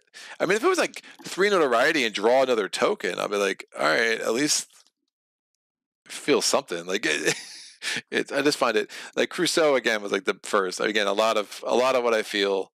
If you remind me of Crusoe, I'm not gonna like you. I really don't like that game. This is so fun. Thanks, Greg. Thank you, Silver Fear. I appreciate you sticking through this whole thing. Saget, I can also give suggestions on the scoring, but don't put the blame on me. Nice. Yeah, dude, that scoring's bad. It's just ugh. And again, like I think you have to get used to it. But I think you have to have a lot of games under your belt to know if you're doing well. This game, I knew like I was rolling really poor. Like I knew that getting a triumph was like out. And I knew that getting is like I just didn't know the levels. I figured I would probably get about the level I got, assuming I survived. So I got the notable. But I just rolled so poorly that but then even then, man, it looked good. I mean, I think I was here going into that last battle. Oh god, that was so gross. Yeah, that's a bad finale. That was an absolutely terrible finale for me. This would have been good. Oof. Test 12. Nemo and Hull. That would have been rough. If you succeed, gain any combination. I think I rolled an 8. I would have had I didn't use all my benefits too, so that's partially my fault. Seeing the game say there's no reason why I didn't avoid placing white cubes for white dice with the first officer like the turn before. That was really silly. I think I was more worried like, well, in case the game didn't end, I always wanted that in my back pocket because again, if you can't place any ships, if there are no open spots, you just lose. But I had so many white ships I could have flipped over. That was probably a bad call on my part. But this allows you to gain 1d3 of ship resources, plus gives you 10 points. That's sick. So I lost 5 resources and got 15. This gives me 10, and I gain up to 1 to 3. Like, all right, dude. If the draw pile is empty, the game ends. Otherwise, return the card to the bottom. Ooh, you have to go the entire thing. That's interesting. I haven't seen all of these yet. I really haven't. Ooh. Score VPs for all currently salvaged and discarded ship tokens. Super sick. Wow, that'd have been a lot of points. Absolutely ton of points there. Pass and the game ends. Lose 1d3 of crew when the game ends. And 1d6 of hull. Woof! Yikes. I would have passed that, though. That would have been way better. Yeah, that was just a really, really bad, that was a really bad finale card for me. I don't like it. That's funny, too, because then that one thing I should have... What's the thing I failed? I could have used that card to allow me to switch the finale card out, and it would have cost me 4 points for science, but it would have been a way better end. I mean, assuming again, I roll a D12 and I get another random finale card, but that's really funny. So my own comes back to bite me in the end that I didn't do that. That's really oh, Undersea Volcano was in here. Oh, so good, so good. This gain a crew and gain 2 treasure if you pass. Oh, so sick. Yeah, those would have been really good events. I got some rough events early, that's for sure. All right, Sajid, I generally don't play those kind of games twice that are simply unfair for the sake of being unfair. Yeah, it's tough, man. It's so little. It's like only little moments, but they drive me crazy. I was away for a long time. How did the game end? I guess badly. I scored 240 something, so it was a notable. It was notable. So it wasn't. It was like a win. It's like a kind of a, you know, halfway there win. Also, never played those games that take away progress from you, so you know that you will simply have to play for a longer time to reach more or less the same outcome. Drives me insane. Yeah, I could see that. I could see that. I mean, I'm trying to think of a good example, but it rings true. What are your final thoughts of the game? Oh, okay, that's not bad. I like Nemo's War. I will never gonna love. I'm never gonna love it. There's just a couple of moments that always are gonna stand out and be annoying. I could house rule it, right? Like I could take out the notoriety treasures because I think it's just bad game design. I could, take out a couple of the finales that I think are just blatantly like ridiculous. Um, it is what it is. It's part of the replayability, I guess. But I mean, for me, like Victory Point, they have the things that they do, and there's so much of this game that reminds me of Zed's. It's obviously very different, but it's so much like the event deck, some of the ways the mechanics work, the dice rolling. I wish there was a little bit more mitigation possible here. The reality is, though, on average, the rolls here matter more than the average roll in Zeds. So you still need to roll a lot in Zeds, but like if you fail, like it's kind of built in. You take some hits, you give some hits. There's some healing. There's like a give and take.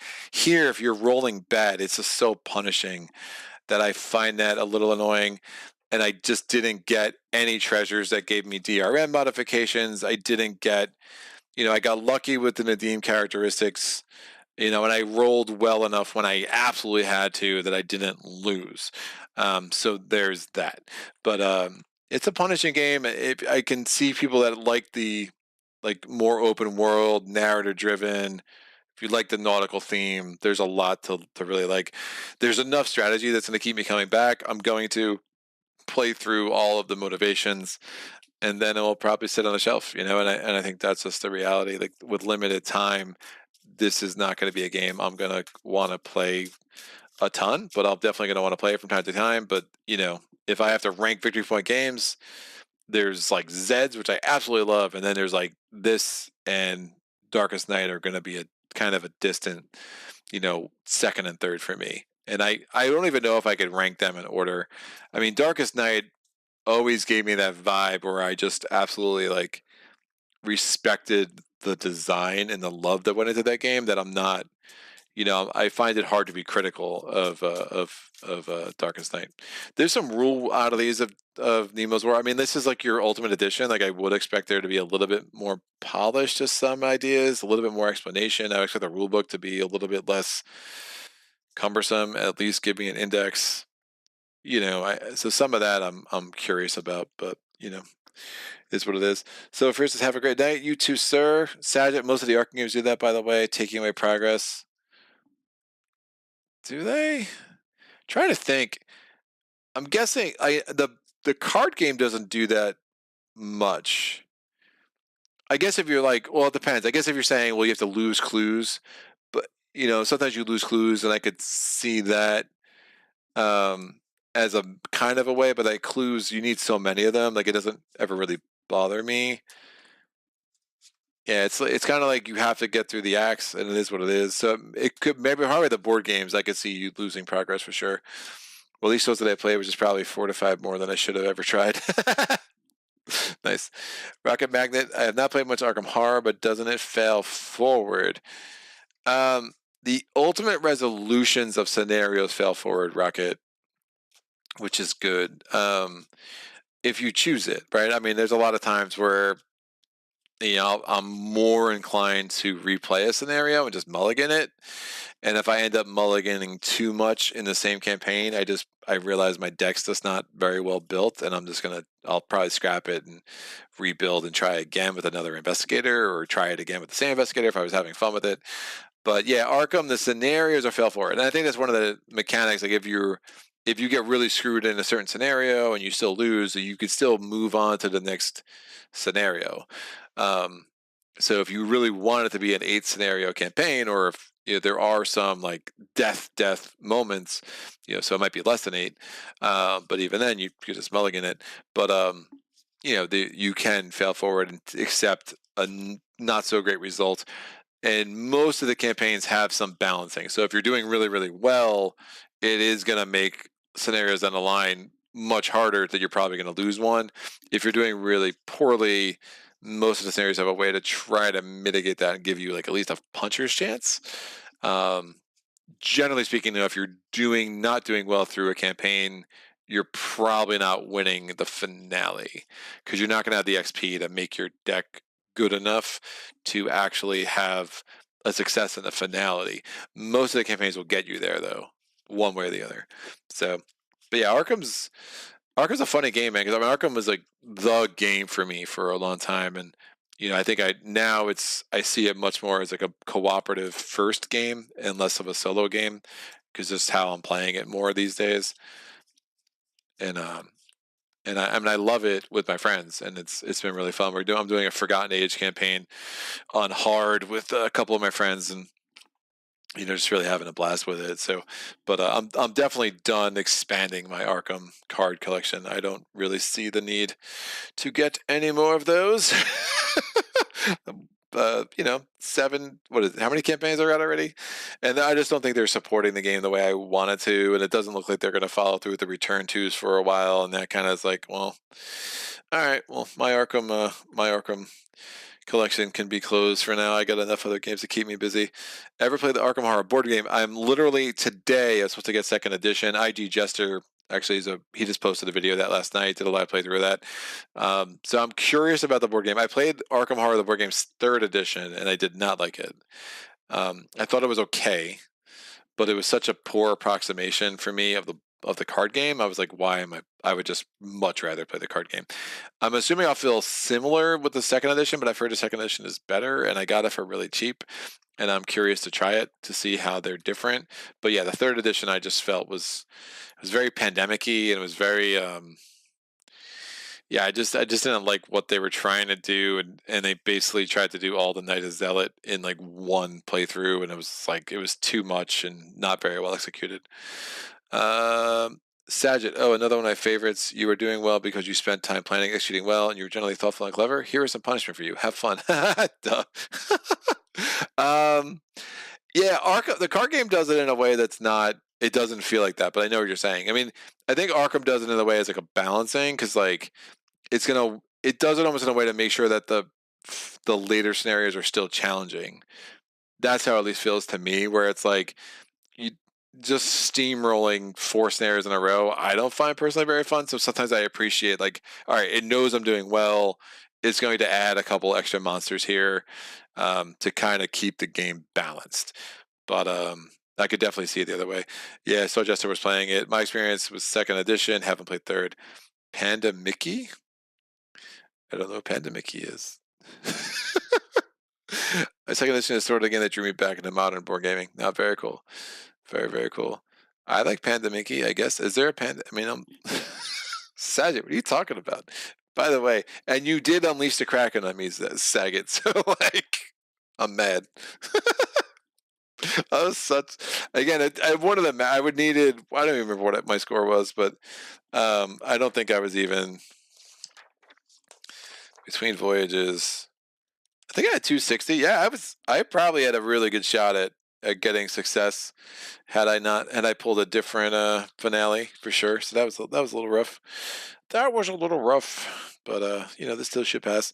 But I think the things that really helped my game when I started scoring more, especially with Explorer, was learning how important those cycling through as many of this treasure bag as you could. Obviously, was not the greatest of treasure draws for me today. I didn't get any 4s, didn't get any 5s, only got 5 wonders.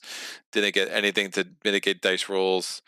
So not the greatest, but making sure during the lull turns that you're adding those extra treasures, making sure you're doing the adventure deck, so you can get those symbols, get the science symbols, get the wonders, and then just finding ways to survive.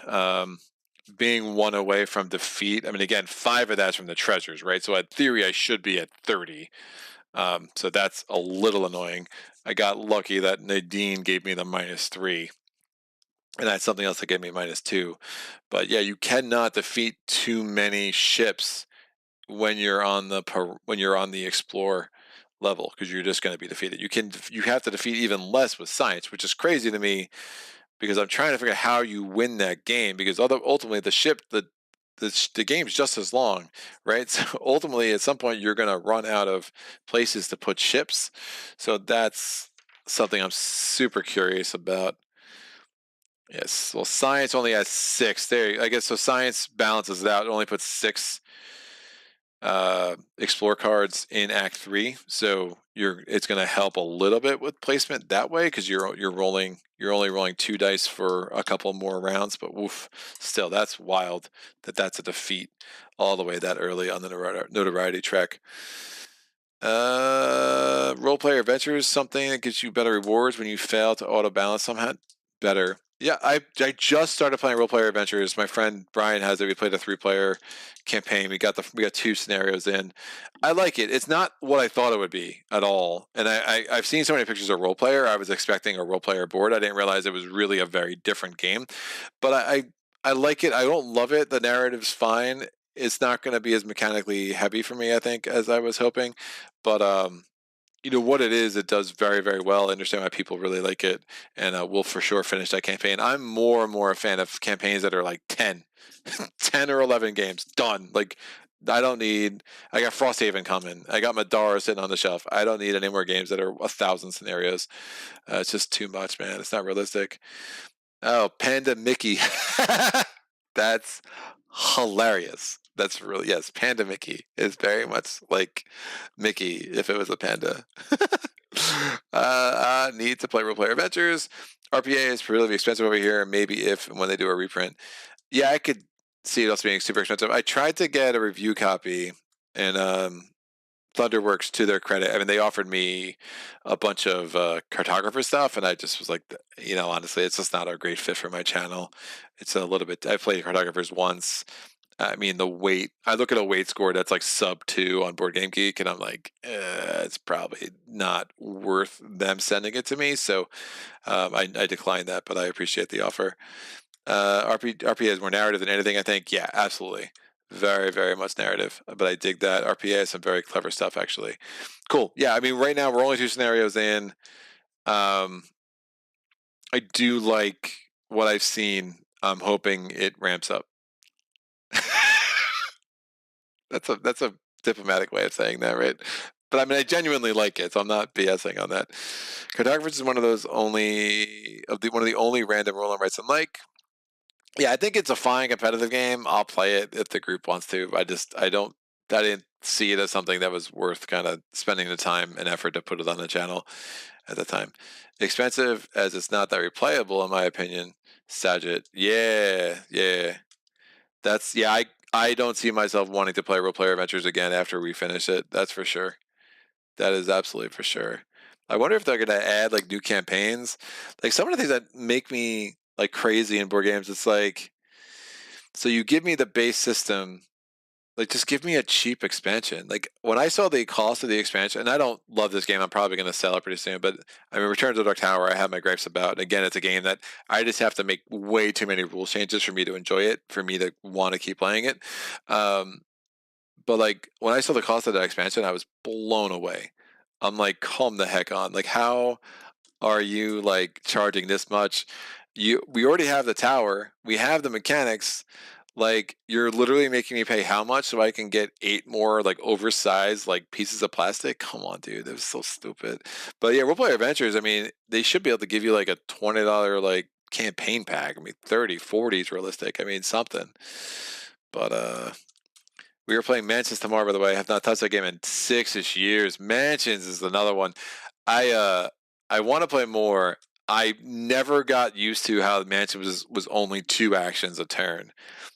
And like I'll play games that are 2 actions a turn, but Mansions it was like just felt so constricting, especially when like you can be 3-4 turns in a row doing one of those silly puzzles, right? You're just like, come on, dude. Like I wish that game was more actions a turn because it just feels like the app really is so much of the game in a way that I don't like it. I don't mind app games normally, but that one did not click for me. And I've played Journeys of Middle Earth, and I like that a lot more. I like that a lot more. But Mansions, I think for me, again, I played Cthulhu Death May Die, and it was like, this is what I wanted Mansions to be, right? I wanted Mansions, give me the app, give me all the bells and whistles, but make me get the game experience that Cthulhu Myth May Die gives, and it just, absolutely doesn't. Ever played Legacy of Dragonholt? I love that one. I want more like it. Heavy narrative. Yes, they're doing more stuff. Great rating. Yeah, Manchester Madness 2 is fun, but heavy app. Yeah. That there's something. It was just such a miss for me, and I guess like all the scenarios felt so long. It's like I feel like I would play a game of Mansions for like 3 hours. I feel like I didn't really do much, but I kind of enjoyed the time with my friends and enjoyed the story. But for a game perspective, I was like, it never really clicked for me. The best number of actions is 1 per turn, as best exemplified by Maze Knight. Right? It is crazy, right? Like you think about what one action of Maze Knight does, though, right? It does so much because you're doing something, you're making yourself more powerful, right? So it's almost like you get to do the action and you get the reward all in one swoop. Whereas with Arkham or something, it's almost like you have like getting the reward, picking the reward up, all of it is always a separate thing. It's like, so you can talk to this person, but it's not like you talk to this person and you get a reward. So you talk to this person and you move and that's your turn. And you're like, I didn't do anything. I didn't get anything. Like, what's going on? Was what was my feeling with Mansions. But like Arkham Horror, the card game, I love the 3 actions a turn because it just gives you more flexibility. And then in so many ways, especially with so many of the newer characters, it's to the point of it's super cheesy. Like some of the new characters drive me nuts because it's too much. I feel like they've really cheesed that game in a way that has made me like it less and less. But the number of actions you get a turn could be astronomical. But yeah, one action a turn in Maze Knight is it's a beautiful thing, man.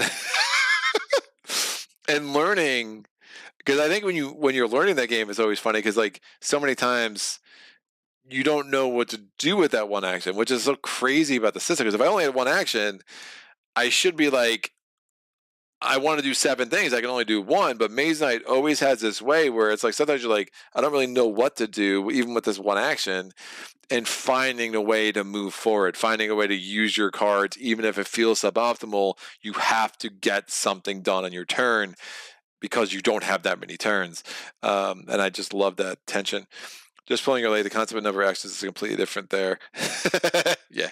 I mean, yes and no, right? It's still an action. I mean, I like that conversation. I think that's an interesting like game design, like, thought exercise for me. But I don't know, man. Maze Knight's the gift that keeps on giving, right? So freaking good. So good. I mean, I'm starting to think that Maze Knight might make its way to number 1 next year. Maybe. Stay tuned. one of these years is gonna be there, but it's just not there yet. I mean, and Spirit Island's coming out with like 13 new spirits before then, so so maybe not, dude. Maybe not. Ever played D-Day at Omaha Beach? Nah. I need. There's definitely some more games I'm interested in. Navajo Wars is something I keep hearing buzz about. I'm curious to try it. Tell me about it. Been struggling through the MK rulebook today. Yeah, good luck with that, man. I'll tell you, the best thing to do with Maze Knight Rocket is play through the walkthrough twice. Like, use the walkthrough. The walkthrough is really good. Then literally burn that book and never look at the walkthrough again because it has some words in there that are very unhelpful. Read the rule book cover to cover and just play knowing that you're going to make mistakes your first 1,000 plays of it. And just enjoy the hell out of it because it's so good. But yeah, the walkthrough is really good. First reconnaissance, walkthrough. It just walks you. It literally walks you through all the things you're going to need to know about moving around the countryside, about engaging with enemies, about provoking attacks. But then after that, get rid of the walkthrough because it has like the word depleted is absolutely useless. I think they use the word exhausted. There's a couple of things that are very confusing. If you do never use the walkthrough as a rulebook because it is not a rulebook and it can really get in your way of actually learning the game. Wow, Rocket Man, are you learning that way in the end, or are you gonna pass through some intro videos? Yeah, definitely check out again Ricky Royal. You could check out Liz Davidson series. I think it's Heavy Cardboard, Modern Cardboard. One of the cardboards has a really good series on it. Ben Fiedler has a series on it. So many good things out there. I can strongly recommend Thunderbolt Apache Leader for a fun solo game if you haven't tried it yet. No, definitely not. Yep, I just started and hit a fair few issues. Apache Leader is something I will eventually track down, has such high praises. Yeah, a lot of those war games are things I'm super curious about, but it's just hard, man. Especially, I just went really like full in on Space Empire 4X and Talon, and I know I got Red Dust Rebellion coming, so I think my GMT, bandwidth is potentially at its max, but you know. There's always time for games, but this was fun. I was gonna try to play last night, but I think it's good. I'm at a point with this game where I kind of the rules are down, which is good. It took a while to get there with this game. There's like little things. The lull turns are always throwing me off and stuff like that. But I was gonna try to play this last night, but I was learning Horizon Zero Dawn because I got a review copy of that. Horizon Zero Dawn is another. Horizon Zero Dawn's a good game. I'm curious to try the expansions. The base game alone is very much not worth it for solo. But I've heard the expansions fix some of that for sure. But it's got a lot of really cool ideas. But man, I just wish they had like someone with their eye for the solo mode because I think they could have made an awesome game out of that. But I feel like it just absolutely misses in some key ways. Kind of how I feel about Return to Dark Tower. But again, I'm excited to try the expansions, which I think will really provide a much more satisfying solo experience. But it's the base game I was having a blast with, but I was never challenged. It was like, this is not hard in any way. And spending $100 for a base game that's not a challenge, it's a lot, because you have to get the base game for 100. The expansions aren't that expensive, but the base game's 100. So you're like, that's a lot to invest for a game with what it offers. But it's fun to learn, and I'm excited to get that on the channel pretty soon. Love Space Empire 4X. I need to get to the final expansion for that one. Talon is great too. Yeah, I just picked up Talon and the Talon expansion because you need that for solo. Completely love the Horizon Zero Dawn video game. Curious to try the board game. I will try to rest the whole video. The whole Nemo video honestly made little sense based on the last hour. Yup. It's a lot. It's a lot because the last hour is a very different game. Because at this point, like, you are what you are, and you're just trying to survive and not get overrun with ships. Early on is where you saw the combat. That's where I filled up the tonnage track. That's where I got my salvage so I could upgrade my ship and give myself some more abilities for sure. I got the Talon expansion too. I've yet to try it solo. I am so far away from trying Talon solo that it's ridiculous because I still need all the Alien Empire stuff. I want to go through. I have both the expansions. This is insane. I have both the expansions to Alien Empires, so I haven't even played, any of it. Because what is Close Encounters and Replicators? Yeah, finally, Replicators was hard to hunt down. Woof! But Replicators gives you those really nice hexes. Oh, they're so nice, man.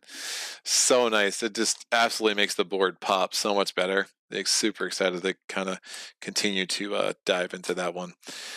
But yeah, it's a cool game. I forget who told me about Space Empires. I think it was Philip, one of my patrons.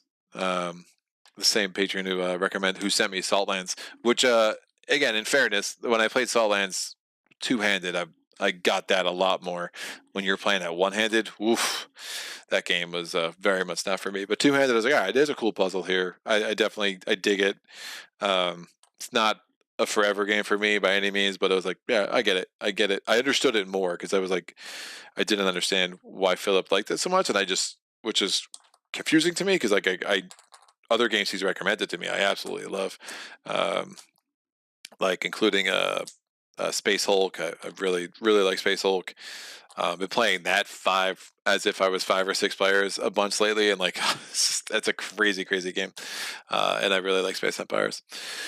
So got the talent expansion. You have to try solo. Yeah, there's a third expansion coming. Yeah. All good things. Yeah, excited about that. The final expansion they claim. Yeah, it looks like it's pretty set to be the end of Space Empires. I think he wants to do more for Talon too, from what I understand.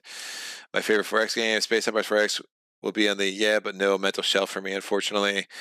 Space Hulk, nice, love that one. Which version do you own? No, I have the card game. I had the card game, and I have none of the expansions, and I'm never hunting them down because they're absurdly expensive for 12 cards. Like, no, it can't be that good, dude.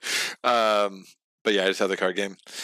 Did you corner clip? No, I didn't. I don't understand this corner clipping. You wargamers and your fancy, your fancy clipping ideas. No, it's funny. Man, 7Cs did not do much for me, right? Because it gave me the +2 DRM, and I didn't use it. And yeah, it made my life a lot harder. I mean, sacrifice a character. So yeah, I guess it does make it moderately harder. Nadeen does make things easier. So I mean, I guess everything was kind of true to form. But I was excited when I got that +2 DRM, and I just kept saving it, and just never used it. But because there's always a worse opportunity. There's always a worse thing that could happen to you down the road in this game, or at least it feels that way. But Kraken, this. So yeah, these are all the ships in all their glory, kids. Death Angel, yeah, I'm missing 1 or 2 mini expansions. Shame the game is out of print. Clipping chits is a disease. Yeah, it's a disease I'm not going to catch. Like, I'm never going to spend the time. I will sleeve cards. I will do a lot of crazy things. I painted all my Blood Rage meticulously for hours, but I'm never going to sit down and clip the corners of all of those chits in Space Empires 4X, because that would take for freaking ever. Like, no way. No way, Jose. Yeah, I think that's it. So those are all the ships in all their glory. I'm gonna put this thing away. I will be back on Sunday. No, not Sunday. What am I talking about? Friday. It's like Sunday, but just way earlier by 2 days at least. So on Friday, we're going to be doing Cloudspire, the chapter 3 of the Heirs. I'm very excited about that. Next week, I think it's a Mage Knight week with Too Many Bones and Machina Arcana, I think. So look out for that. It's a lot of things I'm excited about. Level out, you do while watching TV or something. Level, that's what I do, at least. Yeah, I get it, but no, that's not happening. TV time is wifey time for me. So, if I was doing something else related to board games, I don't think that would go over very well. So we're not gonna. I don't need another, thing to obsess about in my board gaming life. That is for sure. But I appreciate the recommendation. But yeah, I somebody asked about like clipping chits in my last live playthrough, and I had no idea what they were talking about. And one of my patrons was there and kind of had to educate me, because I was like, what are you talking about, dude? This sounds like an illegal activity that I shouldn't be considering. Speaking of TV, have you checked out The Sandman yet? No. I'm not a used superhero dude, but I've heard it's good. We still haven't watched the finale to Better Call Saul, so we're gonna try to get that done tonight. I think something came up yesterday with one of our kiddos. So yeah, we watched that, and we watched trash TV. I watch America's Got Talent. And we love it. And I don't know why. It's just a thing we do. So you can judge us all you want, but that's it. Sandman is very far from superhero. It's more fantasy with some horror. Nice. Very cool. I thought it had like a superhero background. Am I wrong? Maybe I'm wrong. But no, I have not watched that at all. So it's tough, man. I think it's like TV is, especially now, because like I don't know if you've seen the Orioles shrine behind me, but somehow the Baltimore Orioles decided to be good 3 years ahead of schedule. So I'm all of a sudden watching baseball again for the first time in 4 years. I used to be a nut, man. I was diehard. I used to watch every game. The Orioles would lose 100 games a year. It didn't matter. I still loved them. And then they were really good for 4 years. And then they got terrible again. And I was like, I'm too old for this. I'll come back when you're good. And all of a sudden they're good. So I'm watching a lot of baseball. Neil Gaiman, that is a name I am not familiar with, unfortunately. But if he played for the Orioles now, I would know him. So I'm assuming he's not a relief pitcher. So we'll leave it at that. It does come from the DC Universe, but the Vertigo imprint, which was sort of the more mature line DC ran for a long time and was sort of separate from the regular DC Universe. Oh, very cool. The comic books are fascinating, man. Like superhero world comic books, how deep that stuff goes is absolutely wild. And like the subcultures that it creates, like multiple subcultures that it creates, is so interesting to me from a sociological standpoint, for sure. But this is super fun. Kabuki Kid, thank you for stopping by. Sajit, well, you can tell me next time why Space Empire 4X is on your yeah but no shelf. I got some of them. That's a good moniker, man. I could definitely do a top 10 yeah but no shelf video. I have a few. I'm like, that looks great, but no. Like leading that list is Kingdom Death Monster. Yeah, but no. Because I'm not even sure it looks great to me, to be honest with you. But yeah, that's definitely not happening. So Kingdom Death Monster, I don't know, I can come up with 9 more. That'd be a funny list to do. But yeah, this was super great. Space Empire 4X is also on BGA now. Oh, nice. That's a way for people to enjoy it. Yeah, I have not done anything on Board Game Arena, and I'm trying to keep it that way. But I'm glad it exists for other people. For me, like yeah, my personality, like I don't need another way to access games. So we're gonna keep that on the shelf for now. Literally, that's my yeah but no shelf too. But this was super good. I will see people on Friday if you're joining me for Cloudspire. Again, Airs Chapter 3, really enjoying working through all of the Cloudspire scenarios. Absolutely loving the game more and more every time I get to a new scenario, which is amazing. Nothing else to say. This was fun. Thanks for joining me. And until next time, happy gaming. Solo.